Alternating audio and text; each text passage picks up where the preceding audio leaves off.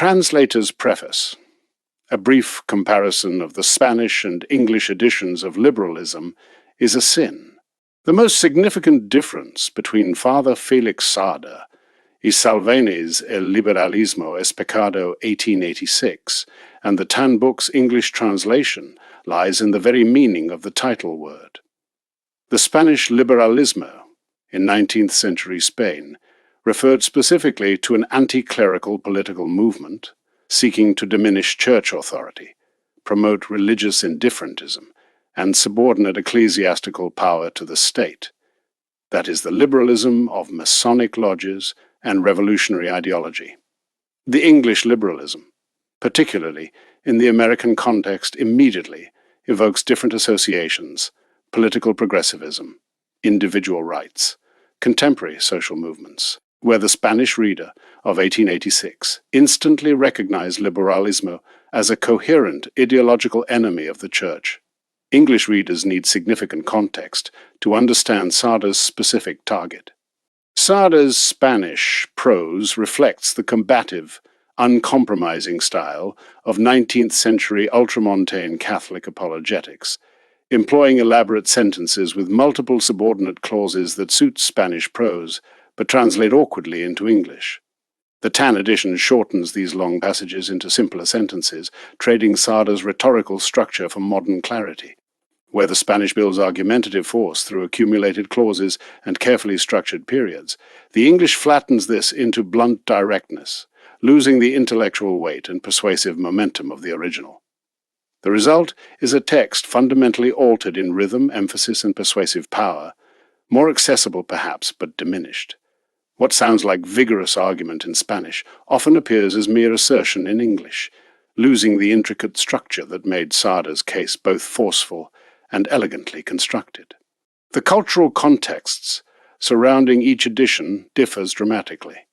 The Spanish text assumes readers familiar with specific Spanish political factions, ecclesiastical controversies, and a society where Catholic identity was the cultural default, making liberal apostasy feel like betrayal from within. The American English reader encounters the text from a fundamentally different social position, often as a member of a religious minority within a pluralistic, secularized public square. This shift affects how Sardá's absolute statements land. What might seem like defending embattled truth in 1886, Spain may read as aggressive sectarianism to modern American audiences, requiring the TAN edition to provide extensive historical annotation absent from the original. Liberalism is a Sin is the title of a widely circulated pamphlet, written by Félix Sardá Salvany in 1884. The essential thesis, the condemnation of liberalism as a sin from a traditionalist Catholic position, was upheld in the Spain of that era by the political and intellectual current denominated neo-Catholics, who were closer to the conservatives. Its doctrinal support is the encyclical of Gregory Exfus Mirari Vos A 1832 and the syllabus of Pius Nix O 1864. It was opposed by Celestino de Pasos with the Proceso del Integrismo trial of integrism, published in Madrid the following year. From this arose a debate that reached such a point that it had to be settled by the Congregation of the Index, which praised the text of Sardá Salvany. In the first, liberalism is a sin nothing was found against sound doctrine. Rather, its author, Don Félix Sardá Salvany, deserves praise, because with solid arguments, clearly and orderly expounded, he proposes and defends sound doctrine in the matter he treats. Moreover, the opuscule as well as the tone thereof published by de Pasos is criticized. Introduction. Do not be alarmed, pious reader, nor begin by making an ill face at this little book from the very outset. Neither drop the paper in fright, for however burning and scorching even to white heat, may be the questions which you and I shall ventilate in it in familiar and friendly conference. You shall not burn your fingers with them, for the fire of which we treat here is metaphor and nothing more. I know already and by way of excuse you are going to tell me that you are not alone in feeling invincible repulsion and horror for such matters. It is only too well known to me that this has come to be like a mania, or malady little less than general. But tell me in conscience, if from what is burning we flee, that is to say, from what is living and throbbing and contemporary and of present moment, to what subjects of any interest or Catholic controversy to be consecrated? To combating enemies who died already centuries ago, and who as dead and putrefied lie forgotten by all the world in the pantheon of history, or to treating seriously, and with much formality, and with great earnestness subjects of today, it is true, but concerning which there is no discordant opinion, nor any hostility against the sound rights of truth. And for that, by God, we Catholics call ourselves soldiers, and we represent as an army the Church, and we call Christ our Lord Captain. And would that be the life of struggle which is ceaselessly being commanded of us, since by baptism and confirmation we were armed knights for so glorious a militia?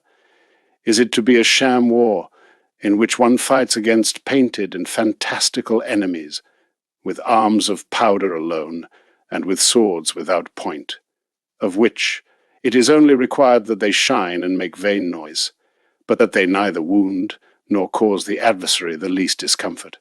No, certainly not. For if it be true, as Catholicism is divine truth, true are and painful truth its enemies, true are, and bloody truth its combats, true must be, and no mere theatrical fantasy its offensives and defensives. Genuinely must such enterprises be undertaken, and genuinely carried out. Genuinely must they be, therefore, the arms that are used, genuinely the blows and counterblows that are struck, genuinely the wounds that are caused or received. I open the history of the Church, and on every page of it I find written, oftentimes with traces of living blood, this truth: Christ God, with unequaled fortitude, anathematized Jewish corruption, and in direct confrontation with the most delicate national and religious prejudices of his age, he raised the banner of his preaching, and paid for it with his life. The apostles, upon leaving the cenacle on the day of Pentecost, did not split hairs in flinging in the face of the princes and magistrates of Jerusalem the juridical assassination of the Saviour, and it cost them blows forthwith, and then death, for having touched that burning question of those days.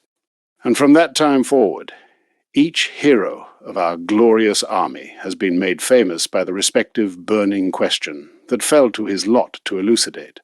The burning question, the question of the day, not the stale and lagging one that has already lost its interest, not the future and unborn one that lies still in the secrets of what is to come. The first apologists dealt hand to hand with paganism crowned and seated on nothing less than the imperial throne itself, a burning question in which life was risked.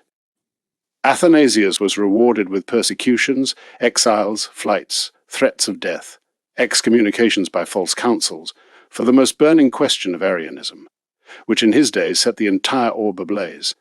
And Augustine, the great champion of all the burning questions of his century, did he perhaps fear the great problems raised by Pelagianism on account of their incandescence? Thus from century to century, and from epoch to epoch, for each burning question that the enemy of God and mankind draws red-hot from the infernal forges, Providence appointed one man or many men who, like mighty hammers, should strike firmly upon such burning errors. To hammer upon burning iron, that is good hammering, not to hammer upon cold iron, for that is hammering in pure jest. Gregory VII was the hammer of the simoniacal priests and concubinaries of Germany. Thomas Aquinas was the hammer of Averroes and false Aristotelians. Bernard of Clairvaux was the hammer of Abelard. Dominic of Guzman was the hammer of the Albigenses, and thus down to our own days. For it would be lengthy to traverse history step by step, in corroboration of a truth that would scarcely merit the honours of serious discussion, had there not unfortunately been so many wretched individuals bent on obscuring, by dint of raising dust, the very evidence thereof. Enough of that, then, my friend reader, and taking a step further I will tell you, thus in secret so that no one hears us, that since each past century had its burning questions, burning and most burning questions must surely the present century have. This by necessity. And one of them, the question of questions, the incandescent question that merely by touching it sends forth sparks on all sides, is the question of liberalism. The perils that in these times threaten the faith of the Christian people are many, have said not long ago the wise and valiant prelates of the ecclesiastical province of Burgos. But they are enclosed in one, which is, let us say thus, their great common denominator, naturalism, let it be called rationalism, socialism, revolution or liberalism. It will always be, by its condition and very essence, the frank or cunning, but radical negation of Christian faith, and consequently, it behooves us to avoid it with diligence, as it behooves us to save souls. With such authority and most grave declaration, we have officially formulated the burning question of our century. It is true that the great Pius IX had not formulated it with less, but with much greater authority and clarity in 100 repeated documents, nor has our present pontiff, Leo III, proposed it to the world a few days hence with less earnestness in his encyclical Humanum Genus, which has given and gives and will give so much to speak about, and which perhaps is not yet the last word of the Church of God on these matters. And why, upon all the other heresies that preceded it, should liberalism have a certain special privilege of respect and almost of inviolability? Perhaps because in the unity of its absolute and radical negation of divine sovereignty, it sums up and comprehends them all. Perhaps because more than any other it has spread throughout the entire social body its infection and gangrene. Perhaps because, as a just punishment for our sins, it has achieved what some other heresies did not achieve, to be official error, legalized, enthroned in the councils of princes, and prepotent in the governance of peoples. No, for these reasons are precisely those which must move and force every good Catholic to preach and sustain against it, cost what it may, an open and generous crusade. At that which is the enemy, at that which is the wolf, we must be crying out at all hours, following the direction of the universal pastor. We who more or less have received from heaven the mission to cooperate in the spiritual health of the Christian people. The cloth is laid out, and this series of brief and familiar conferences has been begun. It shall not be, however, without having first declared that all and each one of the points of them, down to the most minute details, remain subject to the unappealable judgment of the Church, the sole sure oracle of infallible truth. Sabadell, month of the Most Holy Rosary. 1884. Approbations. Several approvals this book has merited, since its appearance until the decision of the Sacred Congregation of the Index, and it is our duty to record them here. From the most excellent and most illustrious Sir, Bishop of Barcelona, it obtained them respectively for the Castilian and Catalan editions. From the most excellent and most illustrious Sir, Bishop of Urgel, before and after a conscientious report by 3 theologians of that illustrious chapter. From the most illustrious and most reverend Sir, Bishop of Osma. From the most illustrious and most reverend Sir, Bishop of Tuy. From the most illustrious and most reverend Sir, Bishop of Majorca. From the most illustrious and most reverend Sir, Bishop of Tarazona. From the most illustrious and most reverend Sir, Bishop of Montevideo. Finally, after repeated denunciation to the most holy Roman congregation of the Index, this most elevated tribunal has decided in the following manner. From the Secretariat of the Sacred Congregation of the Index, the 10th day of January of 1887. Most excellent Sir, the Sacred Congregation of the Index received denunciation of the small work entitled Liberalism is Sin. Its author D. Félix, Sardá y Salvany. Priest of this thy diocese, which denunciation was repeated together with another small work entitled The Process of Integrism, that is, a refutation of the errors contained in the small work Liberalism is Sin. The author of this second small work is D. de Pazos, canon of the Diocese of Vich. Wherefore said congregation weighed with mature examination both works together with the observations made. But in the first, it found nothing against sound doctrine. Rather its author, Don Félix Sardá y Salvany, merits praise, because with solid arguments, clearly and orderly expounded, he proposes and defends sound doctrine in the matter which he treats, without offence to any person. But the same judgment was not formed concerning the other work published by D. de Pazos, because it needs correction in some things, and moreover the injurious manner of speaking which the author uses cannot be approved, more against the person of Mr. Sardá than against the errors which are supposed to be in the work of this writer.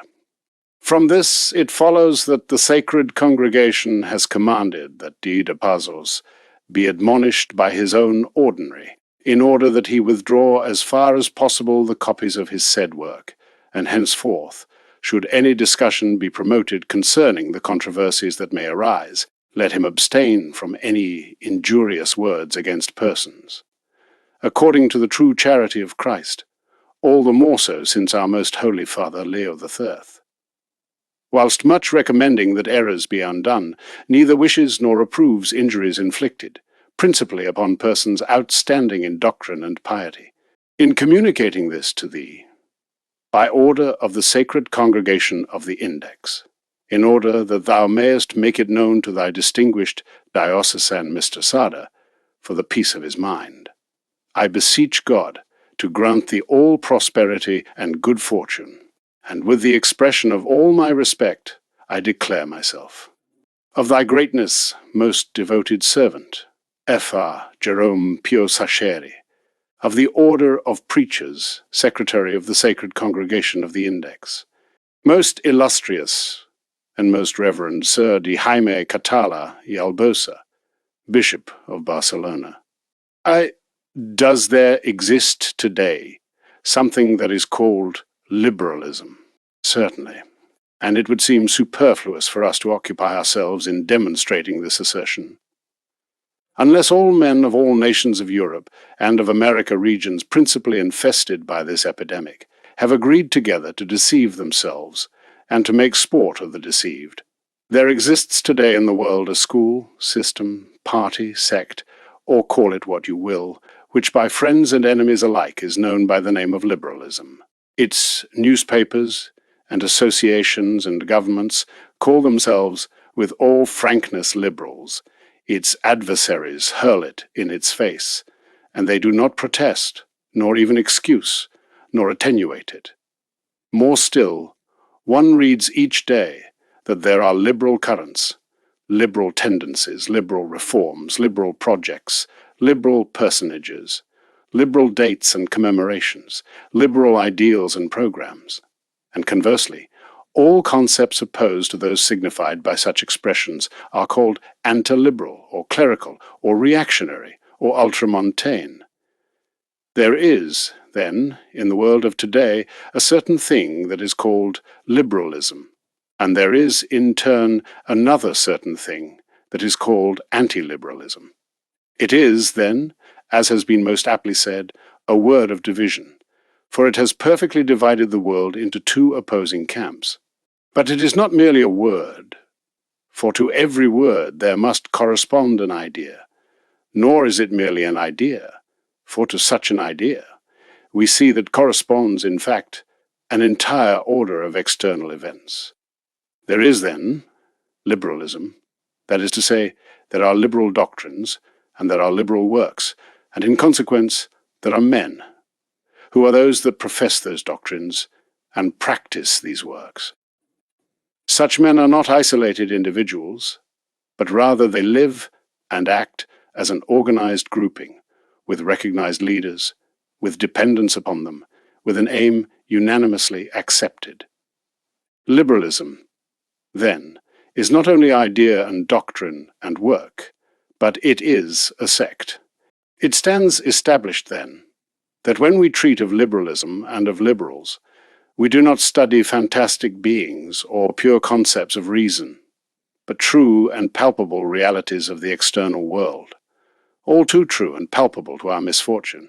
Doubtless, our readers will have observed that the first preoccupation which appears in times of epidemic is always that of attempting to pretend that no such epidemic exists.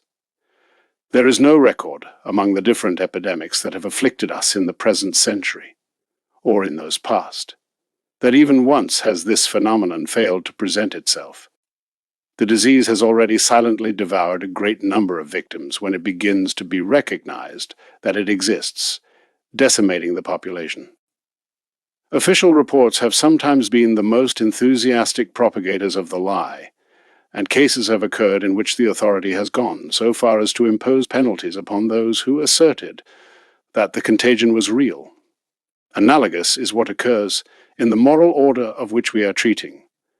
After 50 years or more of living in the midst of liberalism, still have we heard most respectable persons ask us with astonishing candor, "Well now, do you take seriously this matter of liberalism?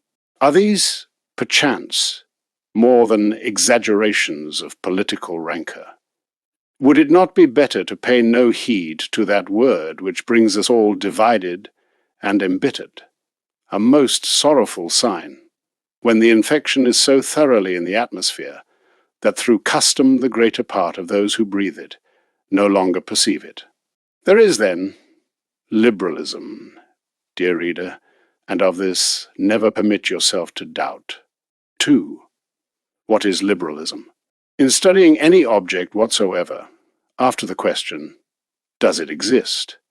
The ancient scholastics posed the following, "What is it?" And this is what shall occupy us in the present chapter. What is liberalism? In the order of ideas, it is a collection of false ideas. In the order of facts, it is a collection of criminal acts, the practical consequence of those ideas. In the order of ideas, liberalism is the collection of what are called liberal principles, with the logical consequences that flow from them. Liberal principles are the absolute sovereignty of the individual with entire independence from God and his authority, sovereignty of society with absolute independence from whatever does not proceed from itself, national sovereignty, that is, the right of the people to legislate and govern with absolute independence of every criterion other than that of its own will, expressed first by suffrage and afterwards by parliamentary majority. Freedom of thought without any limitation whatsoever in politics, in morals, or in religion. Freedom of the press, likewise absolute or insufficiently limited. Freedom of association with equal breadth. These are the so-called liberal principles in their crudest radicalism. The common foundation of them all is individual rationalism, political rationalism, and social rationalism.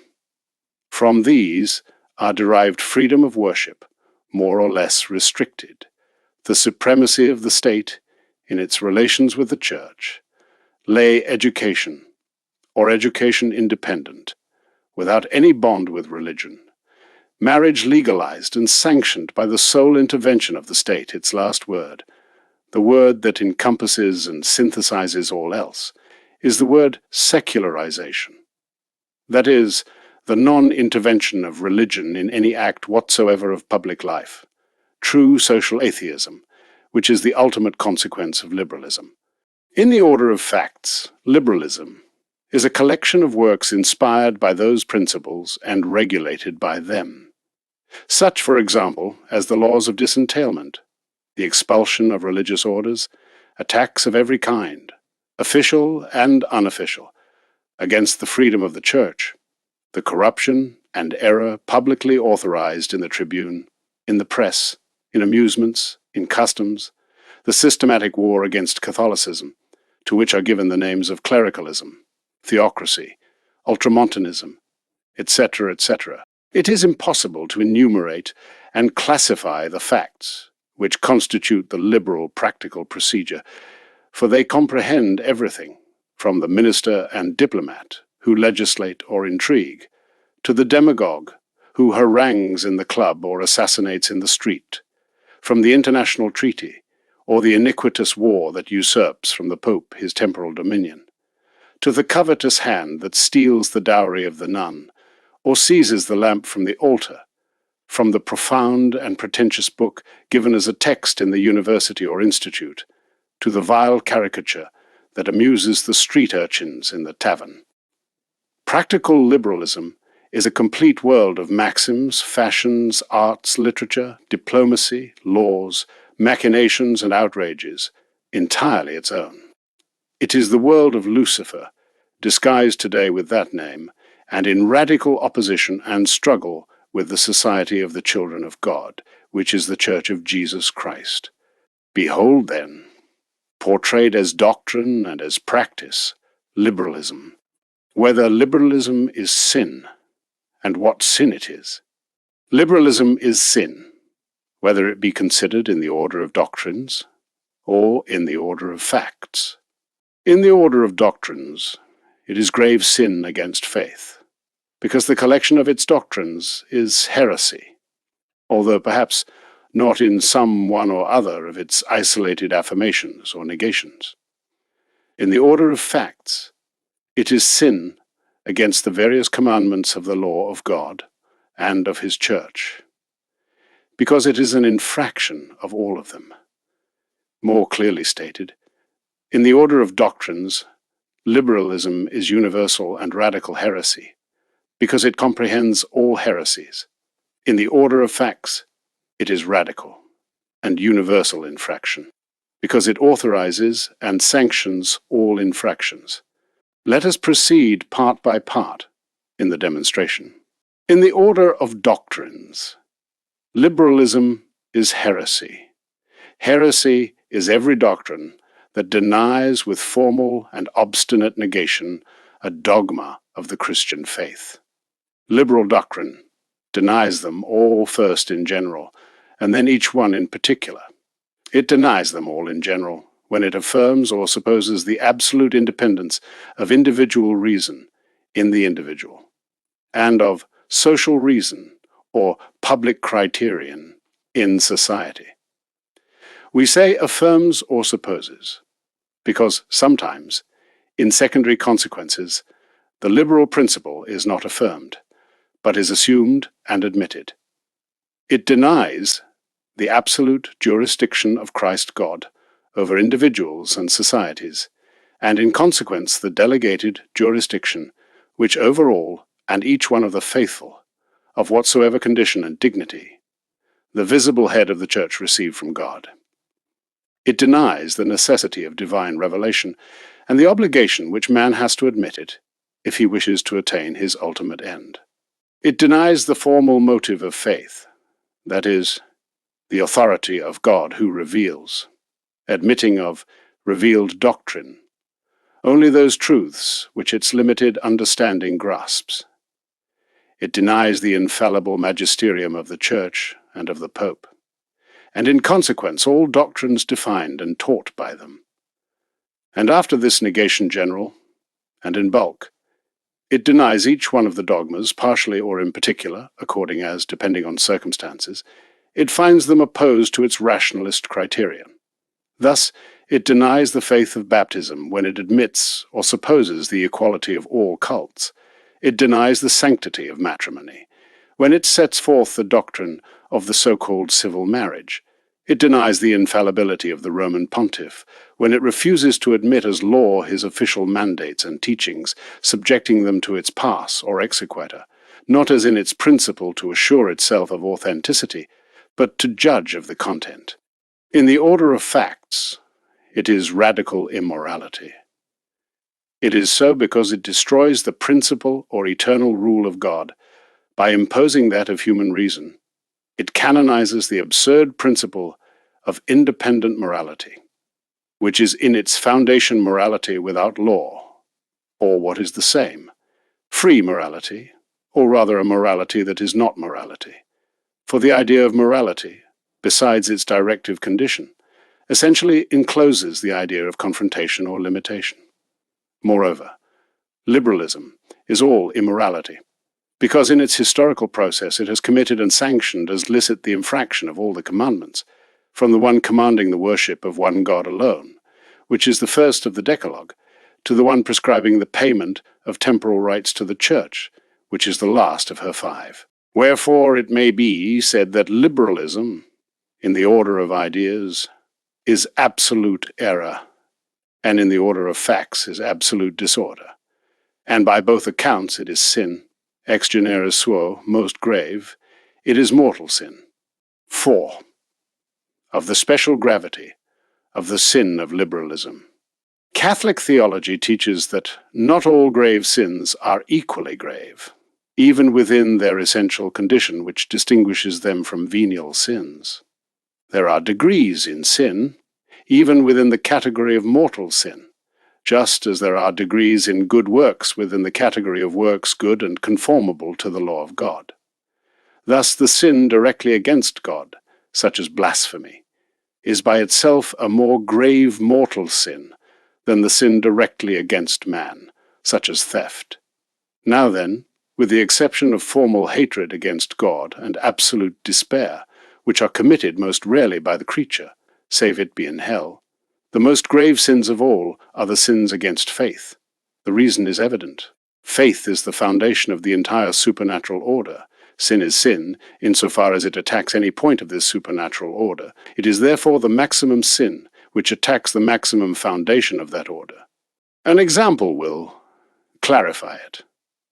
A wound is inflicted upon a tree by cutting off any of its branches. A greater wound is inflicted when the branch destroyed is more important. A maximum or radical wound is inflicted if it is cut through its trunk or root. St. Augustine, cited by St. Thomas, speaking of sin against faith, says with an incontestable formula, Hoc est peccatum quo tenenter cuncta peccata. This is the sin in which all sins are contained, and the same angel of the schools reasons upon this point, as always, with his accustomed clarity. So much, he says, is a sin more grave, as by it man is separated more from God. By sin against faith, he is separated as much as he can be from him, since he is deprived of his true knowledge, wherefore, concludes the holy doctor, the sin against faith is the gravest that is known. But it is even greater still when the sin against faith is not simply a culpable lack of this virtue and knowledge, but his negation and formal combat against dogmas expressly defined by divine revelation. Then the sin against faith, in itself most grave, acquires a greater gravity, which constitutes what is called heresy. It includes all the malice of infidelity, plus the express protest against a teaching of the faith, or the express protest against a teaching which is false and erroneous, is condemned by faith itself. Add to the most grave sin against faith stubbornness and contumacy in it, and a certain proud preference, the giving of one's own reason precedence over the reason of God. Consequently, heretical doctrines and heretical works constitute the greatest sin of all, with the exception of those mentioned above, of which, as we have already said, only the demon and the condemned are commonly capable. Consequently, liberalism, which is heresy, and liberal works, which are heretical works, are the maximum sin known in the code of Christian law. Consequently, saving cases of good faith, of ignorance, and of lack of deliberation, to be liberal is a greater sin than to be a blasphemer, thief, adulterer, murderer, or anything else of those which the law of God prohibits and his infinite justice punishes. Modern naturalism does not comprehend it thus, but the laws of Christian states always believed it thus, until the advent of the present liberal era, and the law of the Church continues to teach it thus, and the tribunal of God continues to judge and condemn thus. Yes, heresy and heretical works are the worst sins of all, and therefore liberalism and liberal acts are ex genere suo, evil above all evil. 5. Of the different degrees which may exist and do exist within the specific unity of liberalism. Liberalism, as a system of doctrine, may be called a school, as an organization of adherents to diffuse and propagate them, a sect, as an agglomeration of men dedicated to making them prevail in the sphere of public law, a party. But whether liberalism be considered as a school, as a sect, or as a party, it offers within its logical and specific unity several degrees or shades which it behooves the Christian theologian to study and expound. First of all, it is fitting to note that liberalism is one, that is to say, it constitutes an organism of errors perfectly and logically chained together, which is the reason it is called a system. In effect, departing in it from the fundamental principle that man and society are perfectly autonomous, or free, with absolute independence of every other natural or supernatural criterion than their own, there follows by a perfect chain of consequences all that in its name the most advanced demagogy proclaims.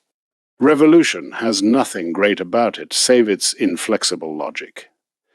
Even the most despotic acts, which it executes in the name of freedom, and which at first sight we all condemn as monstrous inconsistencies, obey a very high and superior logic. For if society recognizes as its sole social law the criterion of the majority, without any other norm or regulator, how can perfect right be denied to the state to commit any outrage against the Church, whenever, according to that its sole social criterion, it is convenient to commit it?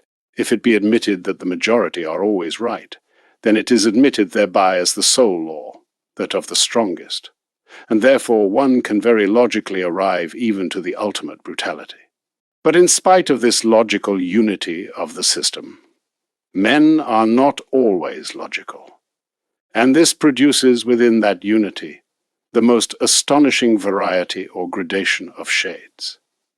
Doctrines flow necessarily and by their own force one from another, but men, in applying them, are commonly illogical and inconsistent.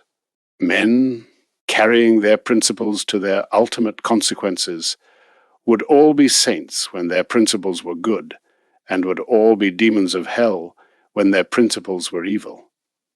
Inconsistency is what makes of good men and bad men, those who are half good and those who are not entirely depraved. Applying these observations to the present subject of liberalism, we shall say that completely liberal men are found relatively few, thanks be to God, which notwithstanding does not prevent the greater part, even without having reached the ultimate limit of liberal depravity, from being true liberals, that is, true disciples or partisans or sectaries of liberalism, according as liberalism be considered as a school, sect, or party. Let us examine these varieties of the liberal family. There are liberals who accept the principles, but shun the consequences, at least the crudest and most extreme. Others accept this or that consequence or application which gratifies them, but making themselves scrupulous in accepting the principles radically.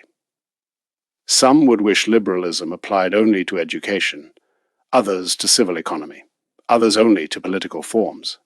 Only the most advanced preach its natural application to everything and for everything. The attenuations and mutilations of the liberal creed are as many as those interested who are harmed or benefited by its application, for generally there exists the error of believing that man thinks with his intellect, when what is usual is that he thinks with his heart, and even many times with his stomach. Hence the different liberal parties which proclaim liberalism of so many degrees, as the tavern keeper sells brandy of so many degrees, to the taste of the consumer. Hence it is that there is no liberal for whom his more advanced neighbor is not a brutal demagogue, or his less advanced neighbor a furious reactionary. It is a matter of alcoholic scale, and nothing more. But thus those who sanctimoniously baptized in Cadiz their liberalism with the invocation of the most holy Trinity, as those who in these latter times have placed upon it as an emblem war on God, are within such a liberal scale, and the proof is that all accept, and in a pinch invoke, this common denominator. The liberal or independent criterion is one in them, although in each one the applications may be more or less accentuated. Upon what does this greater or lesser accentuation depend? Upon interests many times, upon temperament not infrequently, upon certain ballast of education, which prevents some from taking the precipitate step that others take, upon human respect perhaps, or upon family considerations, upon relations and friendships contracted, etc., not to mention the satanic tactic which sometimes counsels man not to press an idea to extreme so as not to alarm, and to render it more viable and acceptable, which without rash judgment can be affirmed of certain conservative liberals, in whom the conservative is usually nothing more than the mask or wrapper of the frank demagogue. But in the generality of half-liberals, charity can suppose a certain dose of candour, and of natural bonhomie, or simple-mindedness, which, if it does not make them altogether irresponsible, as we shall say hereafter, obliges none the less that some compassion be had for them. We remain, then, curious reader, in the understanding that liberalism is only one, but liberals there are, as happens with bad wine, of different colour and taste. 6. Of the so-called Catholic liberalism, or liberal Catholicism. Of all the inconsistencies and antinomies that are found in the middle gradations of liberalism, the most repugnant of all, and the most odious, is that which claims nothing less than the union of liberalism with Catholicism, to form what is known in the history of modern extravagances by the name of Catholic liberalism, or liberal Catholicism. And yet, brilliant intellects and most honourable hearts have paid tribute to this absurdity, which we cannot help but believe to be well-intentioned. It has had its epoch of fashion and prestige, which, thank heaven, is passing or is already past. This pernicious error was born from an exaggerated desire to establish conciliation and peace between doctrines which are necessarily, and by their own essence, inconcilable enemies. Liberalism is the dogma of the absolute independence of individual and social reason. Catholicism is the dogma of the absolute subjection of individual and social reason to the law of God. How to reconcile the yes and no of such opposed doctrines? To the founders of Catholic liberalism, it seemed an easy thing. They reasoned out an individual reason bound to the law of the gospel, but coexisting with it a public or social reason free of all constraint in this particular. They said, the state as such a state ought not to have religion, or ought to have it only to a certain point that does not trouble others who do not wish to have it. Thus then, the private citizen ought to submit himself to the revelation of Jesus Christ. But the public man can conduct himself as such, in the same manner as if for him such revelation did not exist. In this way they compounded the famous formula of a free church in a free state, a formula for whose propagation and defence several illustrious Catholics in France swore an oath, and among them an illustrious prelate, a formula which ought to have been suspect from the moment Cava took it up to make it the banner of the Italian Revolution against the temporal power of the Holy See, a formula which, in spite of its evident failure, we have no knowledge that any of its authors has yet retracted. These eminent sophists did not observe that if individual reason came obliged to submit itself to the law of God, it could not declare itself exempt from it as public or social reason without falling into an extravagant dualism, which subjects man to the law of two opposed criteria and two opposed consciences.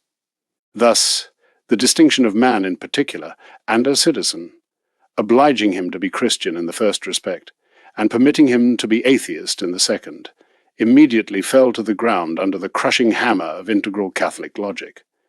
The syllabus, of which we shall speak hereafter, finished burying it without remission. There still remain from this brilliant, but most pernicious school some lagging disciple or other, who no longer dares to sustain openly the theory of Catholic liberalism, of which he was in former times a fervent panegyrist, but whom he continues to obey still in practice, perhaps without giving himself account that he proposes to fish with nets which, for being old and well known, the devil has already ordered to be taken in. 7. In what probably consists the essence, or intrinsic reason, of the so-called liberal Catholicism.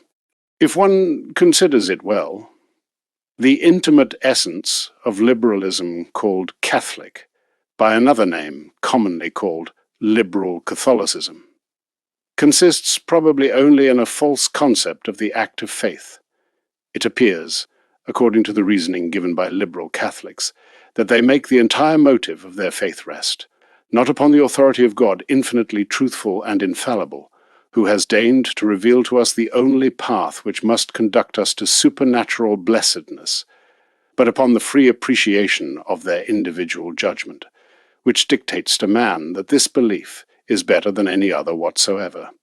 They refuse to recognize the magisterium of the Church as the only authority delegated by God to propose to the faithful the revealed doctrine, and to determine its genuine sense, rather, making themselves judges of the doctrine. They admit of it what seems good to them, reserving to themselves the right to believe the contrary, whenever apparent reasons seem probable to show that false what yesterday they believed to be true. For the refutation of which it suffices to know the fundamental doctrine de fide, expounded upon this matter by the Holy Council of the Vatican. For the rest, they call themselves Catholics, because they firmly believe that Catholicism is the only true revelation of the Son of God, but they call themselves liberal Catholics, or free Catholics, because they judge that this belief of theirs ought not to be imposed upon them, nor upon anyone, by any motive superior to that of their free appreciation. In such a way that, without feeling it themselves, such men find that the devil has artfully substituted for them the supernatural principle of faith by the naturalist principle of free examination, with which, although they judge themselves to have faith in Christian truths, they do not have such faith in them, but only simple human conviction, which is essentially distinct.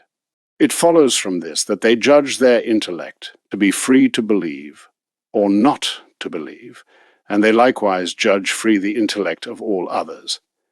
In unbelief, therefore, they do not see a vice or infirmity or voluntary blindness of the intellect, and still more of the heart, but a licit act of the internal jurisdiction of each one, as much master in this regard of believing as in not admitting any belief whatsoever.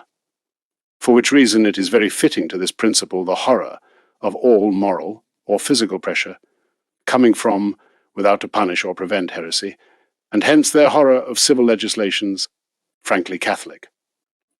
Hence the supreme respect with which they understand ought always to be treated the convictions of others, even those most opposed to revealed truth, for to them they are as sacred when erroneous as when true, since all are born from one same sacred principle of intellectual liberty, with which one erects into a dogma what is called tolerance, and one dictates for Catholic polemic against heretics a new code of laws which the great polemicists of Catholicism never knew in antiquity. Being essentially naturalist, the primary concept of faith, it follows from this that the entire development of it in the individual and in society must be naturalist. Hence the appreciation, primarily and sometimes almost exclusively, of the Church by the advantages of culture and civilization which it furnishes to peoples, forgetting and almost never citing at all its primary supernatural end, which is the glorification of God and the salvation of souls, from which false concept appear diseased several of the Catholic apologies that are written in the present epoch, in such a way that for such men, if Catholicism, by misfortune, had been the cause at any point of material retardation for peoples, it would no longer be true nor laudable in good logic such a religion. And mind you that this could be so, just as undoubtedly for some individuals and families it has been occasion of true material ruin to be faithful to their religion, without its ceasing on that account to be a most excellent and divine thing. This is the criterion which directs the pen of the greater part of liberal newspapers, which, if they lament the demolition of a temple, only know how to point out in this the profanation of art. If they plead for religious orders, they do nothing more than ponder the benefits they rendered to letters. If they extol the Sister of Charity, it is only in consideration of the humanitarian services with which she softens the horrors of war. If they admire worship, it is only in attention to its outward splendor and poetry. If in Catholic literature they respect sacred scripture, it is fixing themselves only upon its majestic sublimity. From this manner of commending Catholic things only by their grandeur, beauty, utility, or material excellence, it follows in right logic that error deserves equal commendations when it gathers such conditions, as undoubtedly it gathers apparently on more than one occasion some of the false cults. Even to piety reaches the malefic action of this naturalist principle, and converts it into true pietism, that is, into falsification of true piety. Thus, we see it in so many persons who seek in devout practices nothing more than emotion, which is pure sensuality of the soul and nothing more. Thus appears today in many souls entirely corrupted the Christian asceticism, which is the purification of the heart by means of the confrontation of appetites, and unknown the Christian mysticism, which is not emotion, nor interior consolation, nor any other of those human sweetmeats, but union with God by means of subjection to his most holy will, and by means of supernatural love. For this reason, liberal Catholicism, or rather, false Catholicism, constitutes a great part of the Catholicism that is used today among certain persons. It is not Catholicism. It is mere naturalism. It is pure rationalism. It is paganism with Catholic language and forms, if we may be permitted the expression. Shadow and penumbra, or the extrinsic reason of this same Catholic liberal sect. Having seen in the previous chapter the intrinsic or formal reason of Catholic liberalism, let us proceed in the present to examine what we might call its extrinsic or historical reason, or material, if our readers prefer this latter scholastic qualification. The heresies which we study today, in the extended course of centuries that lie between the coming of Jesus Christ and the times in which we live, present themselves to us at first sight as points clearly and definitively circumscribed in their respective historical period, seeming to be able to be marked out, as it were with a compass, where they begin and where they end, that is to say, the geometric line which separates these black points from the remainder of the illuminated field in which they extend. But this appreciation, if one considers it well, is nothing more than an illusion of distance. A more attentive study, which brings us near with the telescope of good criticism to those epochs, and puts us in true intellectual contact with them, permits us to observe that never, in any of those historical periods, do the limits separating error from truth appear so geometrically defined, not in the reality of it. For this is very clearly formulated by the definition of the Church, but in its apprehension and external profession, that is to say, in the manner which the respective generation has had of denying it, or professing it with greater or less frankness. Error in society is like an ugly stain upon a cloth of exquisite weave. It is seen clearly, but it is difficult to define its limits. Its frontiers are vague like the twilights that separate the dying day from the approaching night, and in turn the departing night from the reborn day. There precede the error, which is a black shadow, and there follow it and surround it certain vague penumbras, which can sometimes be taken for the shadow itself, still illuminated by some lingering reflection of dying light, or as the very light itself, which are already dimmed and darkened by the first shadows. Thus, every error, clearly formulated in Christian society, had around it another atmosphere of the same error, but less dense and more tenuous and mitigated. Arianism had its semi-Arianism, Pelagianism its semi-Pelagianism, fierce Lutheranism its Jansenism, which was nothing more than a moderated Lutheranism. Thus, In the present epoch, radical liberalism has around it its corresponding semi-liberalism, which is nothing other than the Catholic liberal sect which we are here examining. This is what the syllabus called a moderated rationalism.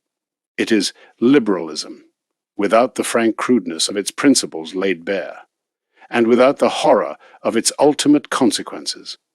Liberalism for the use of those who do not yet consent to cease appearing, or believing themselves to be Catholic. It is liberalism, the twilight of truth, which begins to darken in the intellect, or of heresy, which has not yet come to take complete possession of it. We observe, in effect, those are usually liberal Catholics who are ceasing to be firm Catholics, and the crude liberals who, disabused in part of their error, have not yet fully entered into the domains of integral truth. It is the subtle and most ingenious means which the devil always found to retain as his own many, who otherwise would have truly abhorred it, had they known it well. His infernal machination. This satanic means is to permit such men to still have one foot upon ground of truth, on condition that the other foot he already completely in the opposite field. Thus they avoid the salutary sorrow of remorse those whose consciences are not yet hardened. Thus, moreover, they free themselves from the compromises which every decisive revision always brings the timid and vacillating spirits, who are the greater part. Thus do the resourceful manage to appear, according as it suits them, a while in each field, making to appear in both as friends and affiliates. Thus can, finally, man give as an official and well-known palliative to the greater part of his miseries, weaknesses, and inconsistencies. Perhaps this question has not yet been adequately studied on this side, in ancient and contemporary history, a side which is the least noble, and for that very reason the most practical, since unfortunately, in what is least noble and elevated one must commonly seek the secret spring of the majority of human phenomena. It has seemed good to us to make this indication here, leaving to more experienced and subtle intellects the care of amplifying it and developing it completely. 9. Of another important distinction, that is to say, of practical liberalism and speculative or doctrinal liberalism. It is taught in philosophy and theology that there are two classes of atheism, one doctrinal and speculative, and another practical.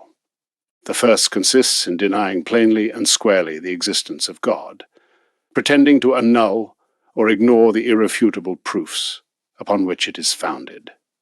The second consists in living and acting without denying the existence of God, but as if God really did not exist. The first are called theoretical or doctrinal atheists, the second, practical atheists, and these are the ones who abound most. The same thing happens with liberalism and with liberals. There are theoretical liberals and practical liberals. The first are the dogmatizers of the sect, philosophers, professors, deputies, or journalists, who teach liberalism in their books, speeches, or articles, who defend such doctrine with arguments and authorities, and in accordance with a rationalist criterion, in veiled or manifest opposition to the criterion of the divine and supernatural revelation of Jesus Christ. Practical liberals are the majority of the group, the sheep of it, who believe implicitly what their masters tell them, or who without believing it follow docilely him who leads them, and always in step with his measure. They know nothing of principles nor of systems, and perhaps would even detest them if they knew all their deformity. Nevertheless, they are the hands that act, just as the theorists are the heads that direct. Without them, liberalism would not emerge from the confines of the academies. They are the ones who give it life and external movement. They pay for the liberal newspaper, they vote for the liberal candidate, they support liberal administrations, and they cheer its personages and celebrate its dates and anniversaries. They are the raw material of liberalism, disposed to receive any form and to serve always for any barbarism. Many of them went to Mass and killed the friars. Later they attended novenas and gave ecclesiastical careers to their sons and bought properties from disamortization. Today perhaps they pray the rosary and vote for the freethinker deputy. They have formed for themselves a certain law of living with the century, and believe, or wish to believe, that all goes well thus. Does this exempt them from responsibility or guilt before God? No, certainly not, as we shall see hereafter. Practical liberals are also those who, shunning the exposition of liberal theory, which they know is already discredited for certain minds, nevertheless endeavour to sustain it in the practical procedure of every day, writing and haranguing in liberal fashion, proposing and electing liberal candidates, praising and recommending their books and persons, always judging events by the liberal criterion, always manifesting tenacious hatred to all that tends to discredit or disparage their beloved liberalism. Such is the conduct of many prudent journalists, in whom one will scarcely find evidence of formulating concretely liberal propositions, but who, nevertheless, in all that they say, and in all that they remain silent, do nothing but carry on the accursed sectarian propaganda. This, of all liberal reptiles, is the most venomous. Has liberalism, of every shade and character, been formally condemned by the Church? Yes, liberalism in all its degrees and aspects has been formally condemned. Thus, besides the reasons of intrinsic malice, which make it evil and criminal, there is for every faithful Catholic the supreme and definitive declaration of the Church, which as such has judged and anathematized it. It could not be permitted that an error of such transcendence should be left out of the catalogue of those officially reprobated, and it has been condemned on different occasions. Already upon the appearance in France, in its first revolution, of the famous Declaration of the Rights of Man, in which were contained in germ all the absurdities of modern liberalism, this declaration was condemned by Pius VI. Later, when this pernicious doctrine was enlarged and accepted by almost all the governments of Europe, even by the sovereigns themselves, which is one of the most horrible blindnesses offered by the history of monarchies, it took in Spain the name by which it is known everywhere today, liberalism. It was given expression in the terrible contests between royalists and constitutionalists, who mutually designated each other from the outset with the epithets of serviles and liberals. From Spain this denomination extended to all Europe. Well then, in the very height of the struggle, on occasion of the first errors of Lamennais, Gregorius XI published his encyclical Mirari Vos, an explicit condemnation of liberalism as it was understood, preached and practiced at that time by constitutional governments. But as time advanced, and these pernicious ideas grew with it in an overwhelming current, even taking under the influence of misguided talents the mask of Catholicism, God granted to his Church, the Pontiff Pius IX, who with full justice will go down in history with the epithet of scourge of liberalism. Liberal error in all its phases and shades has been unmasked by this Pope. That his words might have greater authority on this subject, Providence ordained that the repeated condemnation of liberalism should proceed from the lips of a pontiff, whom liberals from the beginning strove to present as their own. After him, there no longer remains to this error any subterfuge to which it can resort. The repeated briefs and allocutions of Pius IX have shown to Christian people what it is, and the syllabus put the final seal upon its condemnation. Let us see the principal content of some of these pontifical documents. We shall cite only a few among very many that could be cited. On June 18, 1871, when Pius IX answered a commission of French Catholics, he spoke to them thus: atheism in the laws, indifference in matters of religion, and those pernicious maxims called Catholic liberalism, these are truly the cause of the ruin of states. These have been the cause of the perdition of France. Believe me, the harm of which I warn you is more terrible than the Revolution, and even more than the Commune. I have always condemned Catholic liberalism, and I shall condemn it 40 times over if it be necessary. In the brief of March 6, 1873, to the President and members of the Circle of St. Ambrose in Milan, he expressed himself in this manner: "There are not lacking some who attempt to place alliance between light and darkness, and partnership between justice and iniquity, in favor of doctrines called Catholic liberal, which, based on most pernicious principles, show themselves favorable to the invasions of secular power in spiritual matters, and incline men themselves to esteem, or at least to tolerate, iniquitous laws, as if it were not written that no one can serve two masters. Those who do such things are altogether more dangerous and pernicious than declared enemies, not only because without being noticed, and perhaps also without being aware of it themselves, they second the attempts of the wicked, but also because, confining themselves within certain limits, they show themselves with appearances of probity and sound doctrine to delude imprudent lovers of conciliation, and to seduce honest people who would have combated manifest error." In the brief of May 8 of the same year to the Confederation of Catholic Circles of Belgium, he says, "What above all we praise in your most religious undertaking is the absolute aversion which, according to reports, you profess toward Catholic liberal principles and your intrepid attempt to uproot them from your midst.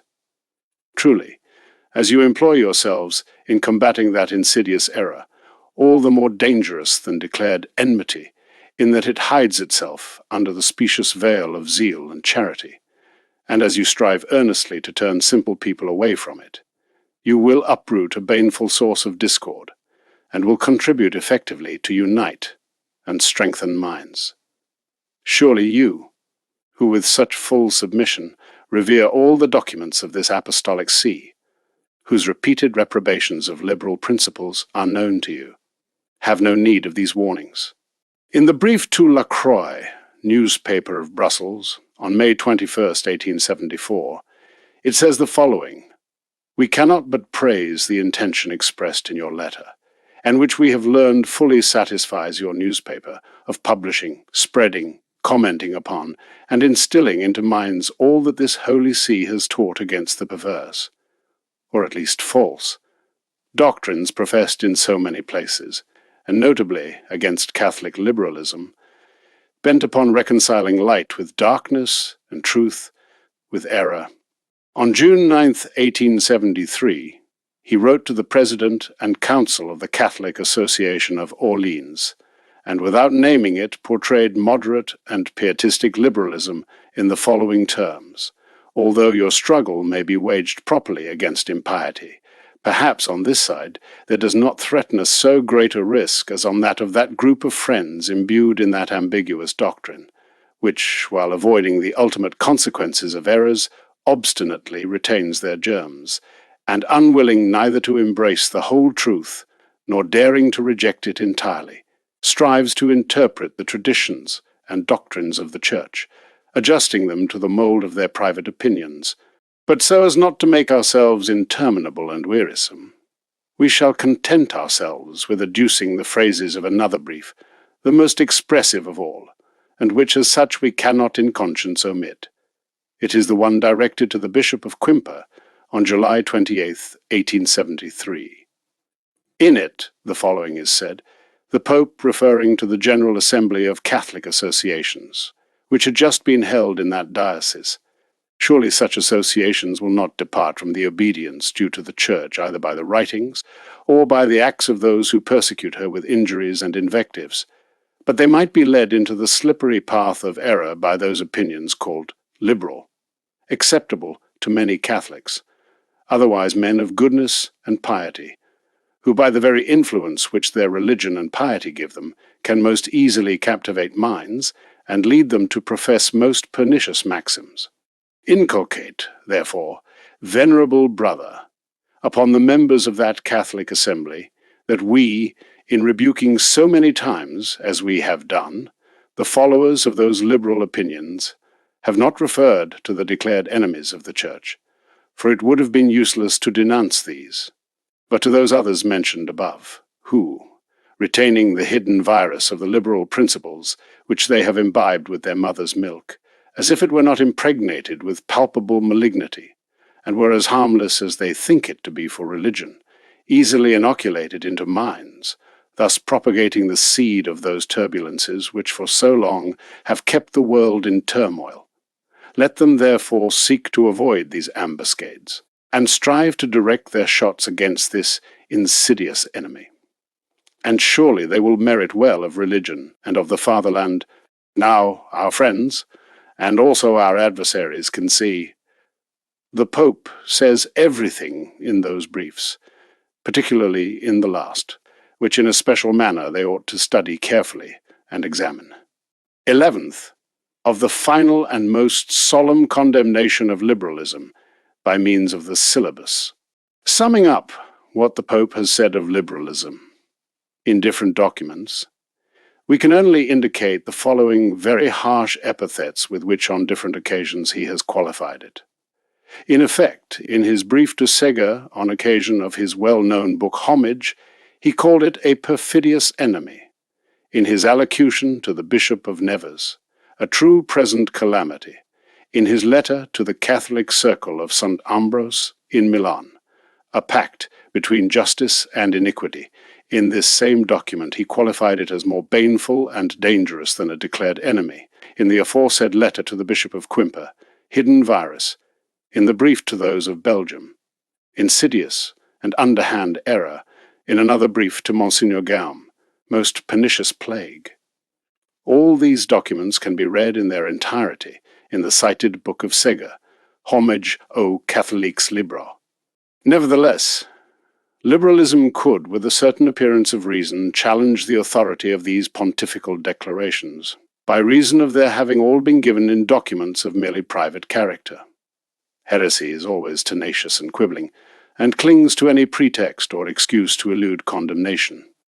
There was needed, therefore, an official document, public, solemn, of general character, universally promulgated, and therefore definitive. The Church could not refuse to the anxiety of her children this formal and decisive word of her sovereign magisterium. And she gave it, and it was the syllabus of December 8th, 1864. All good Catholics received it with enthusiasm equal to the paroxysms of fury with which liberals hailed it. Catholic liberals thought it more prudent to strike at it obliquely with captious interpretations. Both sides had reason in recognizing its due importance. The syllabus is an official catalogue of the principal contemporary errors in the form of concrete propositions, as they are found in the most well-known authors who propagated them.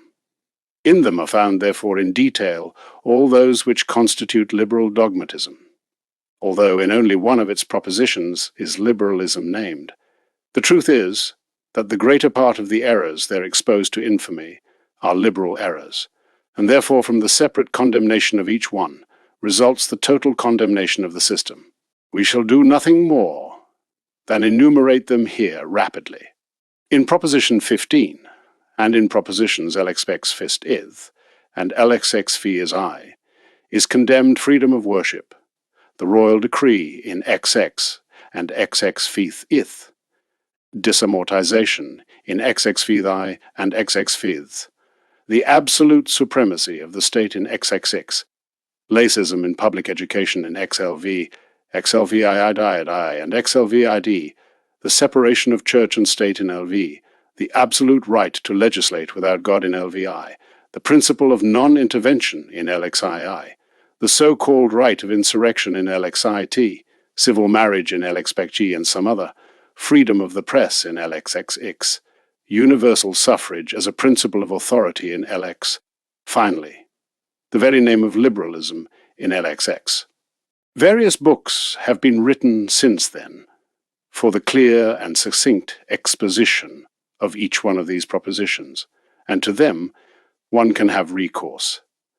But the most authoritative interpretation and commentary on the syllabus has been given to it by its own impugners, the liberals of every shade, when they have always presented it to us as their most odious enemy, and as the most complete symbol of what they call clericalism.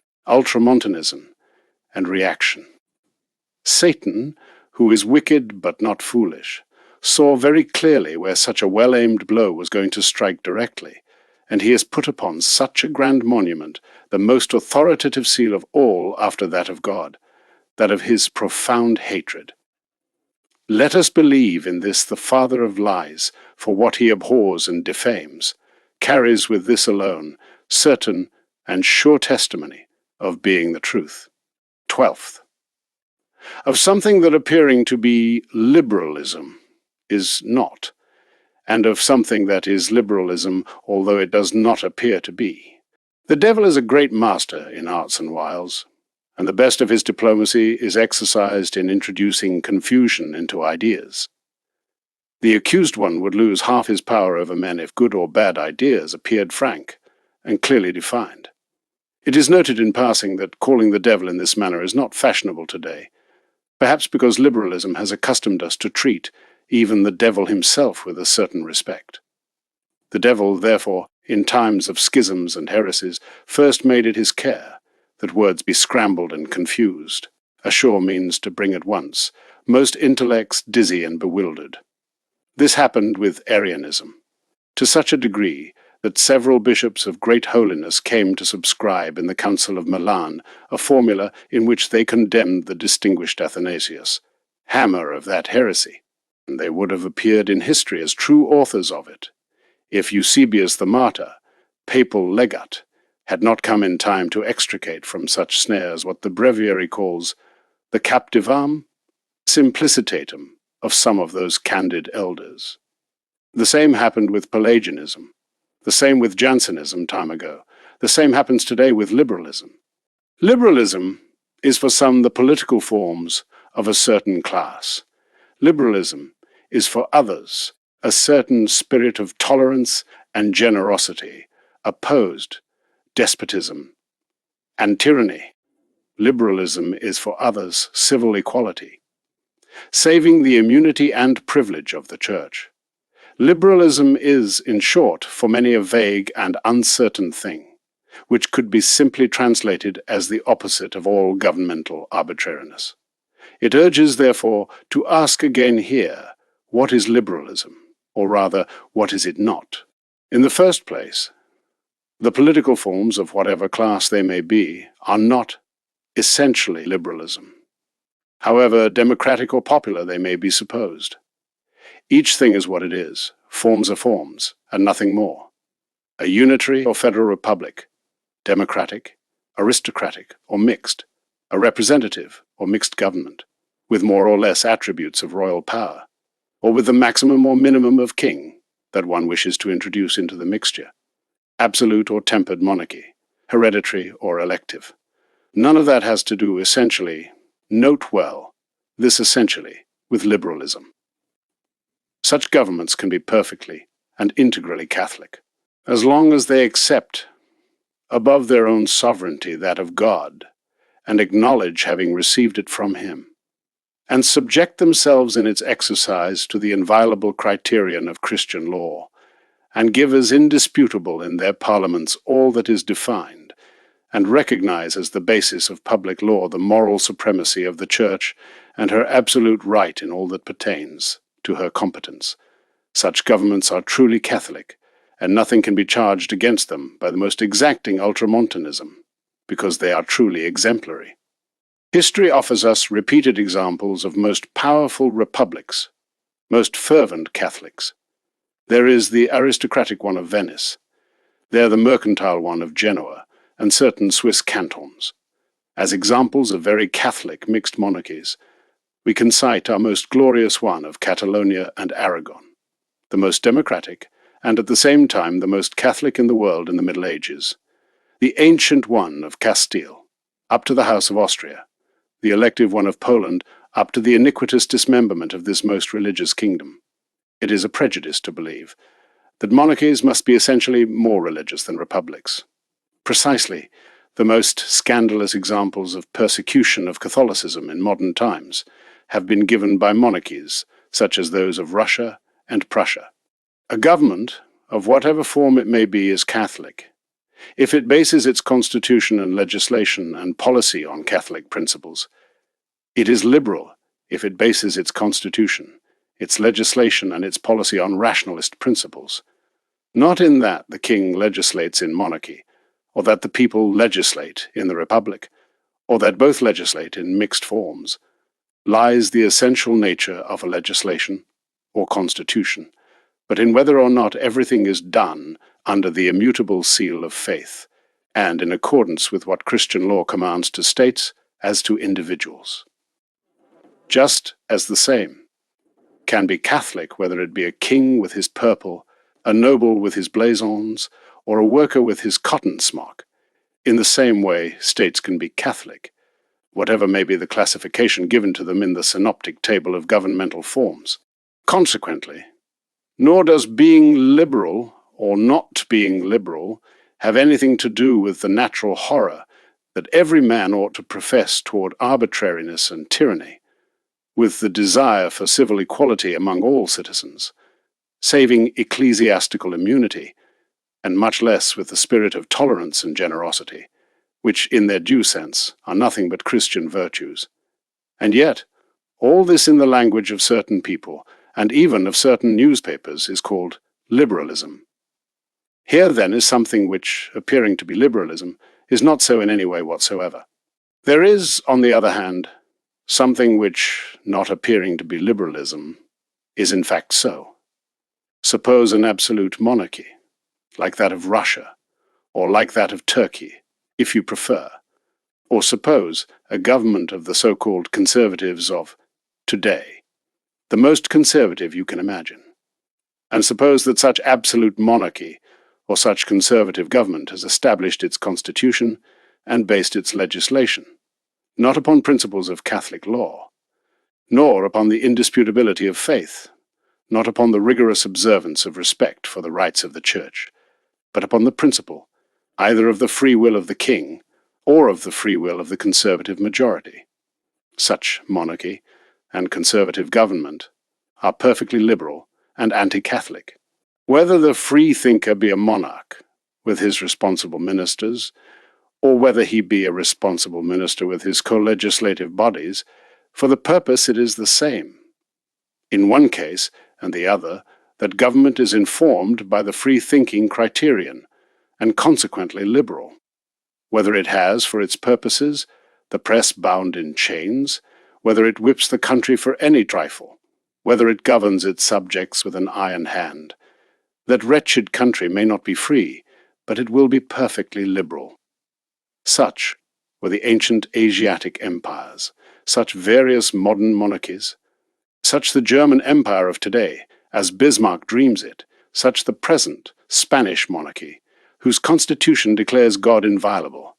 And here is the case of something which, appearing not to be liberalism, nevertheless is so, and of the most refined and most disastrous kind, precisely because it does not appear to be such, by which it will be seen with what delicacy one must proceed when treating such questions. It is necessary, above all, to define the terms of the debate and to avoid equivocation, which is what most favors error. 13th, notes and commentaries on the doctrine expounded in the previous chapter. We have said that democratic or popular forms, pure or mixed, are not essentially liberal, and we believe we have sufficiently proved it. Nevertheless, this which, speculatively speaking, or that is to say in the abstract, is true, is not so much in practice, or that is to say in the order of facts, to which the Catholic propagandist should always be especially attentive. In effect, notwithstanding that, considered in themselves, such forms of government are not liberal. They are so in our century, given that the modern revolution, which is nothing other than liberalism in action, presents them to us only as based upon its erroneous doctrines. Thus, most wisely does the common people, who understand little of distinctions, qualify as liberalism all that in our days presents itself to them as democratic reform in the government of nations, because even though by the natural essence of ideas it may not be so. In fact, it is. And therefore, our fathers reasoned with singular shrewdness and good judgment when they rejected as contrary to their faith the constitutional or representative form, preferring the pure monarchy, which in the last centuries was the government of Spain. Because a certain natural instinct said, even to the least advised, that the new political forms, in themselves harmless as such forms, came impregnated with the heretical liberal principle, for which reason they did very well in calling them liberal, in the same way that pure monarchy, which of itself could be very impious and even heretical, presented itself to them as a form essentially Catholic, since for many centuries past the peoples had been receiving it informed with the spirit of Catholicism. Our royalists erred, therefore, ideologically speaking, in identifying religion with the ancient political regime, and in reputing the constitutionalists as impious. But they were correct, practically speaking, because in what was wished to be presented to them as mere indifferent political form they saw, with the clear instinct of faith, enveloped the liberal idea. This without counting that the leaders and sectaries of the liberal faction did everything possible, with blasphemies and outrages, so that the true people should not fail to recognize what at bottom was the significance of their odious banner. Neither is it strictly accurate that political forms are indifferent to religion, although religion accepts them all. The sound philosopher studies and analyzes them, and without condemning any, does not fail to manifest preference for those which best preserve the principle of authority, which is based principally on unity, with which it is said that the most perfect of all forms is monarchy, which is that which most resembles the government of God and of the Church, just as the most imperfect is the republic for the inverse reason. Monarchy demands the virtue of one man alone, and the republic demands the virtue of the majority of citizens. It is, therefore, logically speaking, more unrealizable the republican ideal than the monarchical ideal. The latter is more human than the former, because it demands less human perfection and adapts itself more to the roughness and vices of the generality. But for the Catholic of our century, the greatest of all reasons to make him wary against governments of popular form should be the constant eagerness with which Freemasonry has everywhere endeavored to implant them. By marvelous intuition has hell known that these were the systems best suited to conduct its electricity, and that none could serve it more to its liking. It is therefore undoubted that a Catholic ought to regard as suspect all that the Revolution preaches to him in this regard as more suited to his purposes, and that, therefore, all that the Revolution caresses and proclaims under the name of liberalism, the Catholic will do well to regard as such liberalism, even though it is only a matter of forms, for such forms are in this case nothing more than the package or wrapper, in which one wishes to have him admit into his house the contraband of Satan. 14th, whether in view of this it is licit or not for the good Catholic to accept the word liberalism in a good sense, and likewise to glory in being liberal in a good sense. Permit us on this matter to transcribe here in full a chapter from another small work of ours, Things of the Day, in which an answer is given to this singular inquiry. It says as follows: God help me, my friend, with the little words liberalism and liberal. You are really enamored of them, and love blinds you, as it does all lovers. What inconveniences does their use have? For me it has so many that I see in it even matter for sin. Do not be alarmed, but listen to me with patience. You will understand me soon and without difficulty. It is undoubted that the word liberalism has in Europe in the present century the significance of something suspicious, and that does not altogether accord with true Catholicism. You will not tell me that I pose the problem in exaggerated terms. In effect, you must concede to me that in the ordinary sense of the word, liberalism and Catholic liberalism are things reprobated by Pius IX. Let us set aside for now the few or many who claim to be able to continue professing a certain liberalism, which in fact may not be such. But the truth is that the liberal current in Europe and America in the 19th century in which we write is anti-Catholic and rationalist. Pass in review the world. Look at what the Liberal Party means in Belgium, in France, in Germany, in England, in Holland, in Austria, in Italy, in the Spanish-American republics, and in 9/10 of the Spanish press. Ask everyone what it means in common language: liberal criterion, liberal current, liberal atmosphere, etc., and see if among men devoted to the study of political and social sciences in Europe, and America 99%, do not understand by liberalism pure and crude, rationalism applied to social science. Now then, however much you and a few dozen other gentlemen may insist on giving an indifferent meaning to what the general current has already sealed with the seal of something anti-Catholic, the truth is that usage, arbiter, and supreme norm in matters of language continues to hold liberalism as a banner against Catholicism. Consequently, even though with 1,000 distinctions and reservations and subtleties you manage to form for yourself alone a liberalism that has nothing contrary to the faith, in the opinion of most people, from the moment you call yourself liberal, you will belong like all others to the great family of European liberalism. As all understand it, your newspaper, if you edit it and call it liberal, will in common belief be one more soldier among those who under this banner combat frontally or on the flank the Catholic Church. In vain will you excuse yourself now and then. You cannot give these excuses and explanations every day, as that would be quite tedious. In exchange you must use the word liberal in every paragraph. You will be, then, in common belief, nothing more than a soldier like so many others who militate under this banner.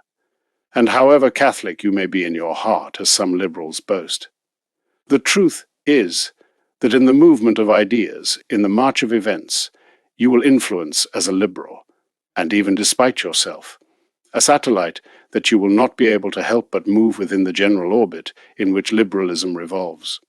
And all for a word. Just see, for nothing more than a word. Yes, my friend. This is what you will derive from calling yourself liberal and calling your newspaper liberal. Undeceive yourself. The use of the word makes you almost always, and in great part, complicit with what takes shelter under its shadow. And what takes shelter under its shadow, as you see, and cannot deny me, is the rationalist current. I would have scruples, therefore, in my conscience, in accepting this complicity with the enemies of Jesus Christ. Let us turn to another reflection. It is also undoubted that of those who read your newspapers and hear your conversations, few are in a position to thread so fine as you, in the matter of distinctions between liberalism and liberalism. It is, therefore, evident that a great part will take it in the general sense, and will believe that you use it in the same sense. You will not have this intention, but contrary to your intentions, you will produce this result, acquiring adherence to rationalist error. Tell me now, therefore, do you know what scandal is? Do you know what it is to lead one's neighbor into error with ambiguous words? Do you know what it is, for love, more or less justified of a word, to sow doubts, suspicions, to make simple minds waver in faith? I, as a Catholic moralist, see in this matter for sin. And if a certain sum of good faith does not excuse you or some other mitigating factor, matter for mortal sin. Hear me a comparison. You know that there has been born almost in our days a sect that calls itself the Old Catholics. It has taken the whim of calling itself thus, and peace to all imagine then that I, who by the grace of God, though a sinner, am Catholic, and moreover am one of the oldest, because my Catholicism dates from Calvary and the Cenacle of Jerusalem, which are very old dates. Imagine, I say, that I found a newspaper more or less ambiguous, and call it in so many words daily Old Catholic. Would I be lying? No, because I am such in the good sense of the word. But why? You will say to me, adopt a ill-sounding title, which is the banner of a schism. and which will lead the unwary to believe that I am schismatic, and will give joy to the old Catholics of Germany, believing that here has been born for them a new member. Why, you will say, scandalize the simple? But I say it in a good sense. It is true, but would it not be better not to give cause to believe that you say it in a bad sense? Here then is what I would say to whoever persists in maintaining as inoffensive the epithet of liberal, which is the object of so many reprobations on the part of the Pope, and of so much scandal on the part of true believers. Why make a show of titles that need explanation? Why give rise to suspicions that one then seeks to dispel? Why count oneself among the number of enemies, and make a show of their banner, if at bottom one is among the friends? Words, you say, have no importance. More than you imagine, my friend. Words come to be the external countenance of ideas. And you know how important sometimes in a matter is a good or bad countenance. If words had no importance whatsoever, the revolutionaries would not be so careful to disguise Catholicism with ugly words. They would not go about calling it, at all hours, obscurantism, fanaticism, theocracy, reaction, but rather pure and simply Catholicism.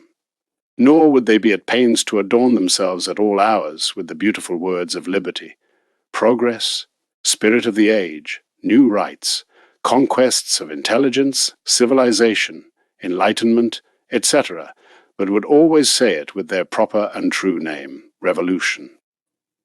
The same has always happened. All heresies have begun as a play of words, and have ended as a bloody struggle of ideas. Something of this must have already happened in the time of St. Paul, or the blessed apostle foresaw that it would happen in future times, when addressing Timothy, Itim 6:20. He exhorts him to live forewarned, not only against false science, opposition of what is falsely called knowledge, but against simple novelties in expression or profane words. What would the doctor of the Gentiles say today, if he saw certain Catholics adorning themselves with the adjective liberal, in opposition to those who call themselves simply with the ancient family name, and disregarding the repeated reprobations which upon this profane novelty of words the Apostolic See has launched with such insistence? What would he say upon seeing them add to the immutable word Catholicism, that ugly appendage which Jesus Christ knew not, nor the apostles, nor the fathers, nor the doctors, nor any of the authorized teachers who constitute the beautiful chain of Christian tradition? Meditate on it, my friend, in your lucid intervals. If the blindness of your passion grants you any, and you will know the gravity of what at first sight seems to you a mere question of words. No, you cannot be a Catholic liberal, nor can you call yourself by this reprobated name, even though by means of subtle quibbling you come to find a secret way to reconcile it with the integrity of faith. No, Christian charity forbids it to you, this holy charity which you are invoking at all hours, and which, as I understand it, is in you synonymous with revolutionary tolerance. And charity forbids it to you, because the first condition of charity is that it not betray truth, that it not be a snare to surprise the good faith of your less warned brothers. No, my friend, no. You cannot call yourself liberal, and nothing more occurs to us to say here on this point, completely resolved for a man of good faith. Besides, today even the liberals themselves make less use than before of this epithet, so worn out and discredited has it become by the mercy of God. More frequent still is it to find men who, renouncing every day and every hour liberalism, still have it embedded to their very bones, and know not how to write and speak and act except inspired by it. These are in our day the ones most to be feared. 15th, a very simple observation that will finally put the question in its true light. 1,000 times I have made a reflection which I do not know how has not occurred daily to the liberals of good faith, if any still merit this charitable mitigation of their ugly epithet. It is the following. The Catholic world still today holds with just and deserved reproach the epithet freethinker, applied to any person, newspaper or institution. Freethinking Academy, Society of Freethinkers, newspaper written with freethinking criterion, are still phrases that horrify, and make the hair stand on end of the greater part of our brethren, even those who affect the most disdain for fierce ultramontane intransigence. And yet, see what things are and how foolish an importance is commonly given to mere words. A person, association, book, or government to which does not preside in matters of faith and morals the unique and exclusive criterion of the Catholic Church, are liberal. And it is recognized that they are, and they honor themselves in being so. And no one is scandalized by this except us, the fierce intransigents. Change, however, the word call them free thinkers. Straightway, they reject the epithet as a calumny, and thanks if they do not demand satisfaction for the insult. But what, my friends? Why so varied? Have you not rejected from your conscience, from your government, or from your newspaper or academy, the absolute veto of the Church? Have you not erected a fundamental criterion of your ideas and resolutions in free reason? Well then, you speak rightly, you are liberals, and no one can begrudge you this epithet.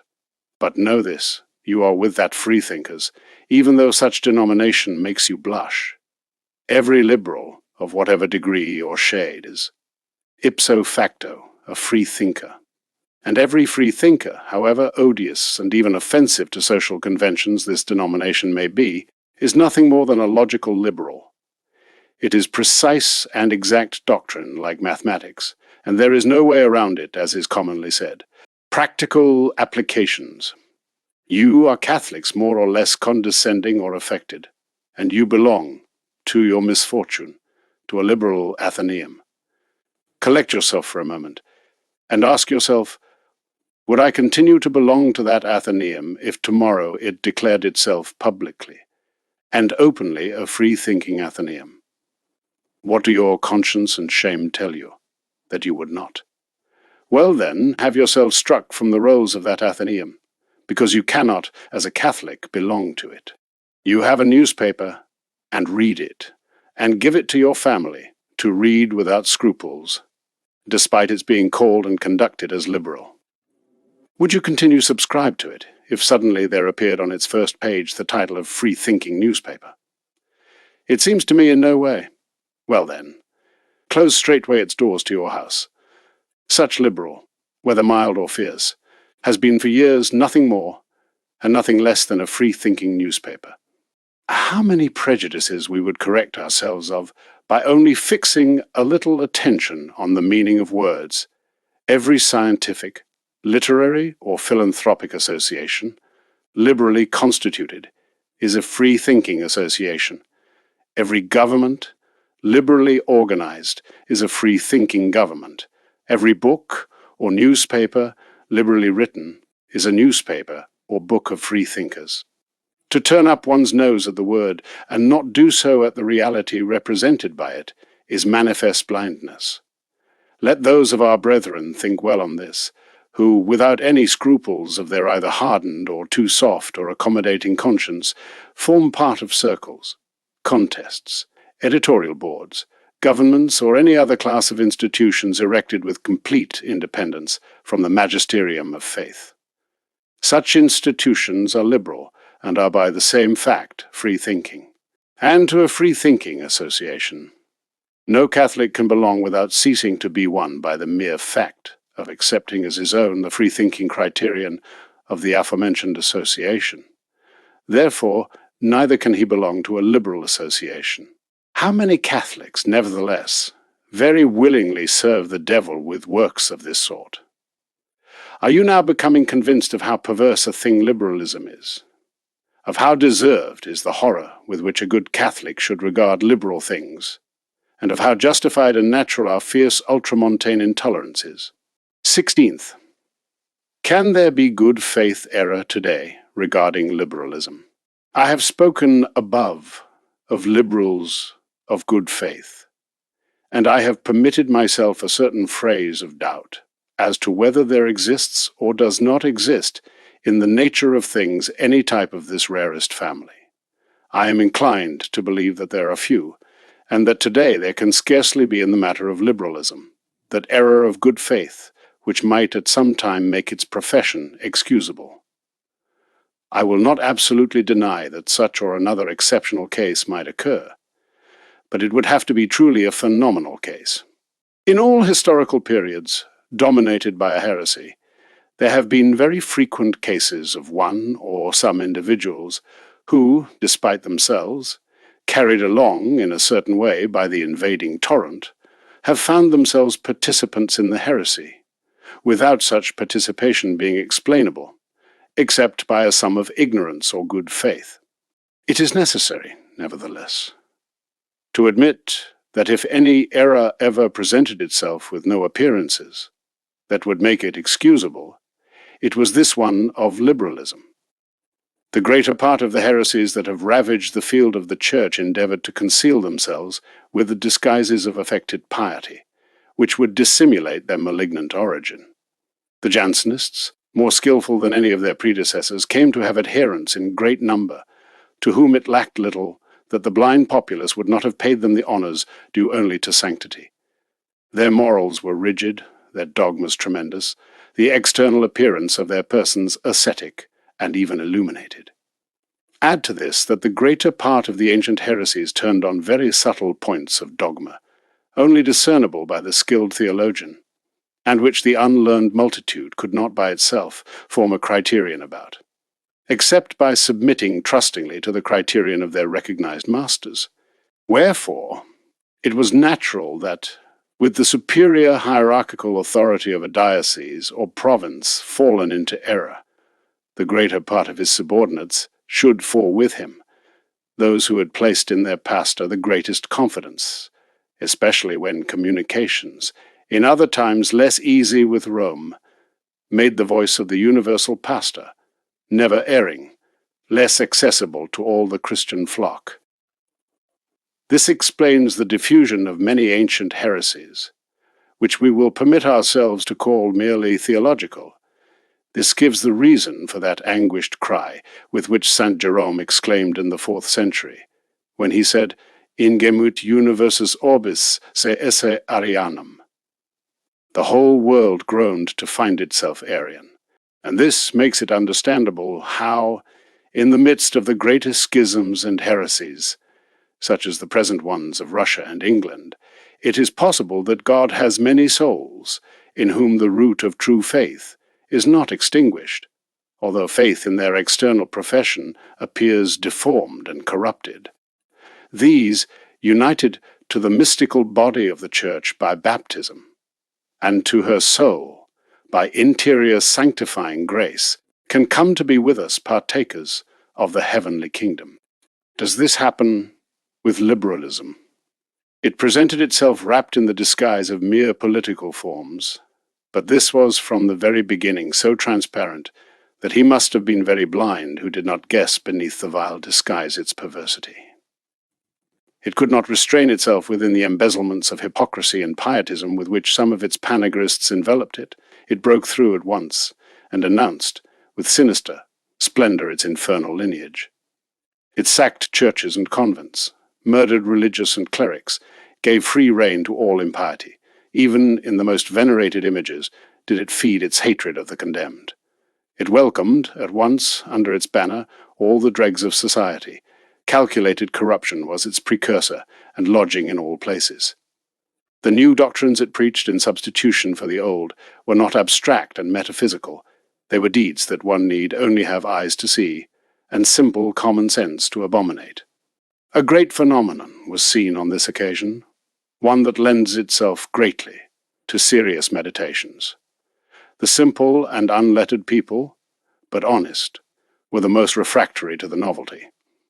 The great talents corrupted by philosophism were the first seduced. The good natural sense of the peoples did justice at once to the bold reformers. In this, as in all things, it was confirmed that they saw more clearly, not those clever of understanding, but those clean of heart. And if this could be said of liberalism in its early days, what cannot be said of it today, when so much light has been cast upon its odious proceedings? Never did any error have against itself more severe condemnations from experience, from history, and from the Church. He who will not believe this as a good Catholic must be forced by the former two to convince himself as a man of mere natural honesty. Liberalism, in less than 100 years of reigning in Europe, has already borne all its fruits. The present generation is gathering the last which bring a most bitter taste to their palate and disturb their peaceful digestion. The argument of the divine Saviour which charges us to judge the tree by its fruits has rarely had more opportune application. On the other hand, was it not seen very clearly from the beginning? What was the mind of the Church before the new social reform? Some unfortunate ministers of it were dragged by liberalism to apostasy. This was the first datum by which simple faithful should judge a doctrine that brought forth such proselytes. But did the totality of the hierarchy ever fail to be refuted with good reason as an enemy of liberalism? What does the epithet of clericalism, with which liberals have honoured the school most tenaciously hostile to their doctrines, mean if not a confession that the teaching church was always an enemy of them? Why has the Pope been so opposed? Why the bishops and priests? Why the friars of every colour? Why the common run of people of piety and sound conduct? As clericals always, that is to say, as anti-liberals. How, then, can anyone allege good faith in a matter in which the orthodox current appears so clearly demarcated from that which is not? Thus, those who understand the question clearly can see the intrinsic reasons for it. Those who do not understand it have more than sufficient extrinsic authority for a good Christian to form his judgment in all things that touch upon his faith. Light has not been lacking through the mercy of God. What has been abundant are indocility, base interests, and desire for a broad life. The seduction did not deceive here by dazzling the understanding with false splendor, but by obscuring it by soiling with black vapors the heart. We believe, therefore, that saving very rare exceptions, only great efforts of most ingenious charity can make it possible that, if one reasons according to sound principles of morals, to admit today in the Catholic the excuse of good faith in the matter of liberalism, particularly in theoretical liberals, concerning the various ways in which without being liberal, a Catholic can nevertheless make himself complicit with liberalism. There are various ways in which, without being precisely liberal, a Catholic can make himself complicit with liberalism. And here is a point even more practical than the preceding one, and regarding which the conscience of the faithful Christian should be very frustrated and forewarned in these times. It is known that there are sins of which we make ourselves guilty, so to speak, not by true and direct commission of them, but by mere complicity or connivance with their authors. Being of such a nature this complicity, that it often comes to equal in gravity the sinful action directly committed, it can, therefore, and should be applied to the sin of liberalism, all that on this point of complicity the treatises on moral theology teach. Our object is nothing more than to leave briefly pointed out here the principal ways in which today one can contract this complicity regarding liberalism. By formally affiliating oneself to a liberal party. It is the greatest complicity that can be given in this matter, and scarcely distinguishes itself from the direct action to which it refers.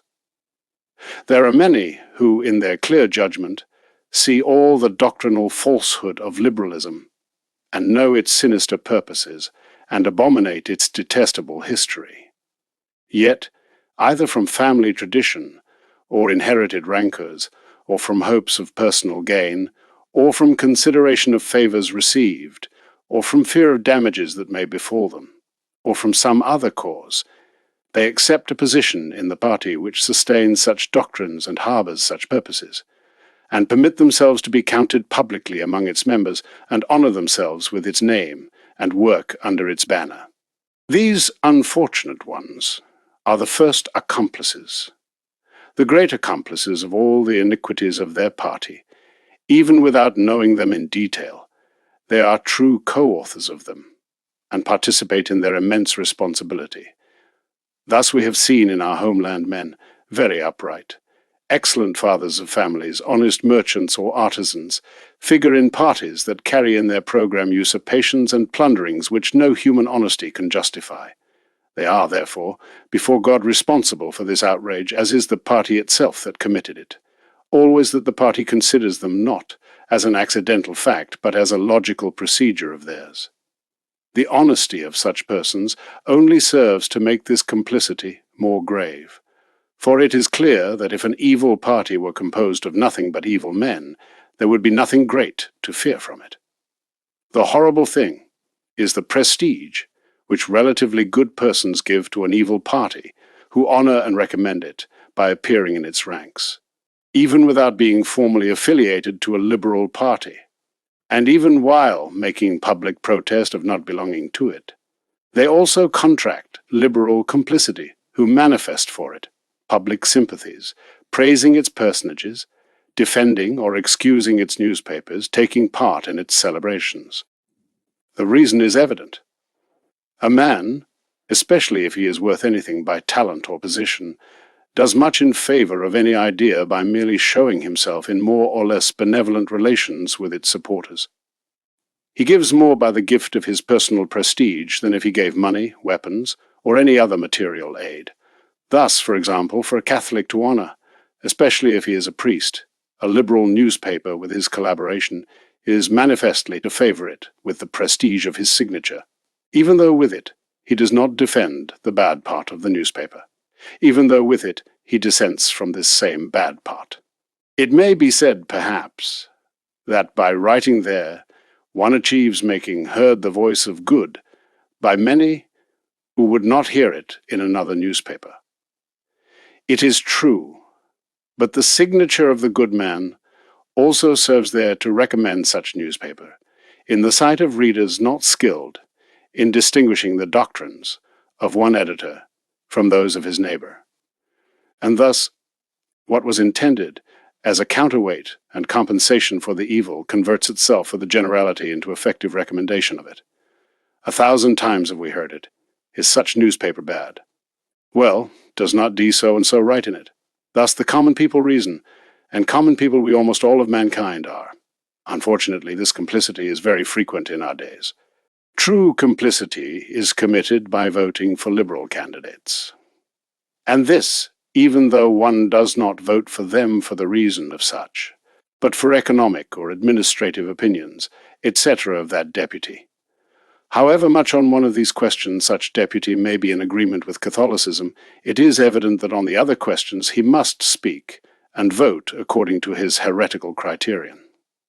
And he becomes complicit in his heresies, whoever put him in the position that he should go about scandalizing the country with them.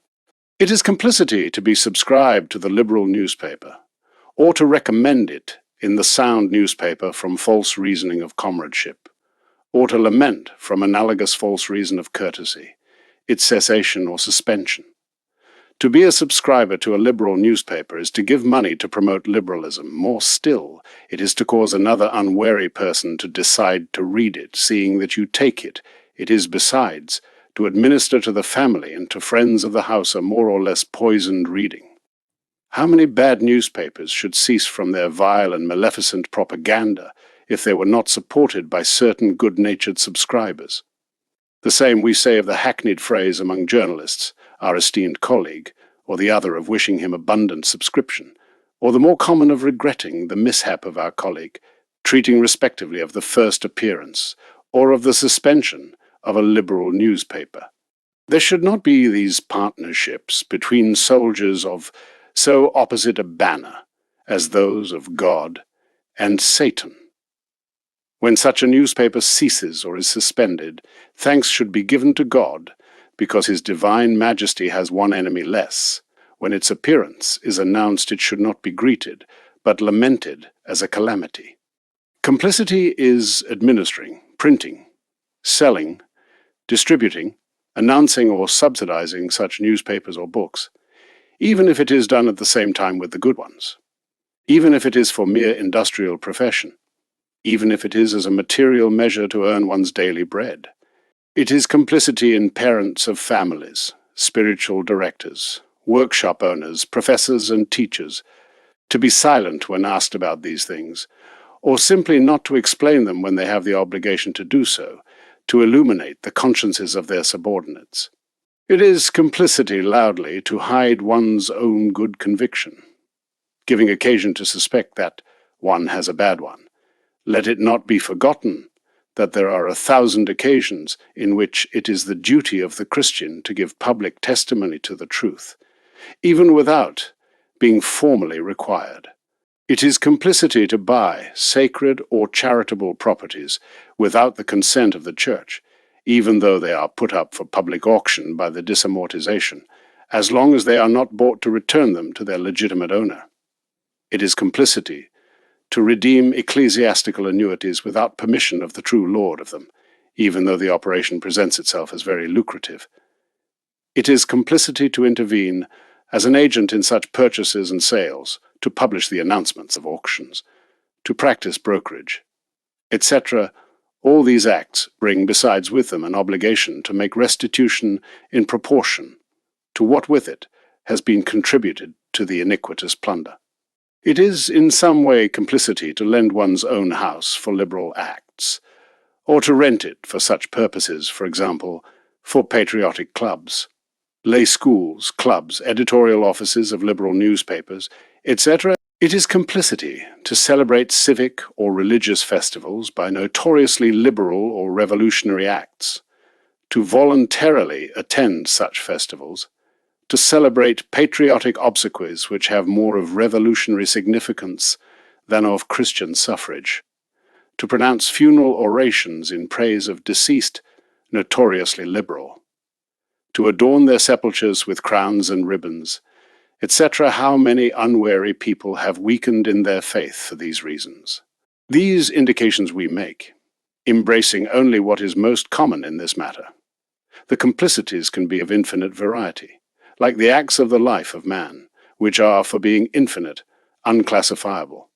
Grave is the doctrine which in some points we have laid down.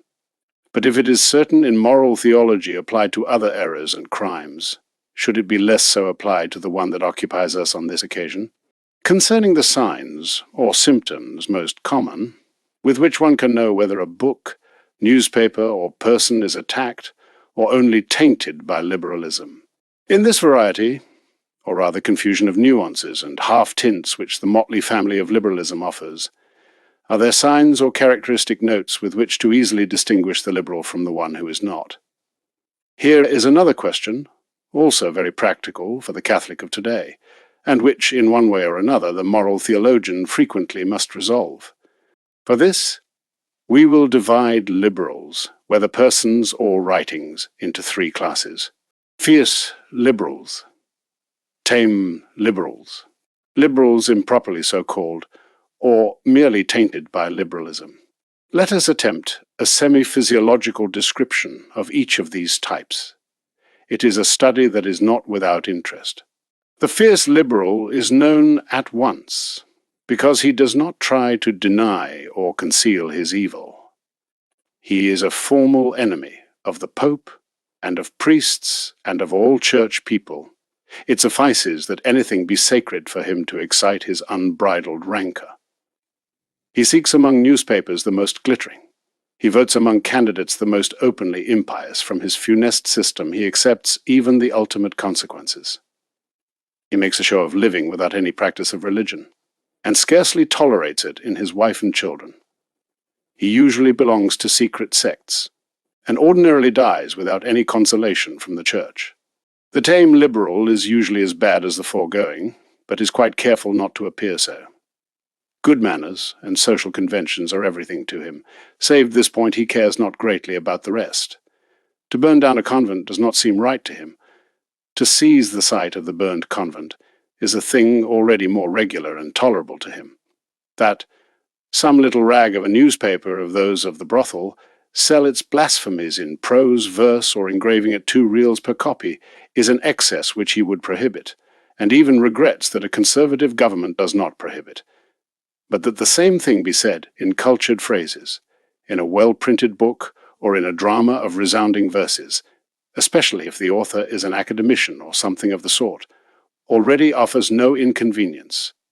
To hear talk of clubs gives him chills and fever, because there, he says, the masses are seduced and the foundations of social order are subverted. But free Athenaeums can very well be allowed because the scientific discussion of all social problems. Who is going to condemn that? School without catechism is an insult to the Catholic country that pays for it. But a Catholic university, that is, with entire subjection to the catechism, or that is to say to the criterion of faith, should be left for the times of the Inquisition. The tame liberal does not abhor the Pope. He only does not find certain pretensions of the Roman Curia well taken, and certain extremes of ultramontanism, which do not accord well with the ideas of today. He loves priests, especially the enlightened ones, that is, those who think in the modern way like him. As for the fanatics and reactionaries, he avoids or pities them. He goes to church, and perhaps even to the sacraments. But his maxim is that in the church one should live as a Christian, but outside of it, it is fitting to live with the century in which one has been born, and not to stubbornly persist in rowing against the current. He navigates thus between two waters, and usually dies with a priest at his side, but his library is full of prohibited books. The Catholic, simply tainted by liberalism, is known in that, being a man of good character and of sincerely religious practices, his words and writings and undertakings nonetheless smell of liberalism. He could say in his own way, as Madame de Sévigné did, "I am not the rose, but I was near it, and I took something of its scent." The good tainted one reasons and speaks and acts like a true liberal, without the poor fellow even realizing it. His forte is charity. This man is charity itself. How he abhors the exaggerations of the ultramontane press. To call a man bad who spreads bad ideas seems to this singular theologian a sin against the Holy Spirit. For him there are nothing but those gone astray. One should not resist or combat. What one should always seek to do is attract, to drown out evil with an abundance of good. This is his favorite formula, which he read one day in Balmes by chance, and was the only thing of the great Catalan philosopher that remained in his memory. From the Gospel, he adduces only texts that are sweet and honeyed. The fearful invectives against Pharisaism, it would seem he regards as genial intemperance of the divine Saviour, though he himself knows how to use them with great vigor against the irritable ultramontanes, who by their exaggerations compromise every day the cause of a religion which is all peace and love. Against these, the good tainted one is acerbic and hard. Against these, his zeal is bitter, and his polemic sour, and his charity aggressive. For him, exclaimed Father Félix, in a celebrated discourse, with regard to the accusations which were made against the person of the great Vouloir, gentlemen, let us love and respect even our friends. But no, the good tainted one does not do thus. He reserves all his treasures of tolerance and liberal charity for the sworn enemies of his faith. It is clear, for he has to attract them. In exchange, he has nothing but sarcasm and cruel intolerance for his most heroic defenders. In short, the good tainted one has never been able to grasp that thing of the opposition per diametrum of Father St. Ignatius in his spiritual exercises. He knows no tactic but that of attacking on the flanks, which in religion is usually the most comfortable but not the most decisive. He would very much like to conquer, but on the condition of not wounding the enemy, nor causing him mortification or annoyance. The name of war disturbs his nerves. The peaceful discussion suits him better. He is in favor of liberal circles in which one speaks and deliberates, not of ultramontane associations in which one dogmatizes and protests. In a word, if the fierce liberal and the tame one are known by their fruits, it is mainly by his actions that the one tainted by liberalism is to be known. By these poorly outlined traits, which do not amount to designs or sketches, much less to true and finished portraits, it will be easy to know very soon any of the types of the family in their various gradations. Summarizing in few words the most characteristic trait of their respective physiognomy, we will say that the fierce liberal roars his liberalism, the tame liberal proclaims it, the poor tainted one sighs and whimpers it. All are worse, as that rascal in the story said of his father and mother, but the first is often paralyzed by his own fury, the third by his hybrid condition, of itself unfruitful and sterile. The second is the satanic type par excellence, and the one who in our times produces the true liberal havoc. Concerning the principal rules of Christian prudence, which the good Catholic should observe in his dealings with liberals, and nevertheless, O reader, with fierce and tame liberals, or with Catholics miserably tainted by liberalism, one must live in the present century as one lived with Arians in the 4th, and with Pelagians in the 5th, and with Jansenists in the 17th. And it is not possible to avoid dealing with them, because one encounters them everywhere, in business, in diversions, in visits, even in church perhaps, even in one's own family. How, then, should the good Catholic conduct himself in his relations with such plague-stricken ones? How can he prevent and avoid, or at least diminish, that constant risk of infection? It is exceedingly difficult to lay down precise rules for each case. Nevertheless, general maxims of conduct can very well be indicated, leaving to the prudence of each one the concrete and individual application of them. It seems to us that above all, it is fitting to distinguish 3 classes of relations that can be supposed between a Catholic and a liberal, or rather between a Catholic and liberalism. We say thus because ideas in practice cannot be considered separate from the persons who profess and sustain them. Ideological liberalism is pure intellectual concept. Real and practical liberalism are the institutions, persons, books, and liberal newspapers. 3 classes, then, of relations can be supposed between a Catholic and liberalism. Necessary relations, useful relations, relations of pure affection or pleasure. Necessary relations. These are the ones inevitably brought to each by his particular state or position. Thus, they are the ones that should subsist between children and father, husband and wife, brothers and sisters, subjects and superiors, masters and servants, disciples and professors, etc.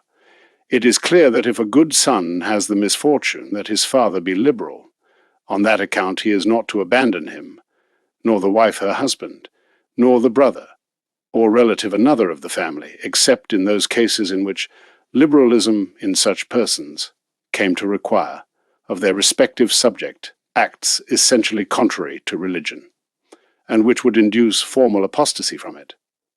Not when they only prevent the freedom to fulfill the precepts of the Church, for it is known that the Church does not intend to oblige such sub gravi incommodo. In all these cases, the Catholic should bear with patience his hard situation, surround himself with all precautions to avoid contagion from the evil example, as is advised in all books when treating of necessary proximate occasions, keep his heart very uplifted to God, and pray each day for his own salvation, and for that of the unfortunate victims of error. Avoid as much as possible conversation or dispute on such matters, or enter into them only very well armed with offensive and defensive weapons. Seek these in the reading of books and newspapers, sound in the judgment of a prudent director. Counterbalance the inevitable influence of such infected persons with frequent dealings with others of authority and learning who are in clear possession of sound doctrine. Obey the superior in all things that do not oppose Catholic faith and morals, but renew each day the firm purpose of denying obedience to whoever it may be, in that which directly or indirectly be opposed to the integrity of Catholicism, and let him not lose heart who finds himself in that situation. God, who sees his struggles, will not fail him with the convenient aid. We have observed that good Catholics of liberal countries and liberal families usually distinguish themselves, when they are truly good, by a certain special vigor and strength of spirit. It is this, the constant proceeding of the grace of God, which there breathes with more firmness where it sees the need most urgent and pressing. Useful relations. There are other relations which are not absolutely indispensable, but which are morally so, insofar as without them social life is scarcely possible, which all rests on an exchange of services. Such are relations of commerce, those of employers and workers, those of the artisan with his customers, etc. In these there is not the close subjection that is in those of the previous group. One can, therefore, display greater independence. The fundamental rule is not to come into contact with such people except by the side on which it is necessary to mesh with them for the movement of the social machine. If one is a merchant, contract with them no other relations than those of commerce. If one is a servant, none other than those of service. If one is an artisan, none other than those of give and take relative to one's profession. Guarding this prudence, one can live without detriment to faith, even in the midst of a people of Jews, not forgetting the other general precautions recommended in the previous group, and bearing in mind that here no reason of vassalage intervenes, and that it is fitting to make display of Catholic independence, in frequent occasions to impose respect with it on those who believe they can annihilate us with their liberal shamelessness. But if there should come a case of shameless imposition, it should be repelled with all frankness, and one should rise up before the audacity of the sectary, with all the noble and holy boldness of the disciple of faith. Relations of mere affection. These are those which we contract and maintain freely by merely willing it. With liberals, we should abstain from them freely by merely willing it. With liberals, we should abstain from them as from true dangers to our salvation. Here, the saying of the Saviour has full place. He that loves danger shall perish in it. Does it cost? Break the dangerous bond, even if it costs much. Let us keep in mind for that the following considerations, which without doubt will convince us, or at least confound us, if they do not convince us. If that person were attacked by contagious physical evil, would you frequent him? Doubtless not. If your dealings with him compromised your worldly reputation, would you maintain them? Surely not. If he professed ideas injurious with respect to your family, would you go visit him? Plainly not. Well then, let us look in this matter of divine honor and spiritual health at what human prudence dictates to us with respect to our own interests and human honor. On this, we had heard it said by a person of great hierarchy today in the Church of God, nothing with liberals. Do not frequent their houses, do not cultivate their friendships. Indeed, the apostle had already said it of their congeners, ni commissimini. Do not associate with them one cor, 5:9. Cum hujusmodi, nec sibum sumer. With them do not even eat ibid, 5:11. Horror, then, to heresy, which is the evil above all evil. In a plague-stricken country, the first thing to be sought is isolation. Would that we had today the power to establish an absolute sanitary cordon between Catholics and the sectaries of liberalism. Concerning how necessary it is to guard against liberal readings, if this conduct is fitting to observe with persons, it is much more fitting, and fortunately much easier, to observe it with readings. Liberalism is a complete system, like Catholicism, although in the opposite sense. It has, therefore, its arts, sciences, letters, economics, morality, that is, an entirely proper organism of its own animated by its spirit, marked with its seal and physiognomy. The most powerful heresies have also had this, for example, Arianism in antiquity and Jansenism in modern centuries. There are, therefore, not only liberal newspapers, but liberal books, or books tainted by liberalism. And there are them in abundance, and it is sad to say, On them, the present generation feeds itself principally, and for this reason, even without knowing or noticing it, so many are found miserably infected. What rules are there to give for this case?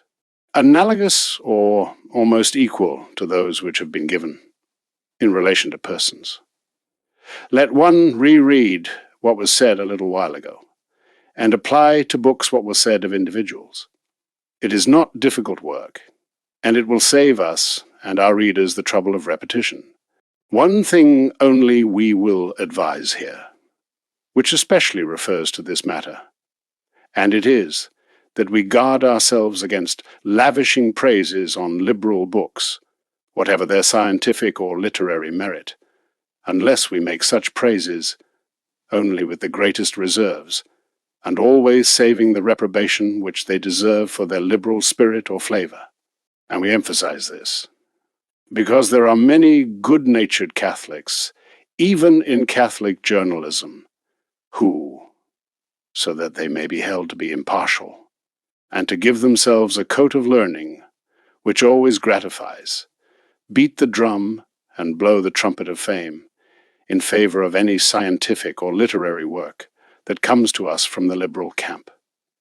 And they say that to do so is to prove that we Catholics do not mind recognizing merit wherever we see it, that thus we attract the enemy-cursed system of attraction, which comes to be our game of win-lose, for imperceptibly we ourselves are the attracted, that finally there is no danger in this, and if anything an obvious spirit of equity. What pain it gave us a few months ago to read in a fervent Catholic newspaper repeated praises and recommendations of a celebrated poet who has written, in hatred of the Church, poems such as The Vision of F.R. Martin and The Last Lamentation of Lord Byron. What does it matter whether or not his literary merit is great, if with this, his literary merit, he murders the souls that we are to save? It would be the same to show consideration to the bandit for the brilliance of the sword with which he attacks us, or for the beautiful drawings that adorn the rifle with which he shoots at us.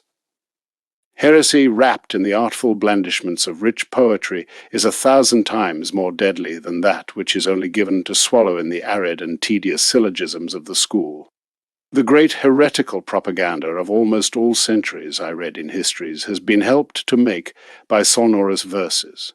The Arians had poets of propaganda, the Lutherans had them, many of whom prided themselves, with their Erasmus, on being cultured humanists, of the Jansenist school of Arnold.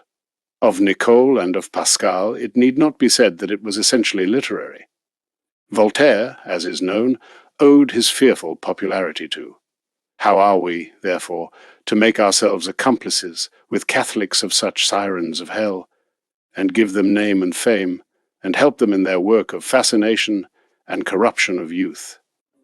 He who reads in our newspapers that such and such a poet is an admirable poet, though liberal, goes and takes and buys in the bookstore that admirable poet, though liberal, and swallows and devours him, though liberal, and digests and infects his blood with him, though liberal, and becomes, in the end, the unfortunate reader liberal, like his favorite author.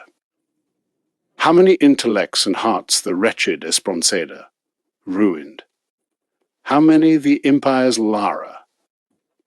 How many almost today the ill-fated Becca? Not to cite names of the living, it would cost us dearly to cite them by the dozen. Why should we do the Revolution the service of proclaiming its ill-fated glories? Under what title of impartiality? No, for there should be no impartiality in offence to what is principle, which is truth. A bad woman is infamous, however beautiful she may be, and is more dangerous the more beautiful she is. Perhaps under the title of gratitude? No, because the more prudent liberals than us do not recommend what is ours, even though it be as beautiful as theirs, but rather seek to obscure it with criticism, or bury it with silence. Of St. Ignatius of Loyola, his illustrious historian, Father Ribadeneira, says that he was so zealous about this that he never permitted any work of the famous humanist of his time, Erasmus of Rotterdam, to be read in his classes, despite the fact that many of his elegant writings did not refer to religion, only because in the greater part of them he displayed Protestant knowledge. Of Father Faber, who will not be accused of little learning, we interpolate here a precious fragment concerning his famous compatriots Milton and Byron.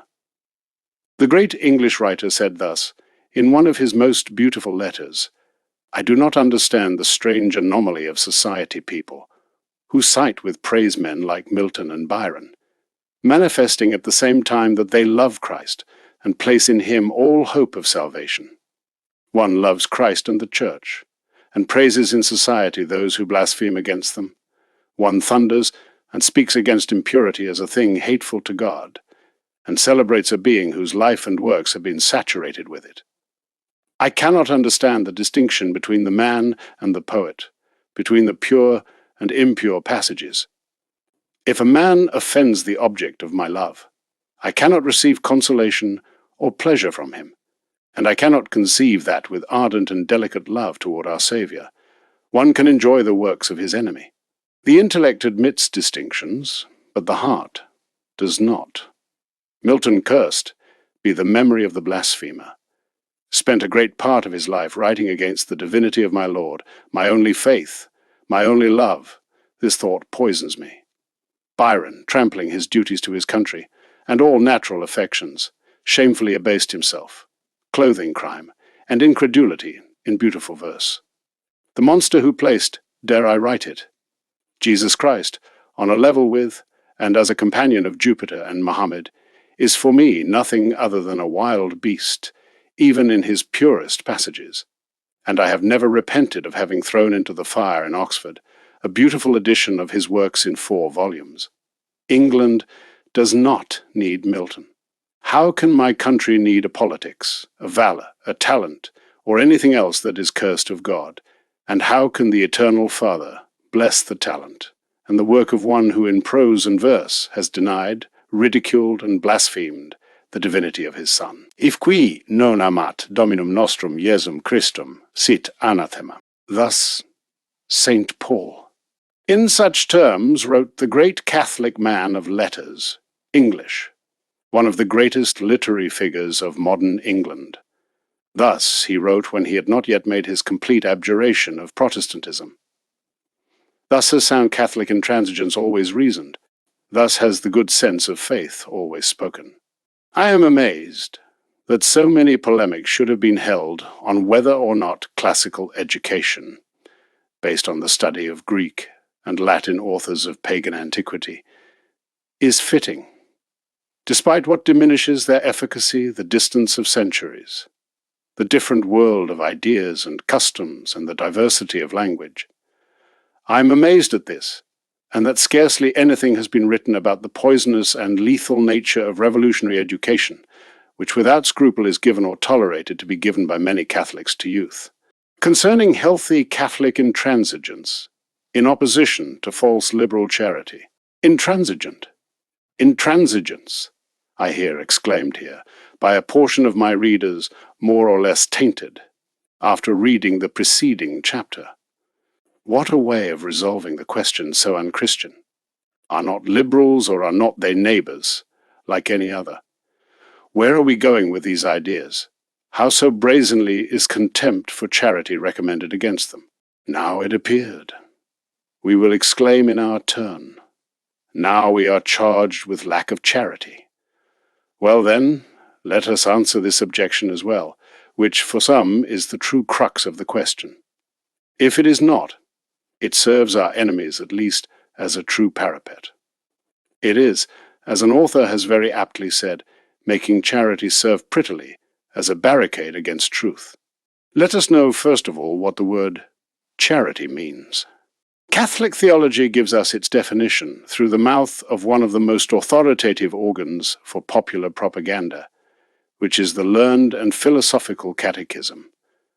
It says thus, charity is a supernatural virtue that inclines us to love God above all things, and our neighbor as ourselves for the love of God.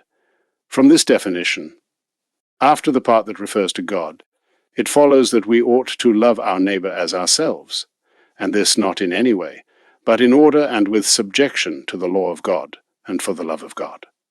Now then, what is it to love? Amar est vel bonum, says philosophy. To love is to will good for the one loved. And whom does charity say should be loved or have good willed for?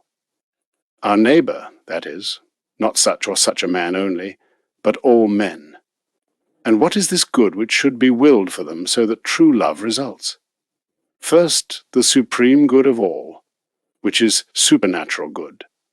Then after that, the other goods of natural order, not incompatible with that. All of which comes to be summed up in that phrase, for the love of God, and 1,000 others of analogous meaning. It follows, therefore, from this that one can love and will good for one's neighbour, and much by displeasing him, and contradicting him, and materially harming him, and even depriving him of life on some occasion. Everything depends on examining whether in that which displeases, or contradicts, or mortifies him, one acts or not for his good, or for that of another who has greater right than he to this good, or simply for greater service of God, or for his own good. If it clearly appears that by displeasing and offending the neighbour one acts for his good, it is clear that one loves him, even in that in which for his good one displeases and contradicts him. Thus one loves the sick by burning him with a cautery, or cutting away his gangrene with the scalpel. One loves the evil man by correcting him with reproof or punishment, etc., all of which is excellent charity, or for the good of another neighbour who has a better right. It frequently happens that one must displease one, not for his own good, but to free another from an evil which the first would cause him. In this case, it is a law of charity to defend the one attacked from the unjust violence of the attacker, and one can do harm to the latter as much as is necessary or fitting for the defence of the former. Thus it happens that in defence of the traveller whom the robber attacks, the latter is killed. And then to kill or harm, or in any other way offend the unjust attacker, is an act of true charity, or in the due service of God. The good of all goods is divine glory, as the neighbour of all neighbours is for man his God. Consequently, the love which is owed to men, as neighbours, should always be understood as subordinated to that which we all owe to our common Lord. For his love and service, therefore, one should, if necessary, displease men. One should, if necessary, wound and kill them. Note the force of the parentheses, if necessary, which clearly states the only case in which the service of God demands such sacrifices. Thus in a just war, as men are wounded and killed for the service of the fatherland, so men can be wounded and killed for the service of God, and as according to law, men can be executed for infraction of human law. So in a society organized Catholically, can men be executed for infraction of divine law, in that which it binds in the merely external, which fully justifies the cursed Inquisition, all of which, when such acts are necessary, and just are acts of virtue, and can be commanded by charity. The modern liberalism does not understand it thus, but it understands poorly in not understanding it thus. For this reason it has, and gives to its own, a false notion of charity, and bewilders and apostrophizes Catholics who are firm all the time with the vaunted accusation of intolerance and intransigence.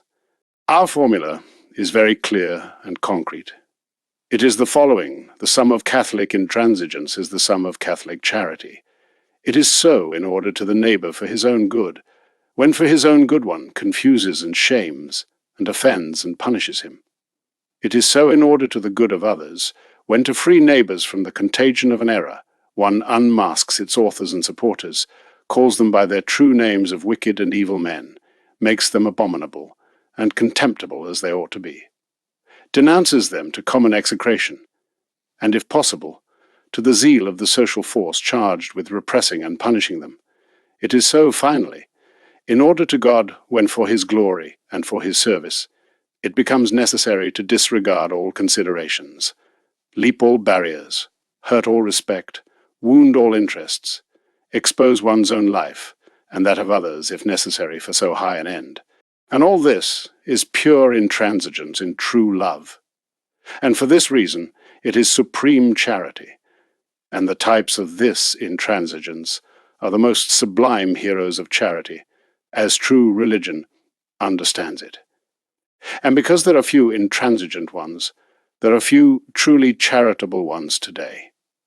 The liberal charity that is in fashion is in form flattery and condescension and affection, but it is in substance the essential contempt for the true goods of man and for the supreme interests of truth and God. Concerning charity, in what is called the forms of polemic, and whether the liberals have a point against Catholic apologists. But this is not the principle terrain on which liberalism places the question, because it knows that on that of principles it would be irremediably defeated. But it often accuses Catholics in its propaganda. And it is on this point where, as we have said, certain good Catholics at heart, but tainted with the cursed liberal paste, usually make special emphasis. What is there, then, on the matter? There is the following. We Catholics are right in this, as in everything else, and the liberals have no right, nor a shadow of it. Let us fix on the following points. The Catholic can clearly say to his liberal adversary that he is one. No one will doubt this proposition. If such an author or journalist or deputy begins by boasting of liberalism and hardly conceals his liberal ideas or leanings, what injury is done him in calling him liberal? It is a principle of law, si palem res est, repetitio injuriam non est. There is no injury in stating what is obvious to all, much less in saying of the neighbour what he himself says all the time about himself. Yet how many liberals, particularly of the group of the tame or temperate, take it as a great injury to be called liberal or a friend of liberalism by a Catholic adversary. Given that liberalism is an evil thing, it is not contrary to charity to call the public and conscious defenders of liberalism evil. It is in substance to apply to the present case the law of justice that has been applied in all centuries. The Catholics of today make no innovation on this point. We adhere to the constant practice of antiquity. The propagators and supporters of heresies have been called heretics in all times, like the authors of them. And since heresy has always been considered in the Church as the gravest of evils, such supporters and propagators have always been called by the Church wicked and evil. Let one consult the collections of ecclesiastical authors. See how the apostles treated the first heresiarchs, and how the saints' fathers continued to treat them, how modern controversialists have continued to treat them, and the Church herself in her official language. There is, therefore, no lack of charity in calling what is evil evil. The authors, supporters, and followers of evil, wicked, and the sum total of all their acts, words, and writings, iniquity, evil, perversity. The wolf was always called simply wolf, and it was never thought to do wrong to the flock, or its owner, to call and apostrophize it thus. If the propaganda of good and the necessity of attacking evil demand the use of hard phrases against errors and their recognized leaders, these can be employed without failing in charity. This is a corollary or consequence of the preceding principle.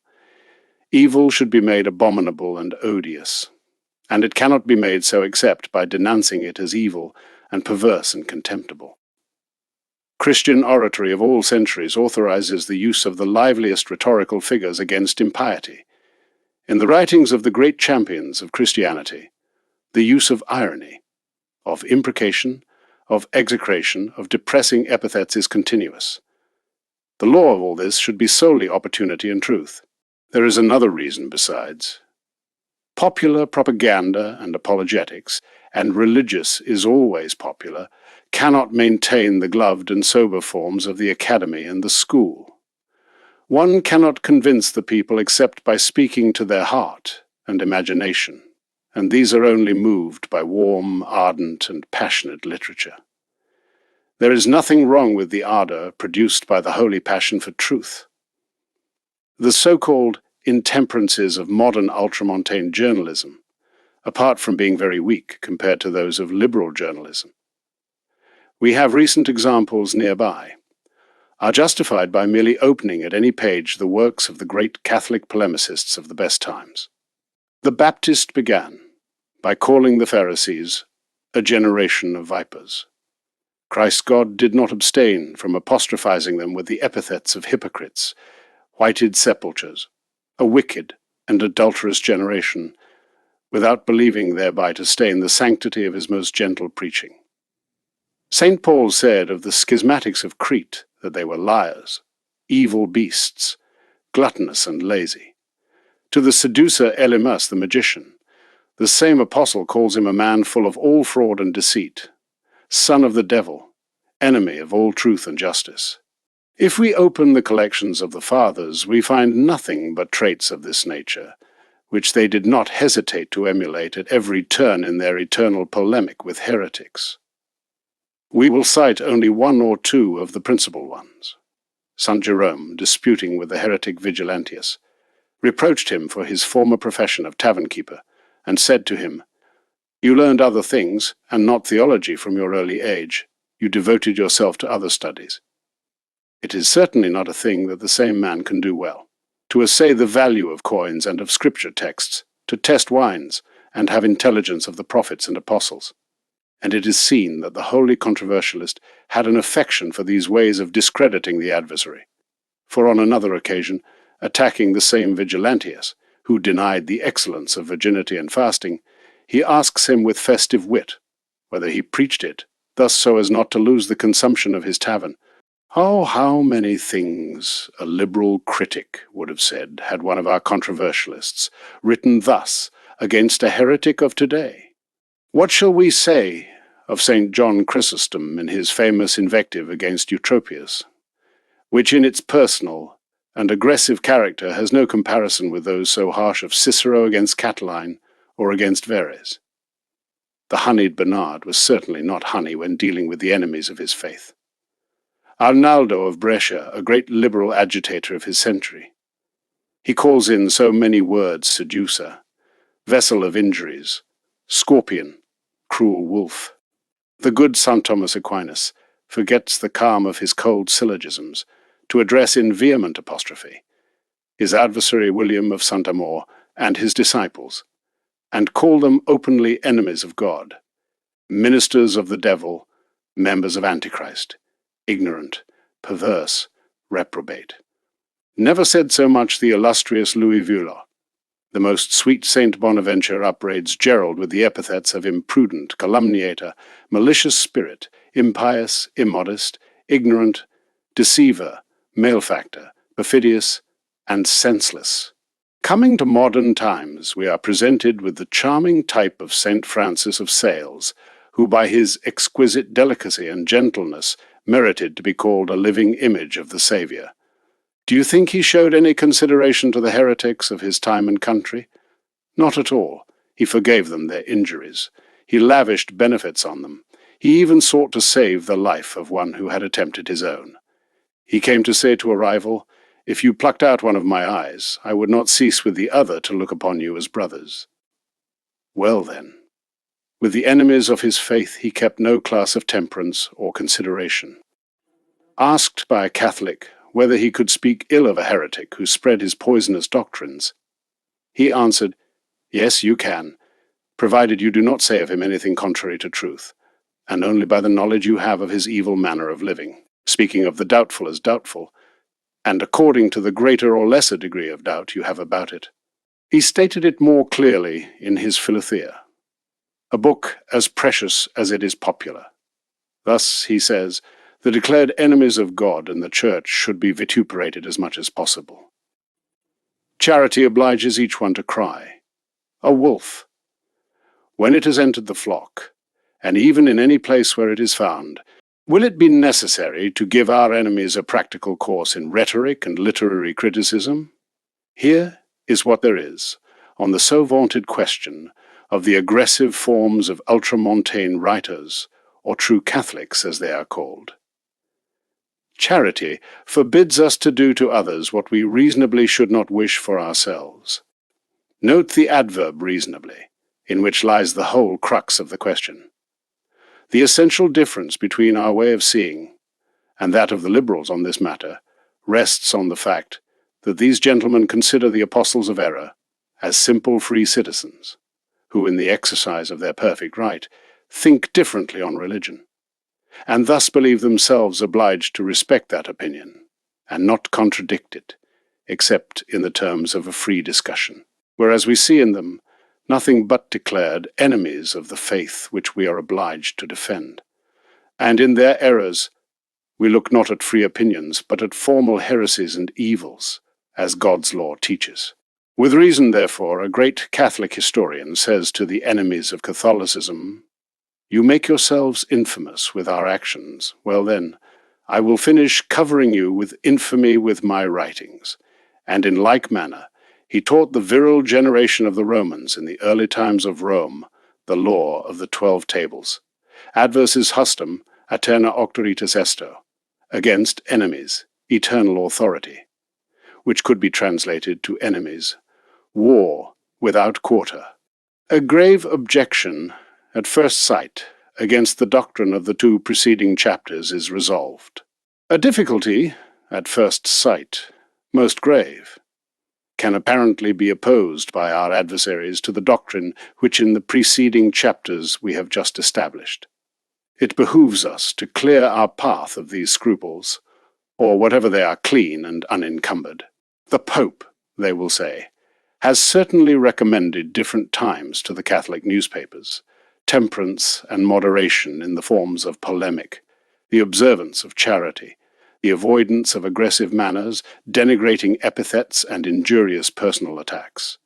And this, they will now say, is diametrically opposed to all that you have just expounded.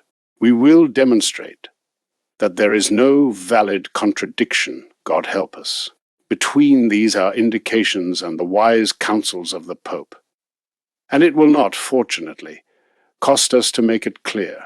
In effect, to whom did the Pope address himself in those his repeated exhortations?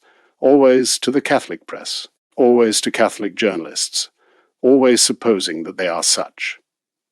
Consequently, it is evident that in giving such counsels of moderation and temperance, he referred them to Catholics who were treating with other Catholics questions free among themselves, not to Catholics who upheld against declared anti-Catholics the strenuous combat of the faith.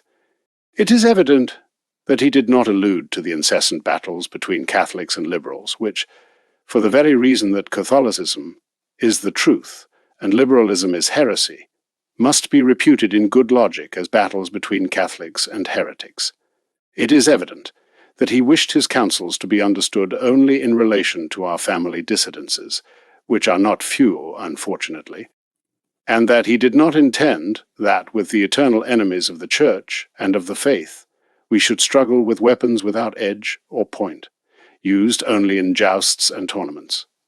Consequently, there is no opposition between the doctrines set down by us and that which is contained in the aforementioned briefs and allocutions of His Holiness, because opposition in good logic must be eostem, de eodem et secundum ideam, of the same thing, about the same thing, and in the same respect. And none of this takes place here. And how could the word of the Pope be correctly interpreted in any other way? It is a rule of sound hermeneutics that a text of sacred scripture should be interpreted in the literal sense, when to this sense the remaining context of the holy books does not oppose itself, resorting to the free or figurative sense when such opposition appears. Analogous is what we can establish in treating the interpretation of pontifical documents. Can it be supposed that the Pope is in contradiction with all Catholic tradition from Jesus Christ to our days? Can it be believed that with one stroke of the pen the style and manner of the most illustrious apologists and controversialists of the Church, from St. Paul to St. Francis of Sales, are condemned? It is evident that not. And it is evident that it would be thus, if such counsels of moderation and temperance should be understood in the sense in which, for their particular convenience, liberal judgment interprets them.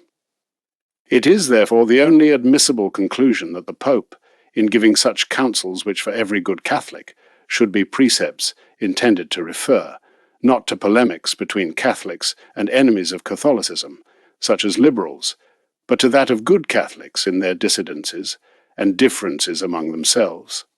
No, it cannot be otherwise, and common sense itself says so. Never in any battle did the captain charge his soldiers not to wound too much the adversary. Never did he recommend gentleness with him, never flatteries and considerations. War is war, and it was never made any other way than by wounding.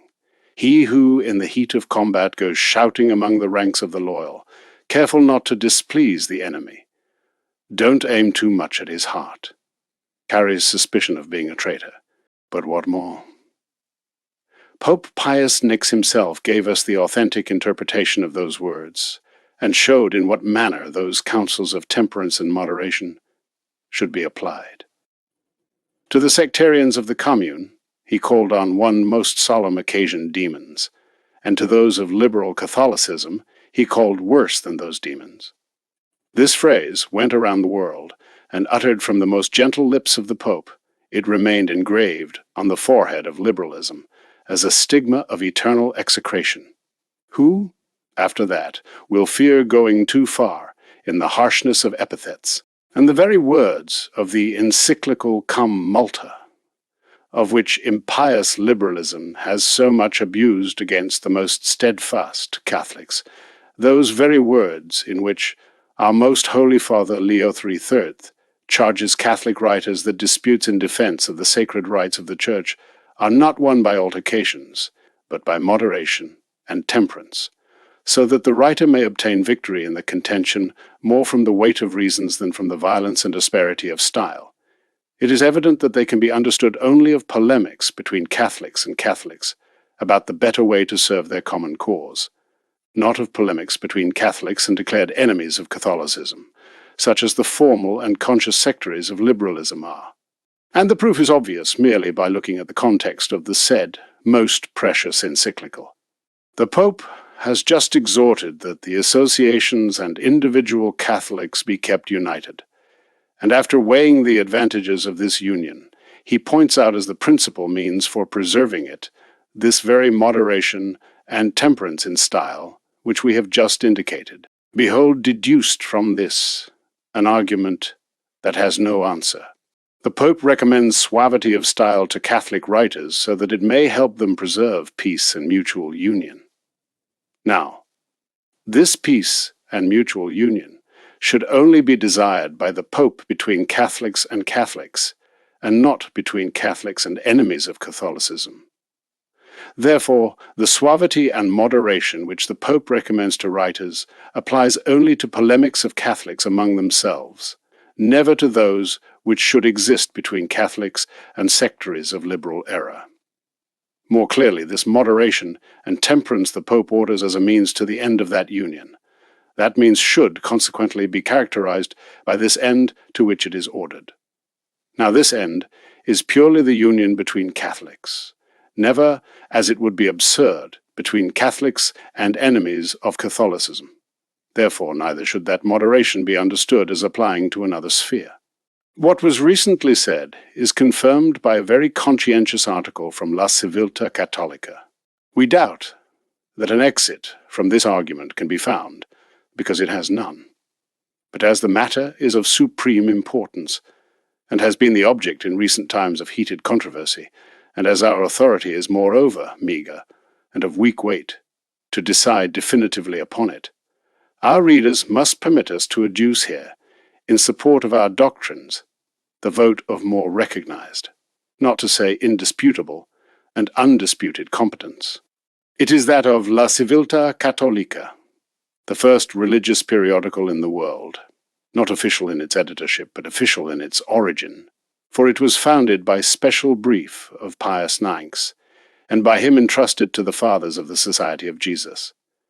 This periodical, then, which does not cease with its articles now seriously, now in satire, to harass the liberals of its country, found itself reprimanded various times for lack of charity by those very same liberals. To answer these Pharisaic homilies on temperance and charity, said Civiltà published an article most witty and full of humour, together with profound philosophy, We will reproduce it here for the consolation of our liberals and the disillusionment of so many poor Catholics tainted who make a chorus with them, being scandalized all the time by our so much anathematized lack of moderation. Said article is titled, A Little Charity, and is as follows. De Maistre says that the Church and the popes never asked for their cause anything more than truth and justice. Quite the reverse of the liberals, who, by a certain healthy horror they naturally ought to have for truth and much more for justice, do nothing but beg us all the time for charity. For about 12 years now, we have been on our part witnessing this curious spectacle that Italian liberals give us, who do not cease for a moment to tearfully, tediously, shamelessly beg our charity of us, beseeching us, with arms crossed, in prose and in verse, in pamphlets and newspapers, in public and private letters, anonymous and pseudonymous, directly or indirectly, that for God's sake we have a little charity with them, that we no longer permit ourselves to make the neighbor laugh at their expense, that we not amuse ourselves in examining so closely and with so many details their lofty writings, that we not be so persistent in bringing to light their glorious deeds, that we turn a blind eye and a deaf ear to their oversights, solecisms, lies, calumnies, and mystifications, that in a word we leave them to live in peace. For in the end, charity is charity, and that the liberals do not have it is very much in place and is perfectly understandable. But that those do not use it, writers like those of La Civiltà Cattolica, that indeed is another story. It is a just punishment of God that the liberals, who have always so much abhorred public begging, to the point of prohibiting it in many countries under penalty of jail, now find themselves forced to become public beggars, going from door to door, like reactionary rogues, asking for a little charity. With which edifying conversion to the love of begging, the liberals have imitated that other, no less famous and edifying conversion of a rich miser to the virtue of almsgiving.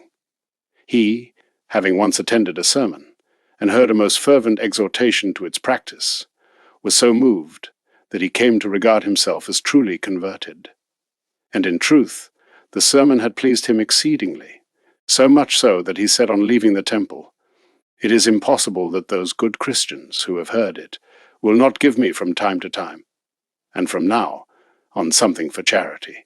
Thus our always stupendous liberals, after having demonstrated with deeds and writings, each according to his ability, that they have for charity the same love that the devil has for holy water, when afterwards, hearing speak of it, they come to themselves and remember that there is in the world something called the virtue of charity, and that it may occasionally be of some use to them, show themselves suddenly furiously enamored of it, and go asking for it loudly to the Pope, to the bishops, to the clergy, to the friars, to the journalists, to everyone, even to the editors of La Civiltà, and one must hear how fair the reasons they know how to adduce in their favour are. To believe them, they do not speak in this from self-interest, God forbid, but from the interest of our most holy religion, which they have in the depths of their heart, and which cannot but be greatly damaged by the manner so little charitable with which we defend it. They speak for the interest of the very reactionaries, and especially who would have believed it. For that of ourselves, the editors of La Civiltà Cattolica. Why, indeed, thus they speak in a confidential tone. Do you need to get into those quarrels? Do you not have enough hostilities to face? Be tolerant, and your adversaries will be tolerant with you. What do you gain with this vile office of dogs always howling at the thief?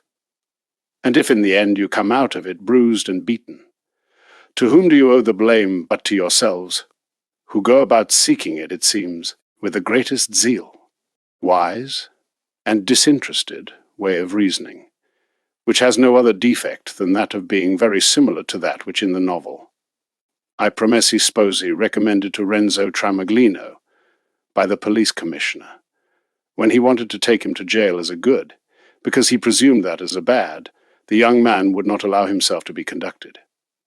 "Believe me," he said to Renzo. "Believe me, for I am practiced in these things. Go quietly and straight, without deviating here or there, without being noticed. Thus no one will notice us. No one will observe what is going on, and you preserve thus your honor."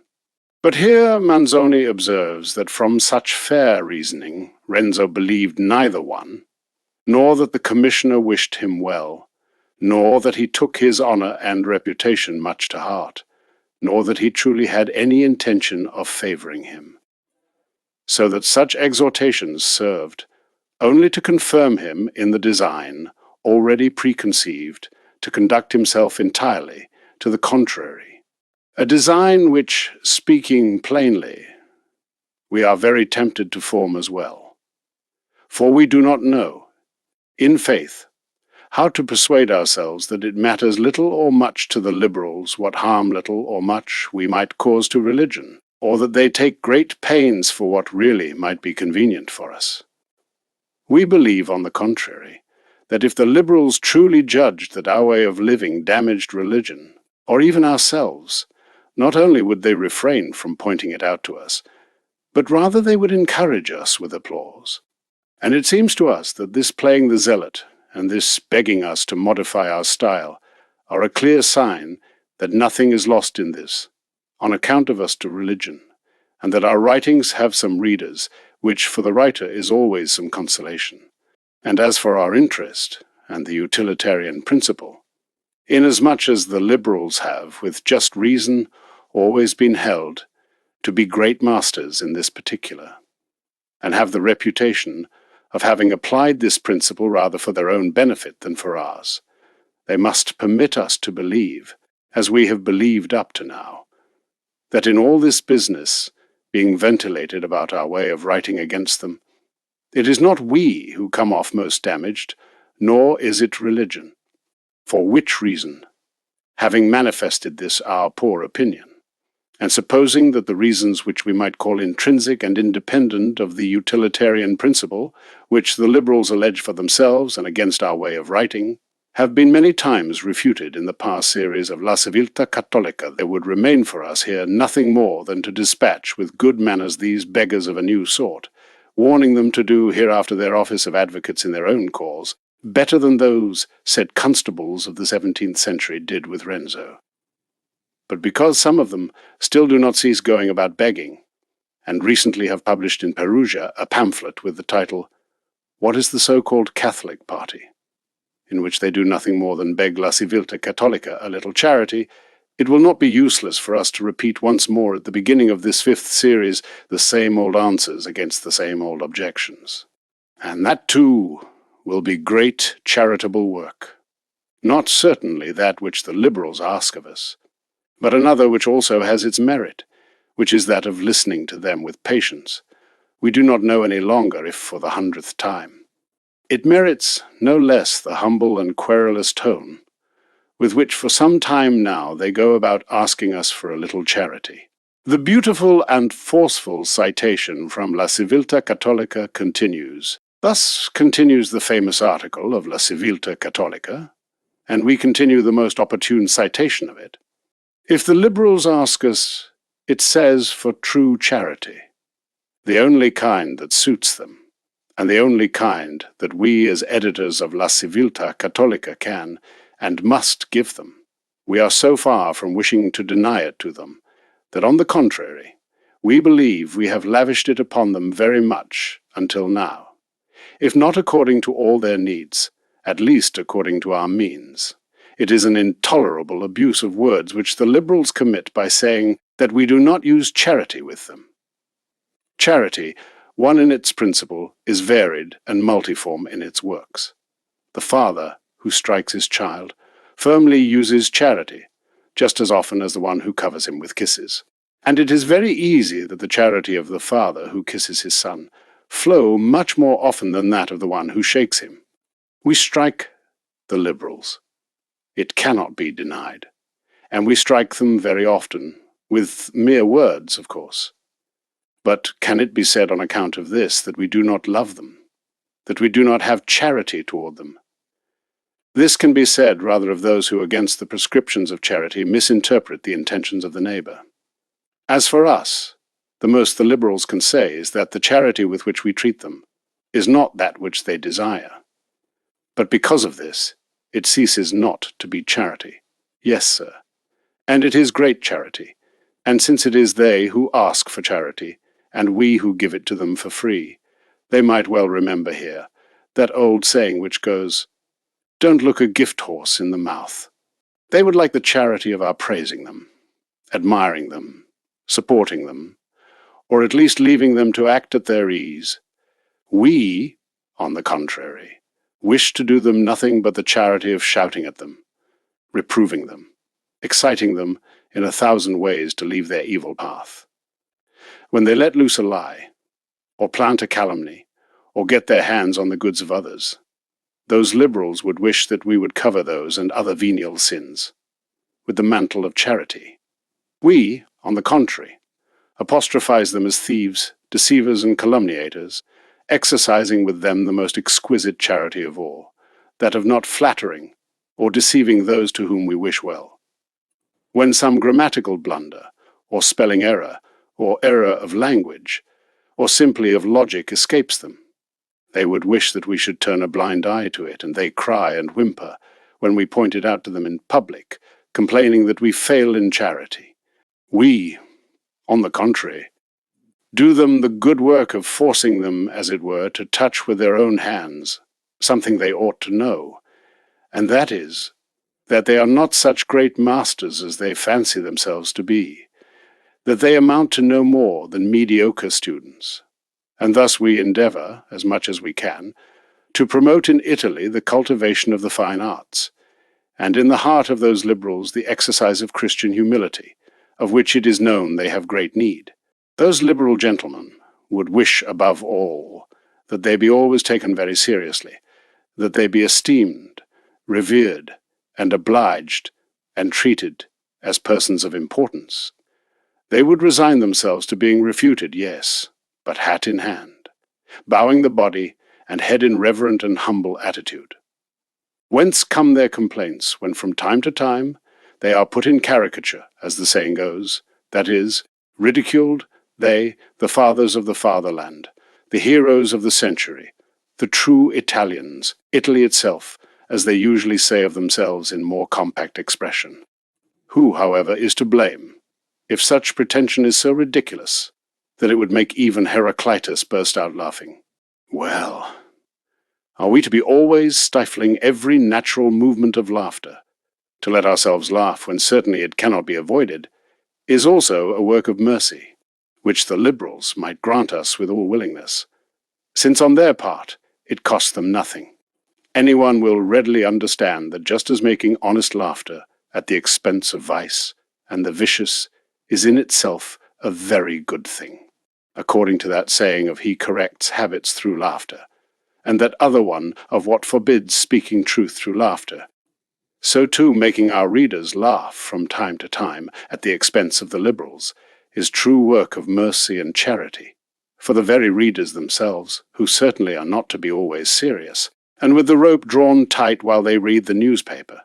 And after all, the liberals themselves, if they consider it well, gain much from others laughing at their expense, for by this means all the world comes to know that not all their deeds are so horrible and terrible as might appear, since laughter is ordinarily provoked only by inoffensive deformities. Will they not sometimes be grateful to us for the character of innocent simplicity with which we endeavor to present some of their rogueries? And how do they not notice that there is no more effective means to cause them to be corrected of them than this mockery and laughter with which one moves knowingly all those who see them put by us in their proper light? And how do they not see that they have no right whatsoever to accuse us, when we do thus, of not acting with them as charity commands? If they had read the life of their great Victor Alfieri, written by himself, they would know that when a boy, his mother, who wished him well educated, used to, when she caught him in some mischief, order him to go to Mass wearing his nightcap, And Alfieri recounts that this punishment, which did nothing but put him somewhat in ridicule, so afflicted him once that for more than 3 months he conducted himself in the most blameless manner. After which, says he, at the first sign of oddity or mischief, they would threaten me with the hated nightcap, and at once I would enter trembling into the line of my duties. Then, having fallen one day into a certain fault, to excuse which I told my lady mother a solemn lie, I was again sentenced to wear the nightcap in public. The hour came, with the said cap on my head, weeping and howling. My tutor took me by the hand to go out, and the servant pushed me from behind. But no matter how much he wept and howled and begged for charity, the mother, who wished his good, remained inexorable, and what was the result? It was, Alfieri continues that for a long time I did not dare utter any other lie. And who knows if I do not owe to that blessed nightcap the fact that I came to be one of the men most hostile to it. In which last phrase there shows through in passing the Pharisee that always tends to regard himself as better than other men. But since we must think that all liberals hold in high regard the elevated sentiments of their great Alfieri, why should we not hope that we will correct them from the ugly vice, if not of telling lies, at least of putting them in writing, sending them with the nightcap, even though they cry and kick and vociferate for charity, not to Mass, for that is impossible, but to take a turn around Italy, and not always when a lie escapes them, for that would be all too frequent, but at least when they publish 1,000 of them at once. Let not the liberals insist, then, in complaining to us that we do not treat them with charity. Let them say rather, if they will, that the charity we give them, they do not receive willingly. We already knew that, but this proves only that, by their corrupted taste, they need to be treated with the harsh charity that surgeons use with their patients, or the doctors of the madhouse with their lunatics, or good mothers with their lying children. But even if it were true that we do not treat the liberals with charity, and that they will not be grateful to us for it, they would have no right whatsoever to complain of us. It is well known that one cannot give charity to everyone. Our faculties are very limited. We do charity according to the measure of them, preferring, as is our duty, those whom the law of charity well ordered itself commands us to prefer. We say, let it be well understood that we do to the liberals all the charity we can, and we believe we have demonstrated it. But in the supposition that we do not, we still insist that the liberals have no right to overwhelm us with complaints. Behold a comparison that fits our case very well.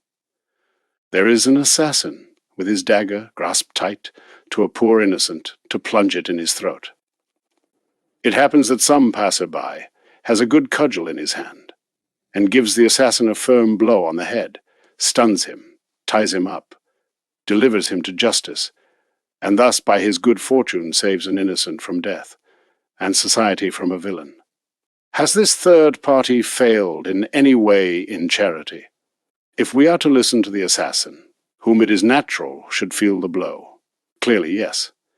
He might say perhaps that contrary to what is called the norm of blameless defense, the blow was too strong, and that with being less it could suffice. But, excepting the assassin, all will praise the passer-by, and will say that he performed an act not only of valor, but of charity, not in favor of the assassin, certainly, but in favor of his victim, and that if, in saving the latter, he cracked open the skull of the former, without having time to measure very scrupulously the force of the blow, it was certainly not from lack of charity, but because the urgency of the moment was such that one could not use charity toward the one without giving a good shake to the other, and that without stopping to split hairs over more or less of blameless defense. Let us apply the parable. There appears, for example, a malicious, slanderous, and scandalous pamphlet against the Church, against the Pope, against the clergy, against anything good. Many believe all that of the pamphlet is pure truth, since its author is a celebrated, distinguished and honored writer, whatever he may be. If someone, to defend the calumniated and to free readers from error, gives the shameless author a few good thrashings, will he have failed in charity? The Liberals cannot now deny that they find themselves more often in the position of highwaymen than in that of victims. What marvel is it, consequently, if they receive some blows for it?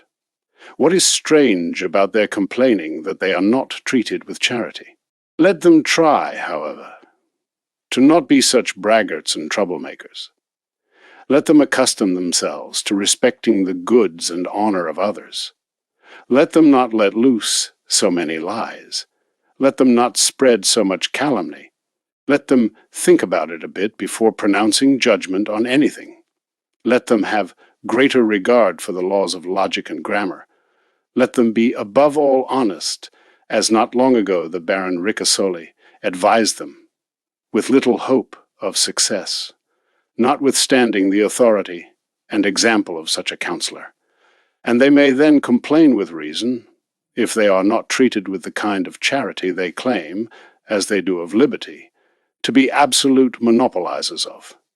But since they act as badly as they write, since they go about always with the dagger at the throat of truth and innocence, assassins of one and the other, with their deeds and with their books, let them bear patiently, if we cannot in our newspapers lavish upon them any other charity than that somewhat harsh one which we believe, even against their opinion, is the most beneficial, both to them and to the cause of men of good will, wherein the most opportune and decisive citation from La Civiltà Cattolica is brought to a close.